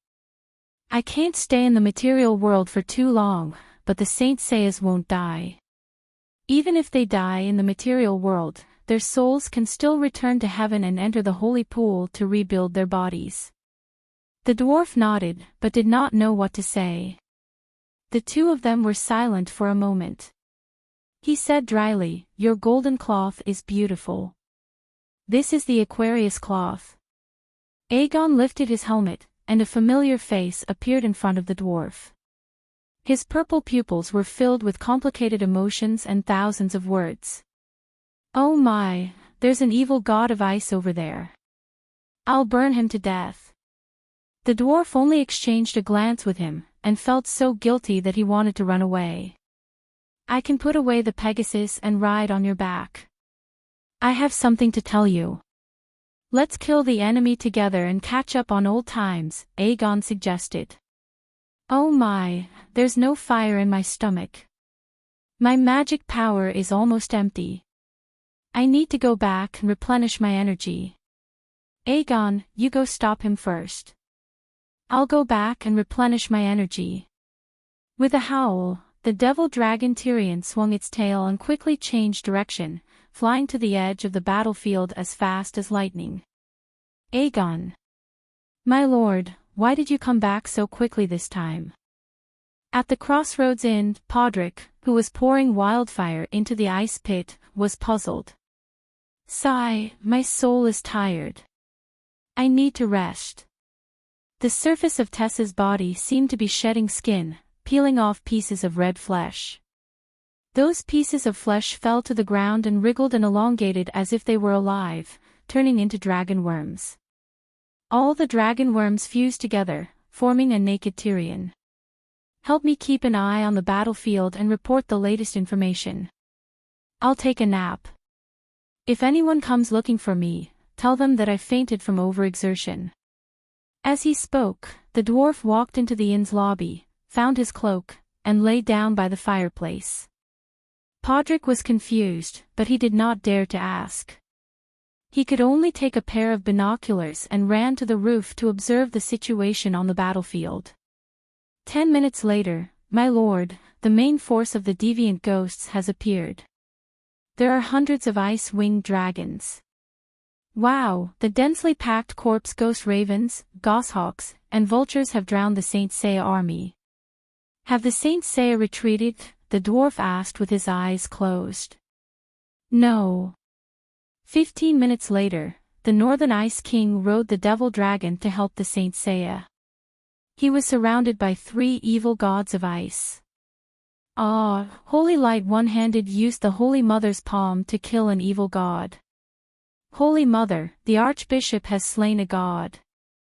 Half an hour later, the mighty King Kong is surrounded by 1,000 deviant ghosts' army. Wow, the King Kong is so strong. It also has ice armor. Someone tried to assassinate the deviant ghost king. I heard many people shouting Arya. There was also a Cerberus. Sigh, the assassination failed. The Cerberus was frozen into ice. I wonder if Lady Arya was hurt. Are the Saint Seiya still there? The dwarf opened one eye. The Saint Seiya suffered heavy casualties. Only a third of them are still holding on. They are so brave. An hour later, my lord, the final battle has begun. The vassals are leading the strongest soldiers to launch a desperate attack on the deviant ghost king. Have you rested well? Podrick said excitedly. How many Saint Seiya are left? The dwarf opened his eyes. A few dozen. I didn't count. I'm not the only one left, the dwarf said hesitantly. An hour and a half later, Podrick already knew what the dwarf was thinking. He said directly, the aerial battle is almost over. The Dawn Warriors' winged dragon knights have already taken to the sky. There are only a few Saint Seiya left. The deviant ghost king is too far away from the inn. It's 7 or 8 kilometers away. He can't see the situation there at all. However, there are sporadic shouts. It seems that we have the upper hand. Hundreds of vassals are attacking the deviant ghost king. I'll go take a look. The dwarf couldn't sit still anymore. He got up naked, put on a fur coat, and ran upstairs. Victory, victory, we won. The deviant Ghost King is dead, the deviant Ghost King is dead. The humans won, the humans won. Long live the North Ice King, long live the North Ice King. When the dwarf reached the top of the 3rd floor, he was standing on his tiptoes with a pair of tactical binoculars. He heard a wave of cheers in the distance. Shit, so fast. The dwarf threw away the binoculars and shouted to the backyard, Tessa, Tessa. Hiss, Tessa jumped up and flew diagonally across the roof. The dwarf also wriggled into a pile of mud and stuck to her face. At the same time, there was a sudden change in the astral world. The moment the deviant Ghost King died, Danny's eyes shone brightly. She activated the soul suppression strike, but the target was not the frost god who had only stretched out a root, but a remnant soul from the material world, the frost god's will that had fused with Bunyan's soul. How fast could the will return to the body? It was definitely faster than the speed of light, because there was no limit to the speed of thought. However, it was this process that was faster than lightning across the sky that was caught by Danny. She couldn't catch real lightning, and the speed of her body couldn't keep up with the speed of light. She couldn't even reach supersonic speed, but the speed of her thought was enough to stop the remnant soul. She had done similar things many times. For example, when she was in Balerion and the sheep-egg dragon spirit, she stopped the dragon's soul halfway. When she grabbed the remnant soul from the deviant Ghost King, a message came into her mind, the frost god's body is here. Come and catch him. Be quick, or it will be too late. The message also included a star map, the spacetime map of the astral world. Danny didn't hesitate. She had waited for this voice for 7 years. It was the voice of the door god Root. She locked onto the position of the red dot on the star map in her mind and shouted, Frost God, you've lost. Surrender. Her body quickly flew towards the tree root that was stretching out of the void. It seemed to be the same as countless times before. First, she attacked the tree root with her soul and knocked it unconscious. Then, her body went to pull out the radish. At least that was what the frost god thought. He wasn't worried because the root was here, but his body was infinitely far away. The dragon queen could only hurt him a little. But in the next moment, her figure disappeared without a trace. Before he had time to be surprised, he saw her again.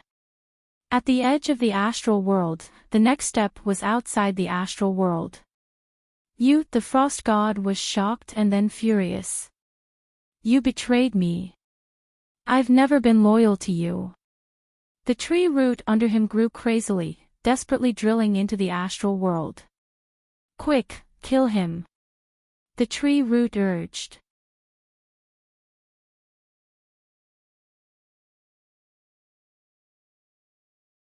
Chapter 1079.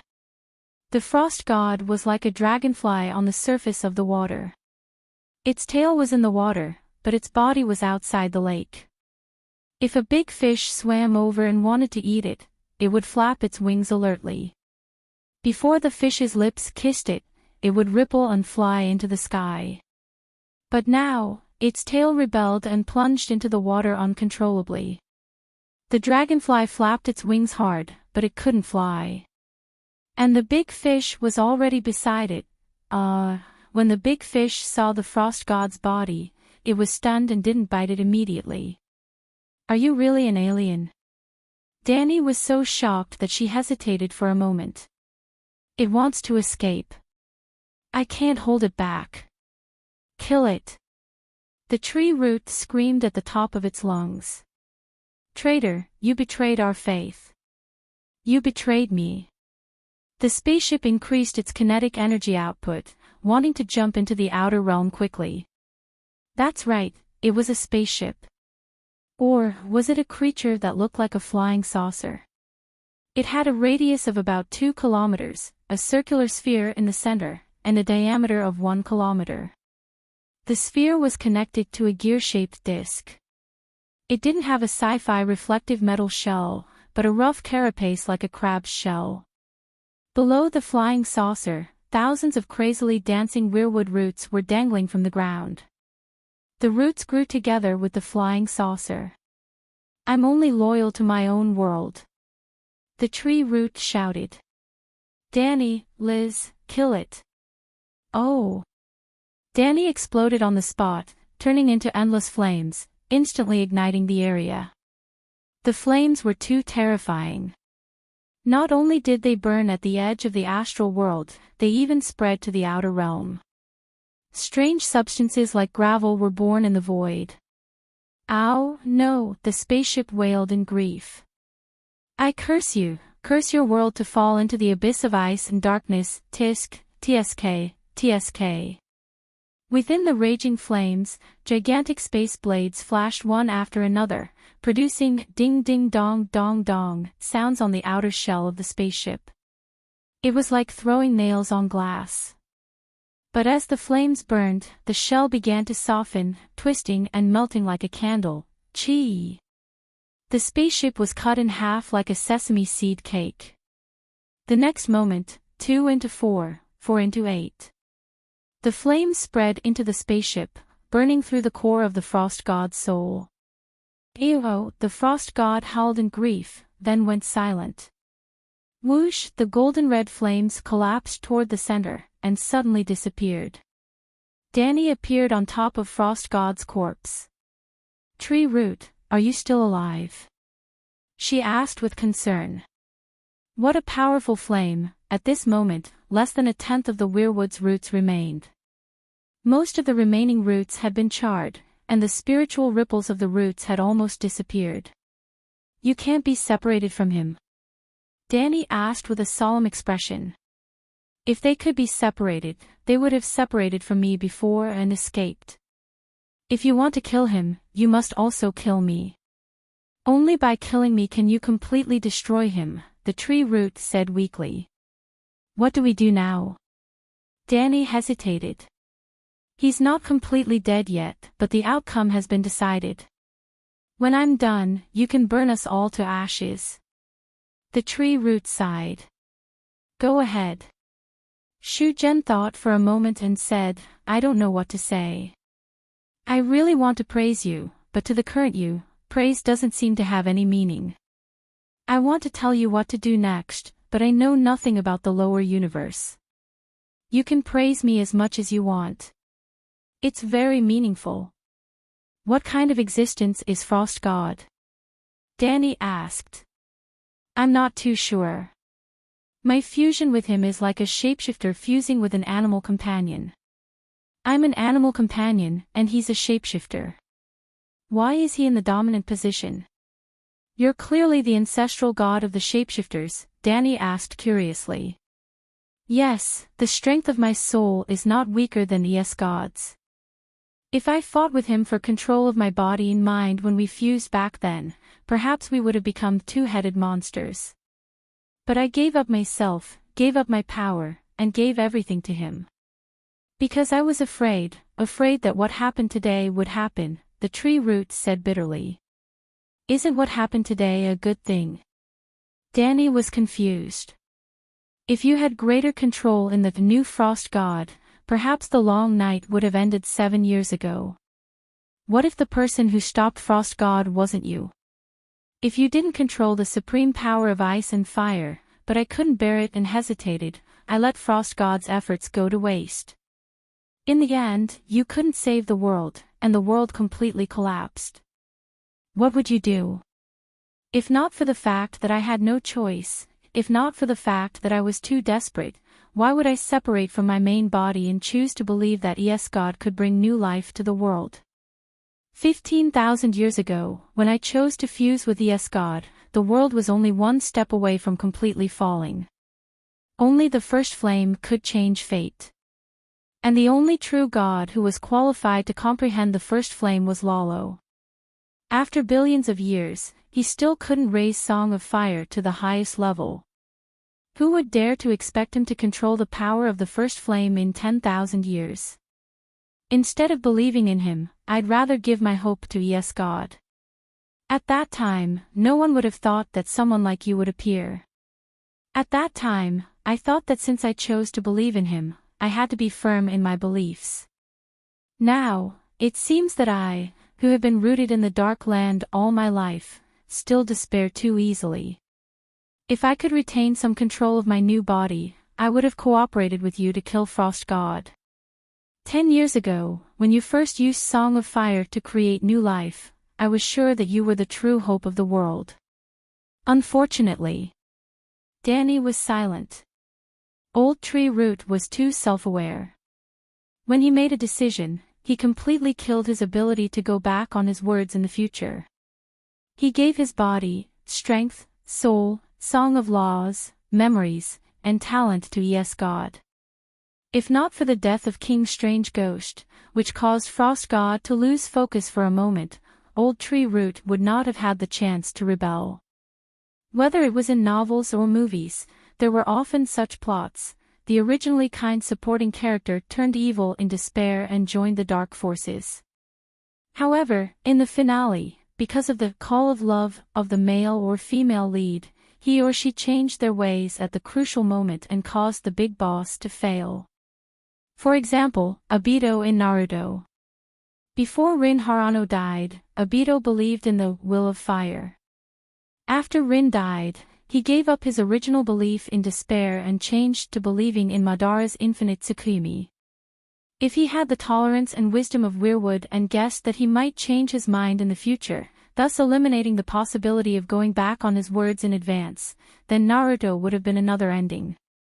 Why can Frost God come and go freely in the outer realm? Danny asked. That's the talent of his race. Race? Danny's heart skipped a beat. She lowered her head and searched the wreckage of the spaceship. Frost God himself is equivalent to a race, or rather, he carries his own race with him. The strange ghosts are all a form of his race, the human form, Tree Root said. Very soon, Danny found Frost God's race members. They were ice energy balls the size of eggs. Ice blue, made up of consciousness and the power of ice. It was very similar to Heaven Saint Seiya. Danny's Heaven Saint Seiya was not an original creation. Wasn't Inami's Taimin hero spirit also a combination of soul and energy? However, there was a trace of fire creation power in Saint Seiya's body, which was more materialized than Taimin's hero spirit. It could exist stably in the material world. If Taimin's hero spirit left the flowing water palace, it would disintegrate into a single soul in a short time. It would be difficult for it to even exist, let alone kill the enemy. It's strange. The consciousness inside is so pure. There's only a way of thinking and no memory. Danny frowned as she sensed the ice blue crystal in her hand. At first, she thought it was equivalent to a baby's hero spirit seed. Later, she realized that the seed had no memory, but it had a personality. It was like an adult's memory that had been formatted. That's not right. Memory should be able to affect the formation of personality.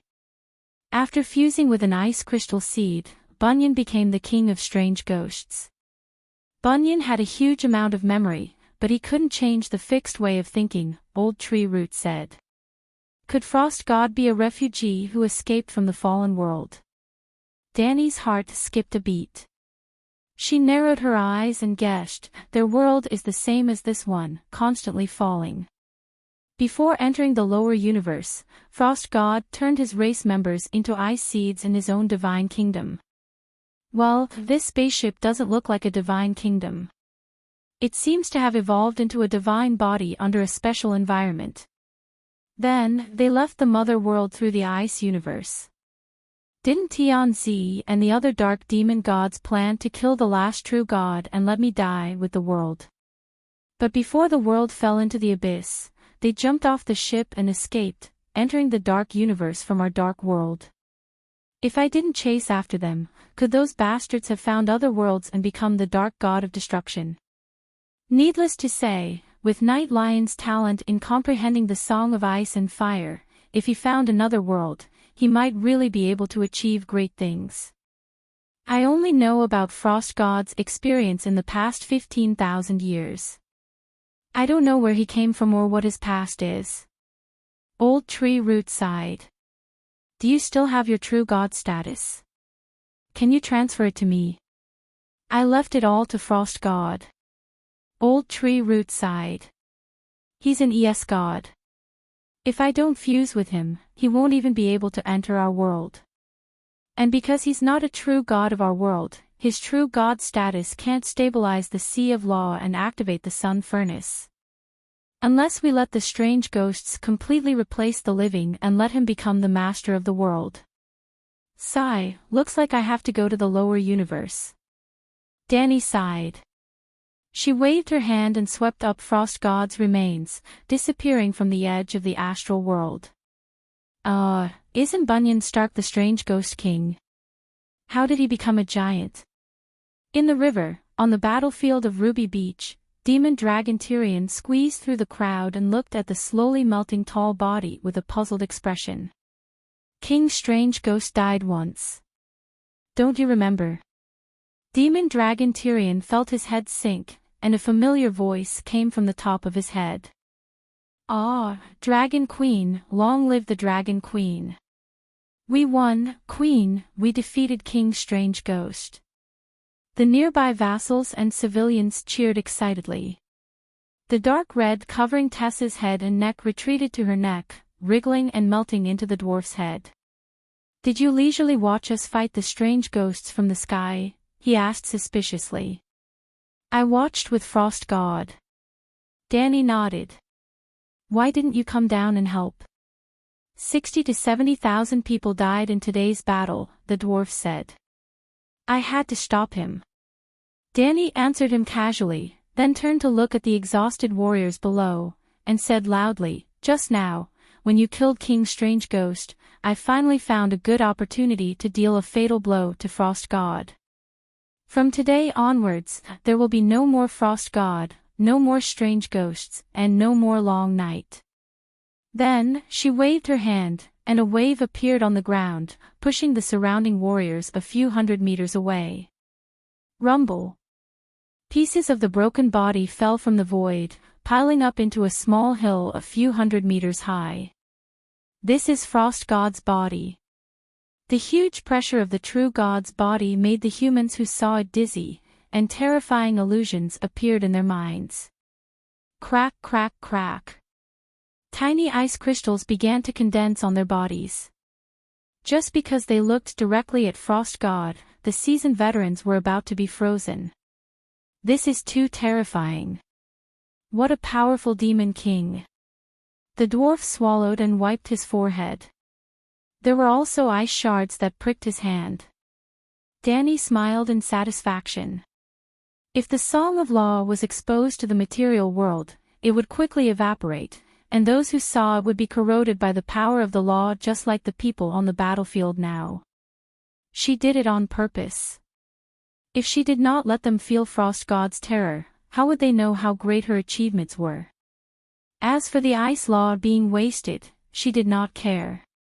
Frost God had a total of 3 songs of law. Darkness and death had been put away by her long ago, and she could study them later. This ice law was not as strong as John's, and was not very useful to her.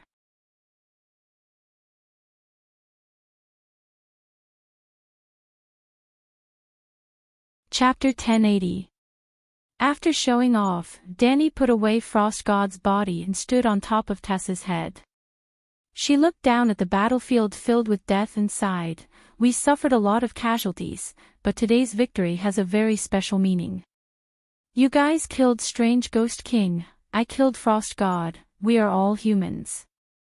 This is not the first time the Long Night has happened, and it is not the first time the living have won against the Long Night, but only this time, humans are the true protagonists of the Long Night. This means that a new era of humans is about to begin, and that humans will become the true masters of this world. Our fate, the fate of the kingdom, the fate of the world, will all be controlled by us humans. Tomorrow will be different from yesterday. The three-river battlefield was endless. Torches, bonfires, and holy light balls were like stars in the sky, randomly decorating the dark and cold ground. The ground was stained with ice and snow and dried blood. The living and the dead were lying on the ground. Deviant ghosts and the living dead were either burning or slowly melting while emitting white frost. Broken swords, shattered dragon crystals, and toppled flags were everywhere. Dragon Queen's voice was not loud, but it carried a warm wind that blew into the ears of all the soldiers who survived the bitter battle.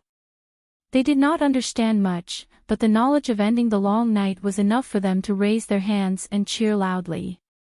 The long night is over, what about the sun? The demon dragon gnome asked softly. Danny did not answer and only said loudly, "This battle should be recorded in history." The entire process of the battle, the name of every soldier who participated, will be engraved on a stone tablet and will be passed down for generations to come. Now, the soldiers will start to clean up the battlefield, and the living will prepare for the funeral of the dead. Tonight, there will be a celebration of victory, and also a collective mourning for the heroes. Then, she jumped down from Demon Dragon Tyrion's head, glanced at the nobles and soldiers around her, and said, "I will now fulfill the promise from back then. The one who ends the long night will be the king, and the hero who is first on the hero ranking will be the king." In theory, ending the long night not only requires killing Strange Ghost King, but also expelling the cold and darkness and summoning the sun for the world. But summoning the sun is my responsibility, and killing Strange Ghost King will make me the king of the 7 kingdoms. Who killed Strange Ghost King? Or rather, who contributed the most in the battle against King Strange Ghost? Nearly half of the people looked at the pale John with complicated gazes. Not only was his face as white as a sheet of paper, but blood was also flowing from the corner of his mouth. There was also a huge dent in his steel breastplate, and his left arm was torn from the shoulder. At this moment, the severed arm and shoulder were randomly pieced together.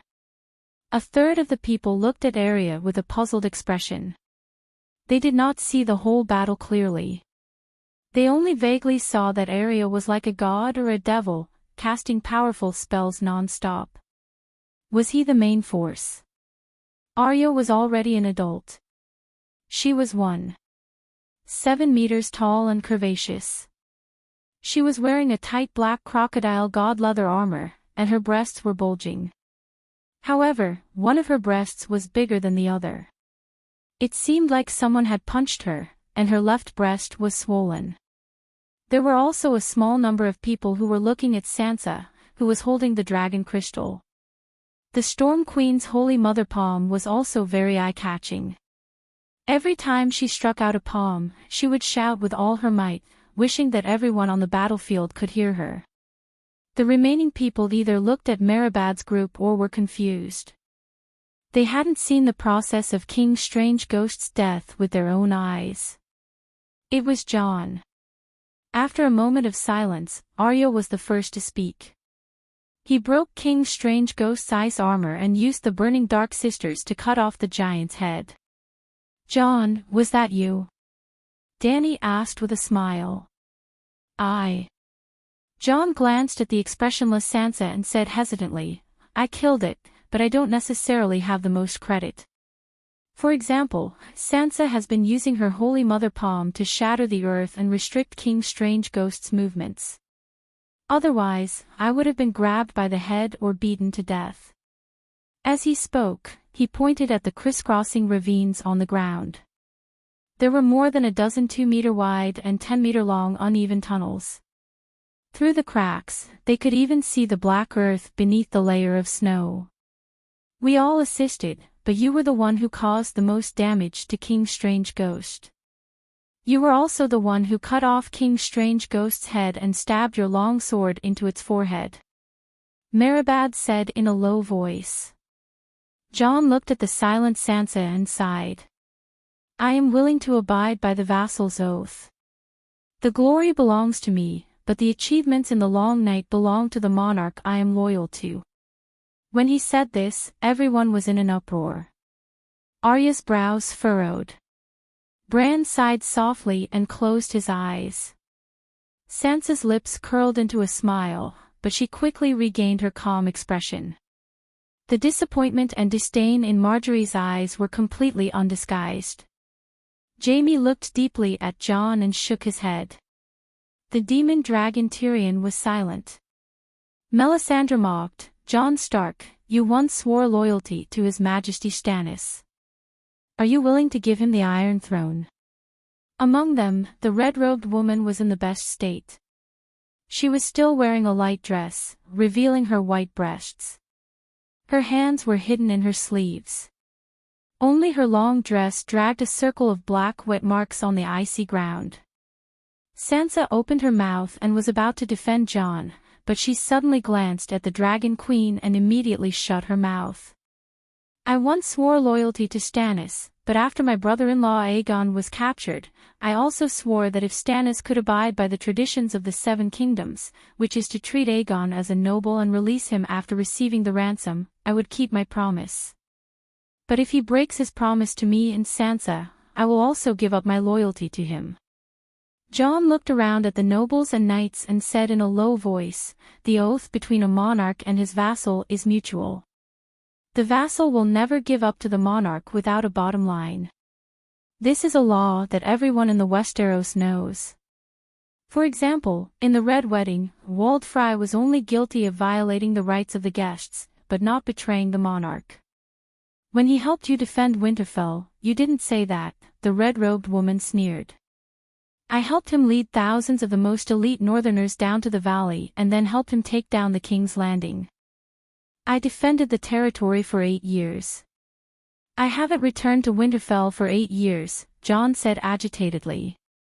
The demon dragon Tyrion also said, "If not for your outstanding performance in the Battle of Winterfell, how could the Seven Kingdoms tolerate Stannis and the Red God believers occupying the King's Landing for so many years? What do you say?" Melisandre looked at the Dragon Queen. "You're all wrong."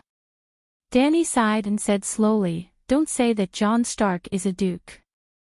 Even if he was just a commoner without a title, he would still be king if he killed the King of Strange Ghosts. This is different from what you said before." Sansa was agitated and blurted out, "You want to go back on your word?" The gnome asked strangely. "I have the final right to interpret my words," Dany said calmly. Melisandre frowned. The others' expressions were also distorted. They looked at Dany and Jon with puzzled eyes. Was it because of their relationship as aunt and nephew? Dany said solemnly, "The oath between a monarch and his vassal is an oath within the kingdom. It's only limited to the monarch and his vassal. Ending the long night saves the entire world. Therefore, the merit of saving the world is superior to the oath between a monarch and his vassal. If you have some supernatural knowledge, you can understand saving the world as the second highest level. The holy oath is also one level lower. Even if Jon is my nephew, even if a beggar kills the King of Strange Ghosts, I will give him a chance to become the King of the Seven Kingdoms." Looking at the shocked crowd, her tone softened. "Many years ago, I said that the merits of a duke's subordinates belong to the duke. But when did I say that if a valiant warrior kills the King of Strange Ghosts, then the duke will be king? If I did, then it goes against my holy oath to end the long night as king. Obviously, I can't make a promise that contradicts myself. The final right of interpretation is still in your hands. You can explain it however you want." The Duke cursed in his heart. "Then let Jon be king." A smile appeared on Arya's pale white horse's face. Jon was a bit agitated, but when he saw Sansa's pale face, he fell silent. Dany sighed. "I'll take the bronze of the north." The index and middle fingers of her right hand formed a sword and cut through the air. She reached out and took out a huge grayish-white rock with a diameter of 8 or 9 meters. Boom!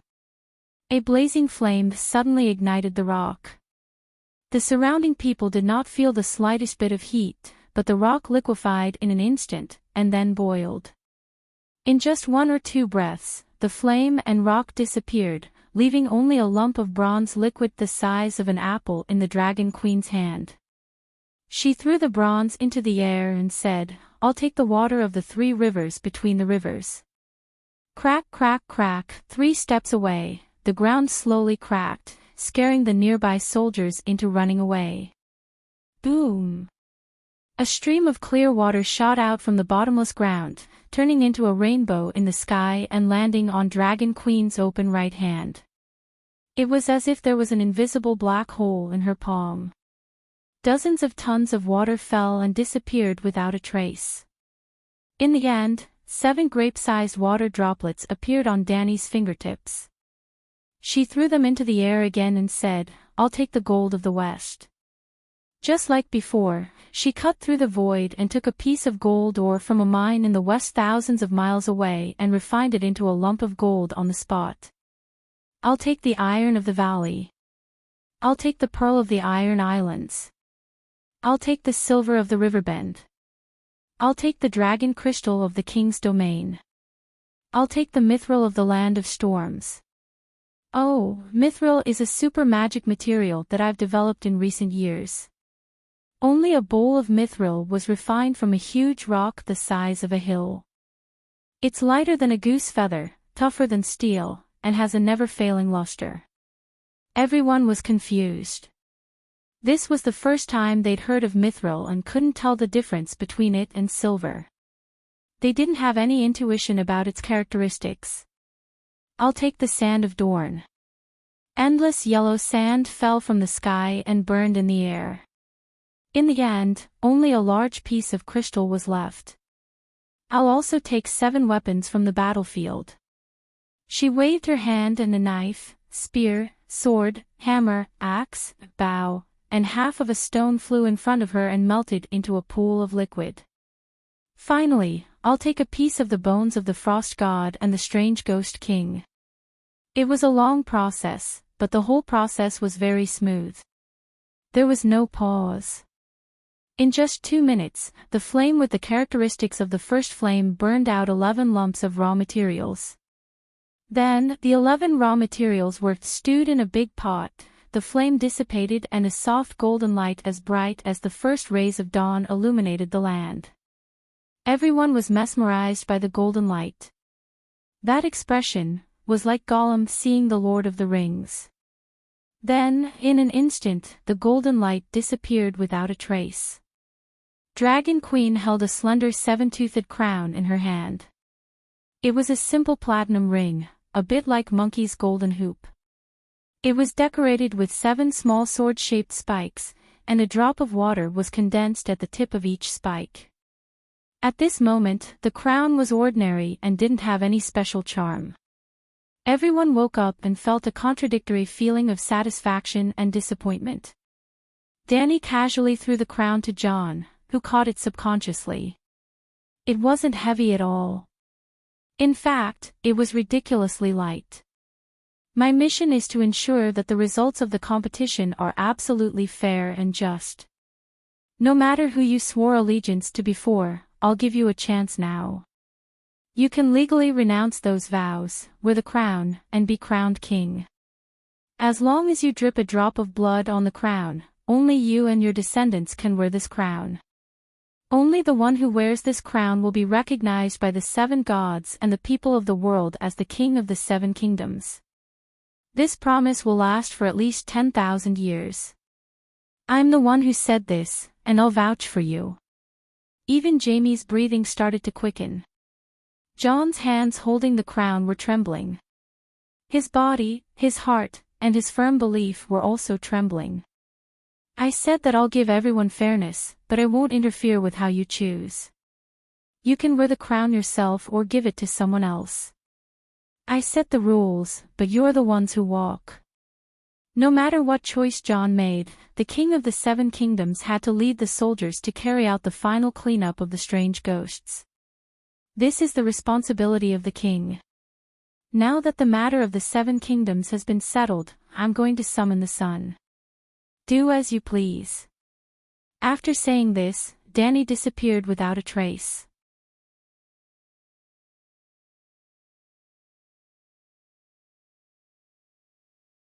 Chapter 1081.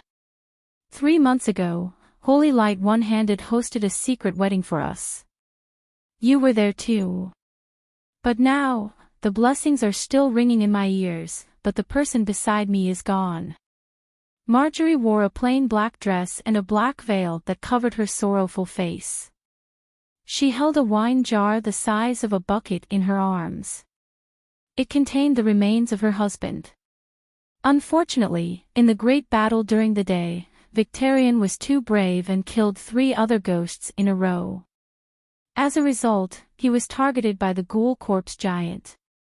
The giant jumped 4 or 5 meters high and landed on Victarion's head with its big foot. After the battle, when they collected the body, they could only dig out the flesh from the snow pit and put it in the jar. Marjorie. Aunt Marjorie, don't be too sad. Theon struggled to say those words. The Dragon Queen said that the dead will go to heaven today. Uncle Victarion did many evil things in the first half of his life. He should have gone to hell with the atonement scroll. Now that he's in heaven, it's a blessing. We should all be happy for him. But I'm all alone. It's so hard. Marjorie said as tears streamed down her cheeks. She did not love Victarion. It was not the first time she attended her husband's funeral, but this was the saddest she had ever been. But the reason she was sad had nothing to do with Victarion's death. She could find another husband after he died. She was used to it and was familiar with it. Maybe she could imitate Nymeria and marry the entire riverbend into her fief. Marjorie was more sad about her fate. Ever since John passed the crown to Sansa with trembling hands, she had been worried about her future. That bitch Sansa wouldn't let her get away with it. Robb was an honest and kind child. When he saw the tears on her face, he said with concern, "Granny Marjorie, don't be sad. We will take care of you." Marjorie, who was only 30, froze when she heard him call her Granny. She forced a smile. "Robb, you're such a good child." Theon glanced at the burning crematorium and whispered, "Aunt Margaret, let's burn Uncle's body. The celebration is about to begin." "Theon, your uncle is dead, but he left behind 3 inheritances." Marjorie observed Theon's expression from the corner of her eyes. "A sea monster's horn, an earl's domain whose location has yet to be determined, and about 2 million gold and silver treasures plundered from the High Court. How do you think we should divide it?" "Sigh, we have an orphan and a widow, and you also have a son. It's so difficult." Margaret wiped her tears. Theon hesitated for a moment and said, "Pike City is enough for me. The gold and silver were taken from the Tyrell family, so they should belong to you." The location of the Earl's territory had not been decided yet. Things would definitely be very troublesome in the future, and Auntie would have to work hard to deal with them. Since Auntie worked hard, it should belong to Auntie. As for the sea monster's horn. Is that sea monster Lewin's monster? Marjorie's face warmed a little. She nodded and said, Lewin was afraid that the sea monster would be eaten by the Dragon Queen's Megalosaurus, so before he went to the King's Landing, he deliberately hid it in the deep trench of the summer sea. There's a horn that can control it, but it needs supernatural power to activate it. Speaking of which, Lewin was once my husband. Fortunately, my father, Balon, died early. Theon's cheek muscles twitched a few times. He suggested, why don't we give the horn to Holy Light Lone Hand to destroy and let the sea monster leave the Westeros forever? Or we can summon the sea monster to Dragonstone Island and let the Megalosaurus eat it. Why? Margaret asked curiously. That sea monster has eaten a lot of people. It's evil. Theon frowned. It's not the sea monster that's evil, but the person who controls the sea monster. Previously, your uncle used the sea monster to drive the fish to the shore. Marjorie said disapprovingly. Theon said strangely, but it ate your grandmother, brother, and countless people. Aunt Marjorie, do as you see fit. As long as you allow Gao Ting and Tai Min to freely choose their future, I won't take a single cent of your inheritance. Theon sighed. Marjorie was relieved that she had easily obtained all of her late husband's inheritance again. She carried the urn and placed it on the crematorium. Theon followed and placed Victorian's armor beside the urn. Rob took his granduncle's axe. After lighting the fire, the three of them recited the stranger's scripture, begging the stranger not to make things difficult for Victorian's soul and to let him ascend to heaven. Theon, I have one more favor to ask of you. Before entering Derry City to attend the banquet, Marjorie grabbed her nephew and begged in a low voice, I have some misunderstandings with Queen Sansa. Can you put in a few good words for me and give me a chance to apologize? I'll try. Theon nodded helplessly. The banquet was held at Dany's Ribbons. The sun was bright, the wind was gentle, the grass was lush, and flowers were in full bloom. There was good wine and delicious food, singing and dancing. Queen Sansa was in high spirits. Her crown once again emitted a holy and noble golden light. It was as if she was draped in a thin veil woven with the light of hope. It made people lower their heads and bend their backs subconsciously, feeling reverence and worship in their hearts. Theon, on the other hand, looked gloomy. He did not fit in with the joyous banquet. The others also deliberately avoided communicating with him. They only greeted him and left with unnatural expressions. Then, they pointed at him in the corner with their companions. Tell me that my decision is correct, he said gloomily to the dwarf who walked over. The dwarf frowned and said, Now, you can only ensure that your choice is correct if you believe that your choice is correct. Otherwise, the result will be very bad. Sigh, at least Sansa is really happy. I haven't seen her this happy since father died. Theon looked at the queen who was surrounded by stars in the middle of the dance floor and forced himself to show a joyful smile. It was ugly. The dwarf's expression was solemn, as if he was worried. Your aunt obviously wants you to become the king of the Seven Kingdoms, he said hesitantly. Theon was stunned and sighed. I understand her good intentions, but I've already made my decision.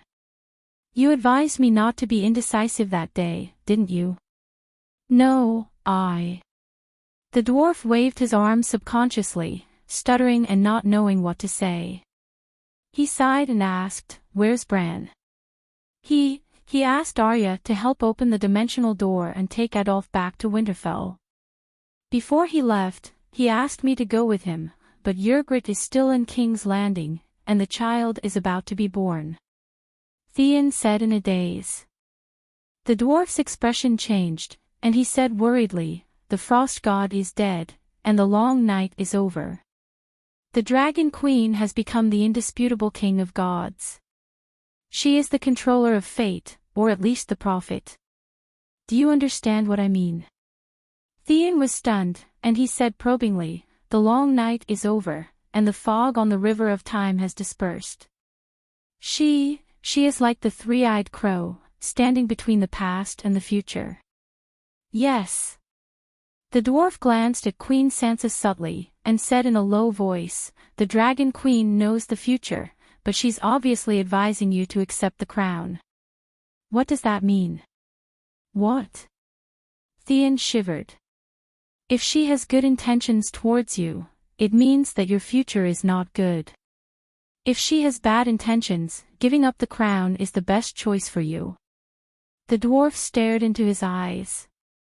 Tell me, does she have good intentions towards you, or bad intentions?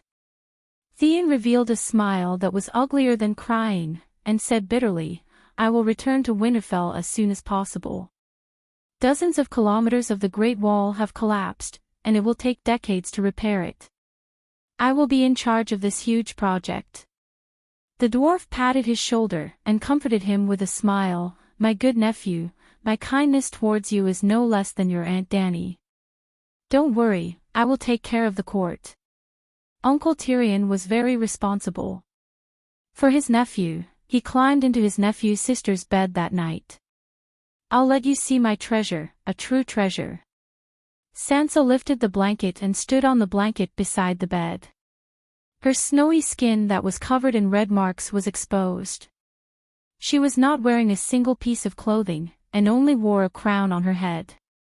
She did not do anything, but the crystal at the tip of the crown sword suddenly emitted a blinding golden light. The golden light was like a solidified liquid, and it quickly flowed down, covering Queen Sansa's entire body. The golden light receded, and a Valkyrie wearing dragon-scaled golden armor stood on the ground. The armor was seamless, and there was not a single gap. Even the eyes were inlaid with an ice-blue crystal. It can actually turn into armor. The dwarf sat up in shock. How's the defense? Forged by the Song of Fire with the characteristics of the First Flame, it is half a level stronger than steel. It should have the defense of a level 5 true god. Sansa's excited voice came from under the armor, and her tone did not change at all. Then isn't it invincible? The dwarf said in disbelief. The benevolent are invincible. Sansa sighed, and her excitement subsided. Only a benevolent and righteous king can activate the armor. The more benevolent the king, the stronger the power. At its strongest, it can draw on the Holy Mother's divine power limitlessly to defend against all external attacks. But if it loses the belief to protect the people, the armor will be as fragile as paper. Ah! The dwarf's expression was strange. You can activate it. Do you really have a benevolent heart?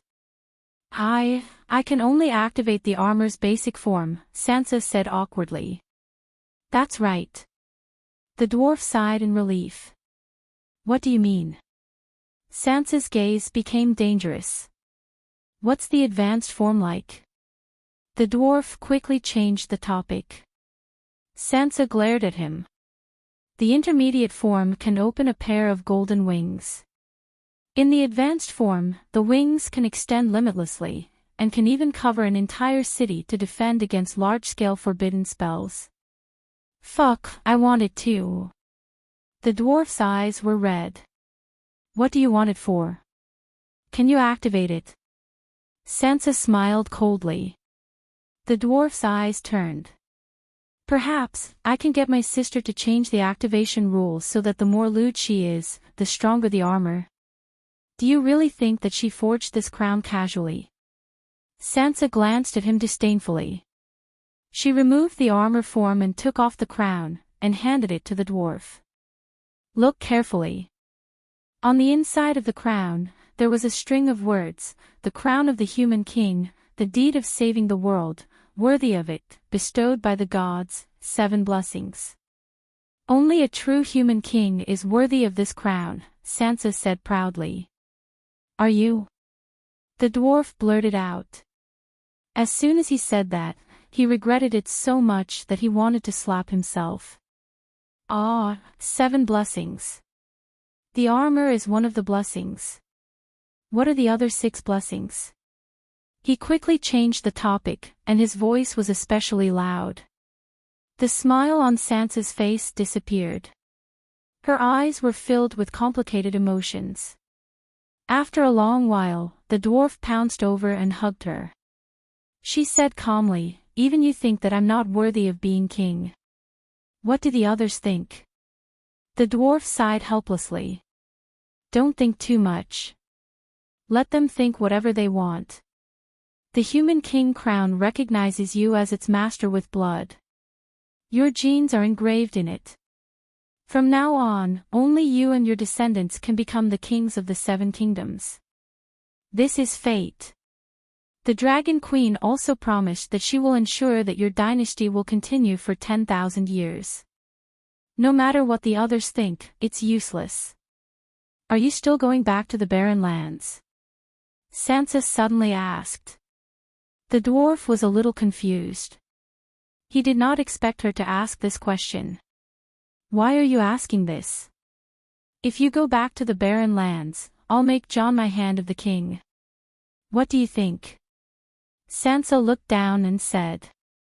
I don't. Try not to go back to the barren lands. If it's Jon, why don't you let him build the Great Wall in the north?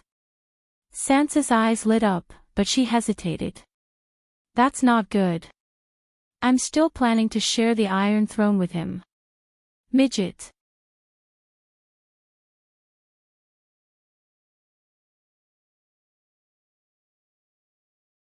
Chapter 1082. Your Majesty, please don't let the Northern Ice King leave. Margaret knelt on the ground, her face filled with anxiety and worry. After Theon's nephew interceded for her for the third time, Queen Sansa finally gave her a chance to apologize in person. Sansa absent-mindedly glanced at the large emerald ring on her finger. She frowned as she caressed the golden lace robe she was wearing. Somehow, she felt that this outfit did not match the noble crown on her head. Perhaps, when she returned to King's Landing, she should invite a famous tailor to make a queen's robe for her. It had to at least have the majesty of both the grey-white dire wolves and the three-headed red dragons. She could not ask for an accessory that was too heavy in color. The key was that it had to match the light-colored platinum crown. Your Majesty. Margaret did not get a response for a long time, so she reminded her softly. Margaret, is this your sincerity? At this moment, you still dare to sow discord between us. Sansa finally gave her a nonchalant but mocking look. Your Majesty, please listen to me. Margaret kneeled and took 4 or 5 steps forward. Letting Jon Stark stay in King's Landing is the best plan. Letting him go back to Winterfell is the worst plan. Appointing him as the supervisor of the Great Wall is the worst plan, she said softly. Sansa narrowed her eyes and asked an irrelevant question. Weren't you very happy before? Why did you change your mind? Margaret smiled bitterly. She did not avoid her gaze and said frankly, you used me as a pawn to plot against River Bend. I am indeed unhappy. Why? You want me to learn from you, but you can't just let me learn how to rule a country, right? Actually, the biggest inspiration you gave me had nothing to do with politics.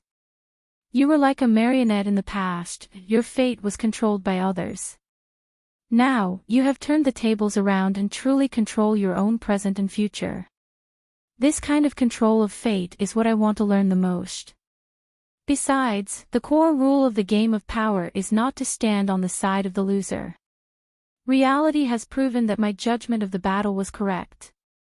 Duke Jon really defeated the variant Ghost King. But I never thought that he... She sighed and said helplessly, the outcome has been decided. You are the final victor. I am willing to follow the rules of the game and submit to the victor. Sansa fiddled with the ring on her ring finger lazily. She didn't even look at him. You betrayed me once. Why should I trust you again? Your Majesty, you were only uncertain about the future Storm Queen before. Perhaps after some time, the Stormlands would be taken away by the Baratheon family.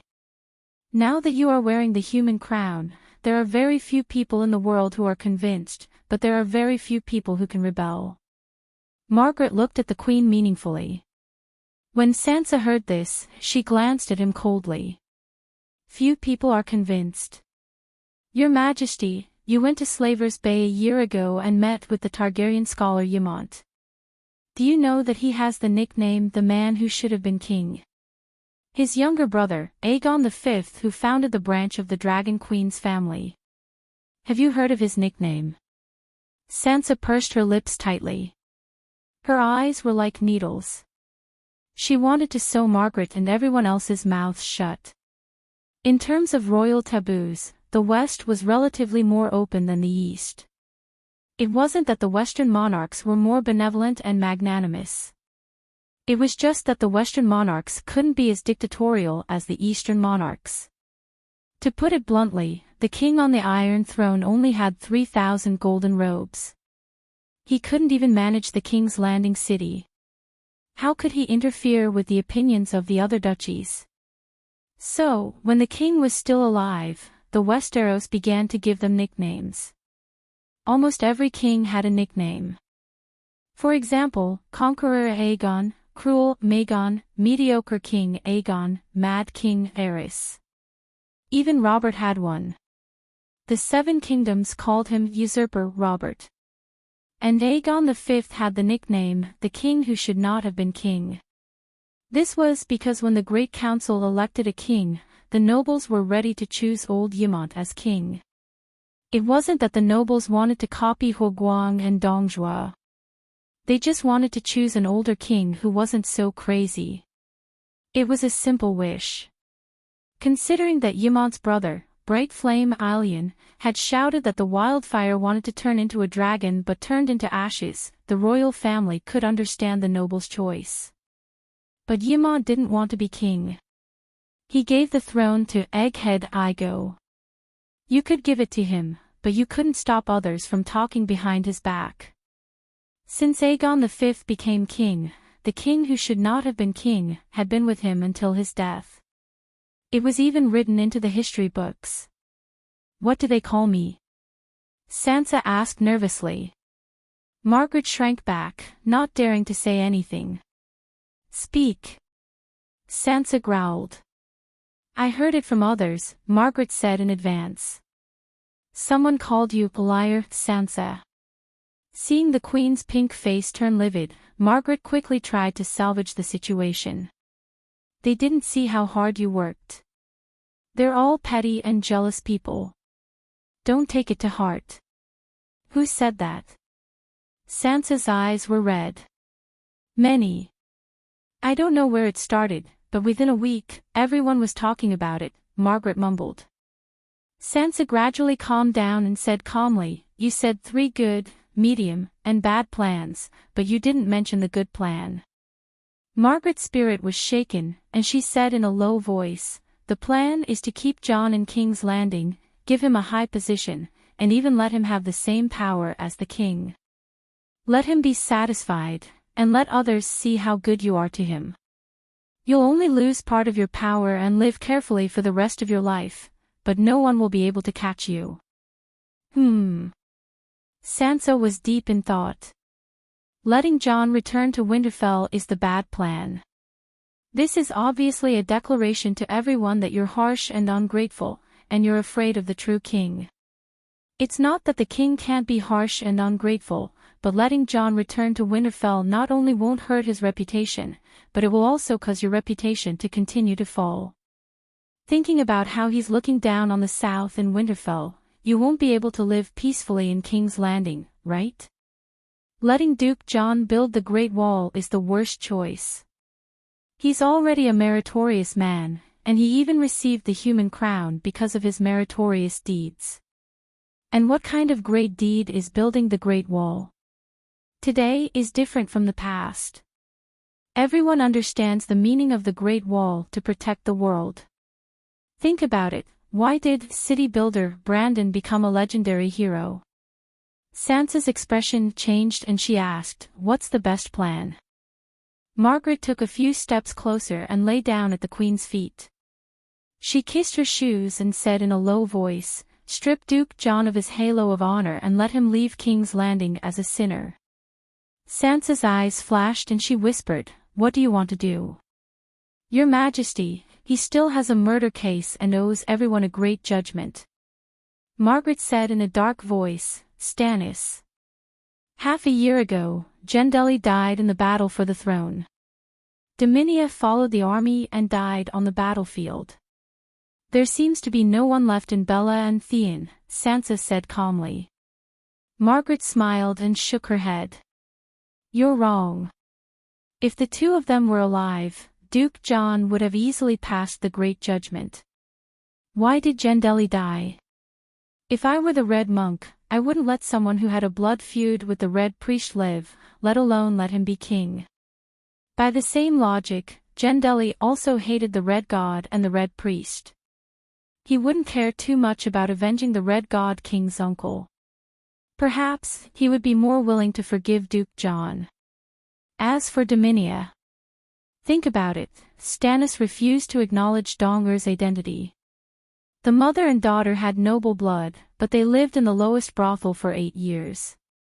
If she was still alive, would she bite the savior for her uncle? No. They wouldn't, but the Onion Knight Davos and Silas would. Sansa looked at the woman in front of her in shock. After a long time, she sighed. You see through things. Margaret smiled bitterly. During the years when Cersei locked me up in the Red Keep, I either went crazy or worked hard to learn some skills that would allow me to survive. For example, reading people's faces, judging the situation, and understanding the ways of the world. Jon is my brother, Sansa said hesitantly. Before she finished speaking, she had already guessed the best plan that Margaret was talking about. But Jon was her brother. At least, she still thought so. Margaret reminded her in a low voice, "Do you still remember the process of killing the strange ghost king a few days ago?" "I will never forget it." Sansa frowned. Marjorie said slowly, "Your sister Arya was the first to assassinate him, but the sneak attack failed. The first person to rush to her rescue was Duke John. He stopped the giant ghoul king who was about to kill Lady Arya. Then, you and the Archbishop were the second wave. Me, the Hound, Bronze John, Jaime Lannister, and the rest of the Knights of the Seven Kingdoms followed behind without fear of death." What happened after that? When Jon saw Sansa, he subconsciously pulled Arya back a few steps, leaving Lord Ghoul to her. Of course, she couldn't take it.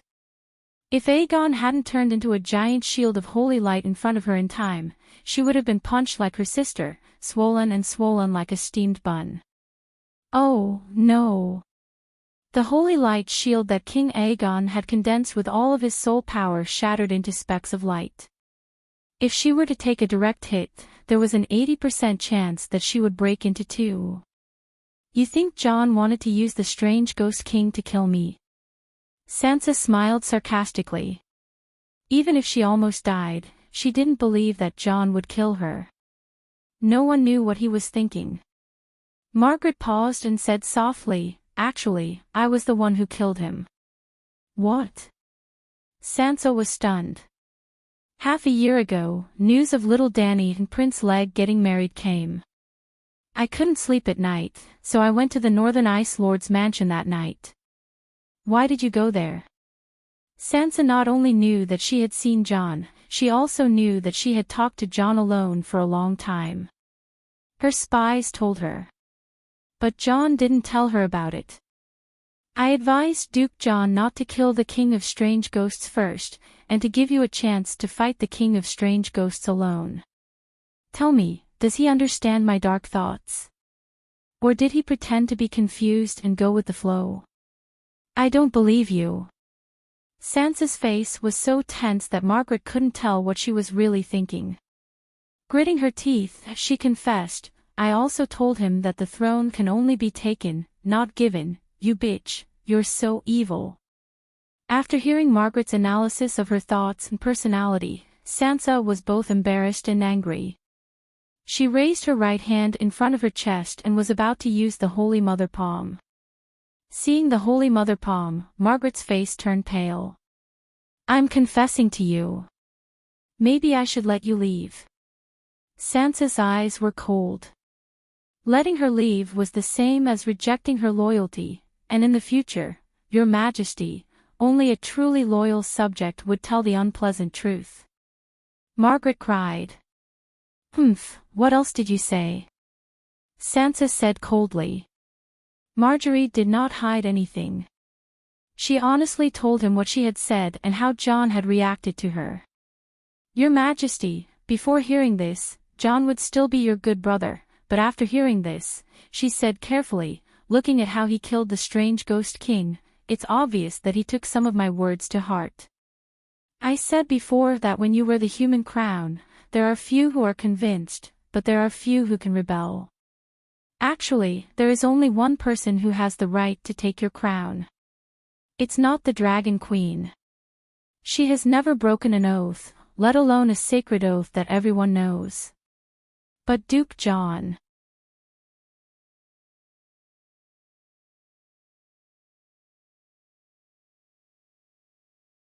Chapter 1083. The long night ended, but the sun did not rise immediately. However, the sky was no longer completely dark. After the Dragon Queen handed the human crown to John, the world was shrouded in a dim yellow. There was no distinction between day and night. It was about the same brightness as the last moment of winter dusk. Looking up at the sky, one could see a huge fireball in the middle of the sky. It was countless times bigger than the sun, almost covering half of the sky. However, the light and temperature were not high. It was a bit like the red moon magnified 10,000 times. When it first appeared, the humans in the world either cheered or knelt on the ground and cried. The sun is finally out. They shouted excitedly. However, in the next few days, the temperature and brightness of the sun did not change, but the fireball in the sky became smaller and smaller. When the humans began to doubt, the bishops of the Church of the Seven Gods received an oracle. They were not looking at the sun now, but a furnace. The Dragon Queen was using the furnace to forge a new sun in the sky.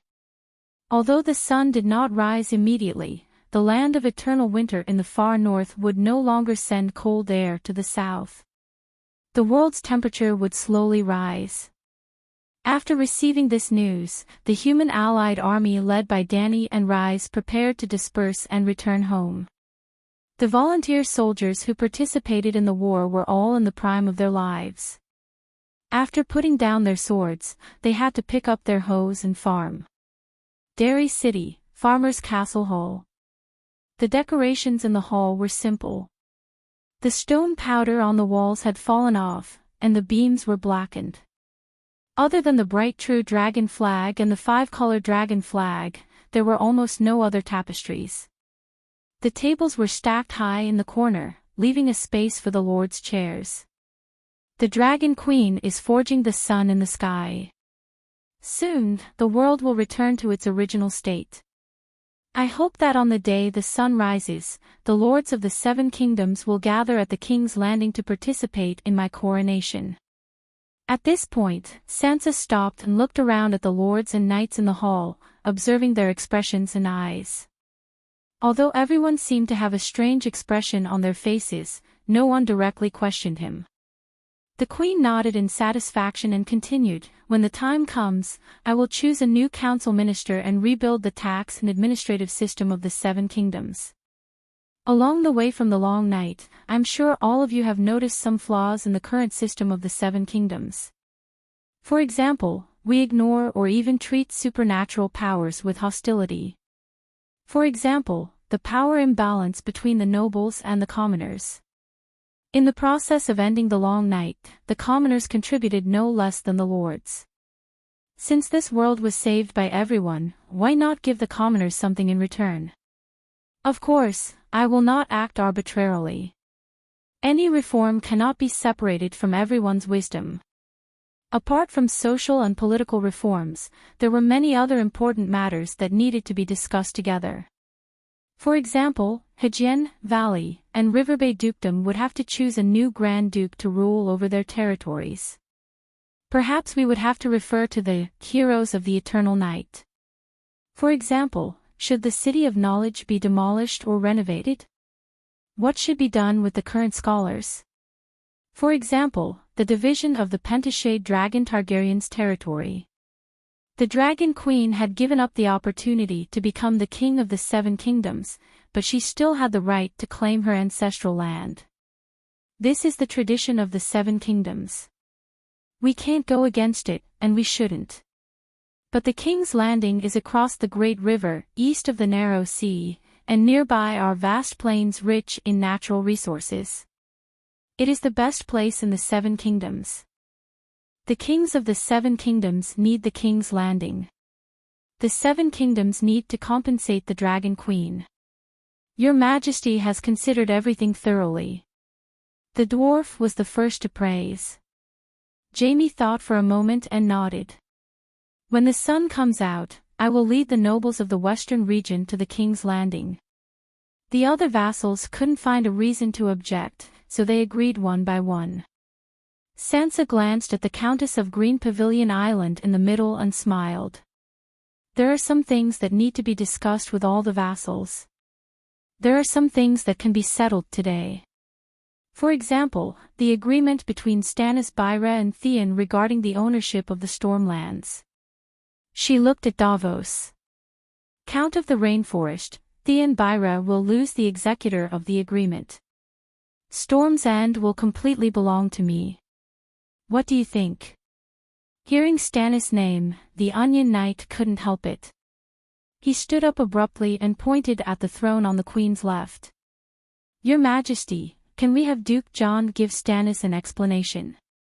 He asked solemnly. In fact, Davos had planned to give up on this matter. After all, Erlu had been dead for a few years, and he had calmed down a lot. And in the years after Erlu's death, John had been using his actions to prove his responsibility and courage to the world.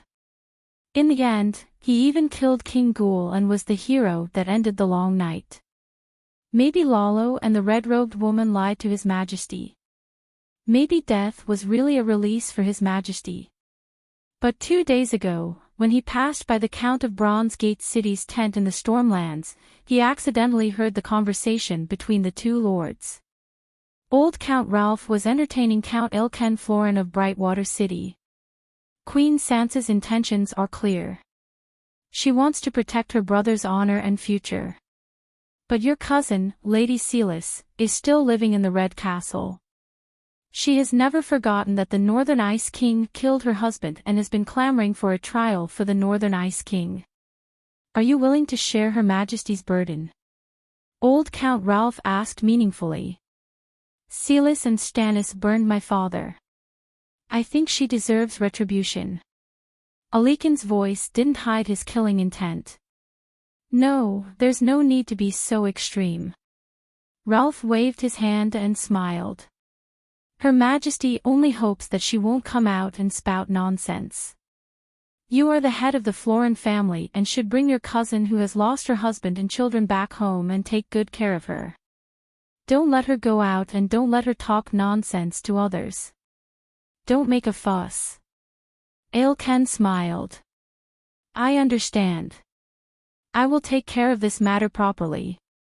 After laughing for a while, the Count of Brightwater City hesitated. Actually, my cousin has been crazy in recent years. It's hard for her to hurt the Northern Ice King. Instead, it's Davos. Stannis promoted him from a smuggler to the current Count of Rainforest and even made him his Hand of the King.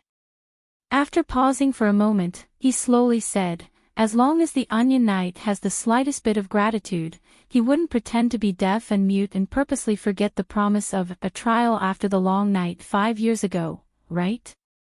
He. Count Ralph laughed in disdain. Don't worry.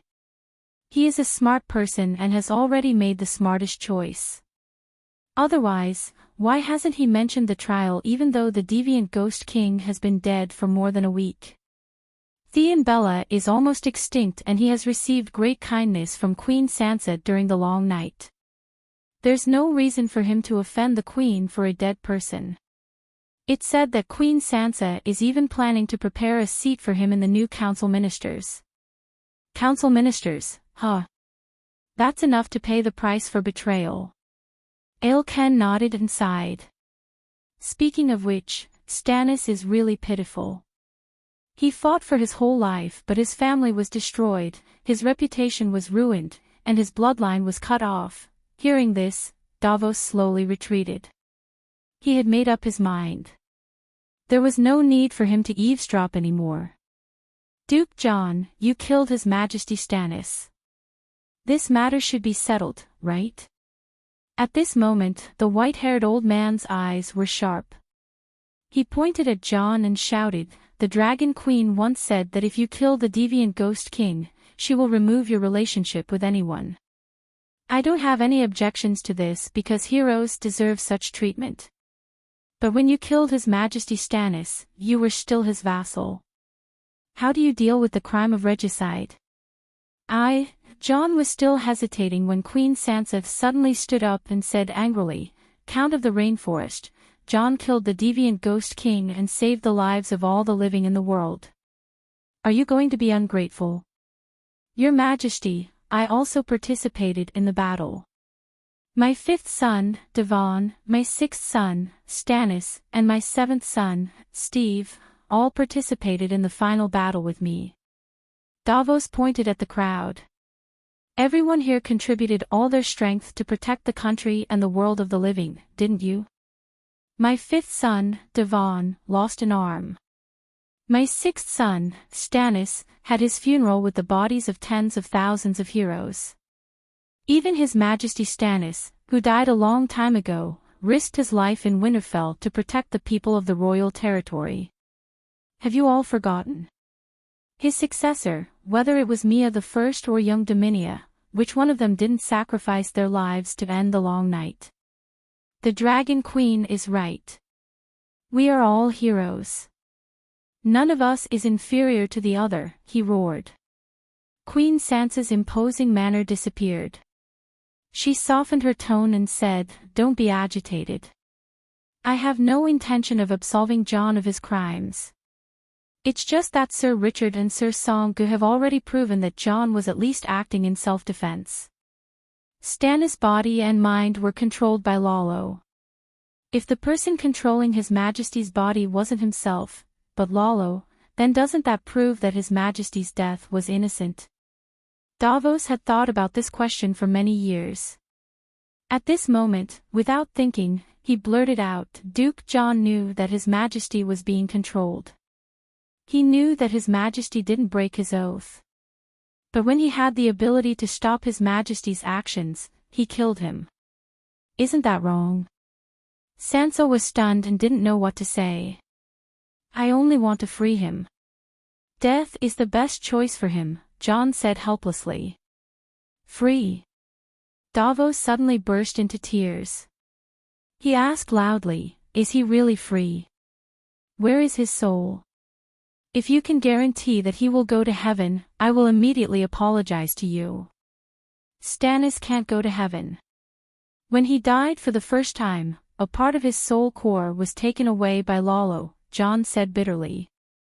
"As long as he's alive, there will always be a chance," Davos said firmly. "If he had lived until now and participated in the final battle, the Holy Mother's power would be limitless. Could she have saved him? If he hadn't died, Mia, Gendry, and Dominia wouldn't have died. At the end of the long night, House Baratheon would at least have a successor. They might even be able to flourish and have a bright future. But now, if His Majesty sees that the house is occupied by outsiders and his bloodline is cut off, can he be free?" At the end, the old knight covered his face and cried bitterly. The atmosphere was tragic. John was silent. Queen Sansa wanted to say something but stopped. The vassals frowned in thought. Silence. Marjorie whispered to Uncle Baylor, "The Count of Rainforest's words make sense." Laughter. Baylor glared at her and said, "Don't talk nonsense." The old knight wiped away the tears on his face and straightened his back. He said loudly, "The honorable lords are silent because Duke John killed King Ghoul and because he is Dragon Queen's nephew. Old man, does Stannis not deserve to die?" The dwarf stood up and walked to the center of the hall. He sneered. "He killed Renly and Shireen. Those were his brother and daughter. Is a murderer worthy of our justice? Even if his body and mind were controlled by Lalo, why didn't Lalo control others? For example, when he descended on Jon's barbarian wife and helped her bite him, he bit off his dick. Wouldn't that be more direct and pleasurable?" Tyrion, Sansa, Jon, Davos, and even the red god believers on the side shouted angrily with red faces. The dwarf shrugged and said with a smile, "We're all adults. Why are you so agitated? Did I say something wrong?" Lalo could descend on Stannis' body only because he believed in Lalo. He believed in an evil god but was harmed by an evil god. Doesn't that deserve it? You're tuning into the LoveLore Library YouTube channel. We're so grateful for your support, and don't forget to subscribe to join us on this incredible journey through captivating stories.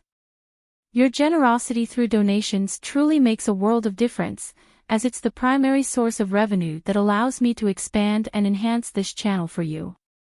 Thank you from the bottom of my heart for being a part of this adventure.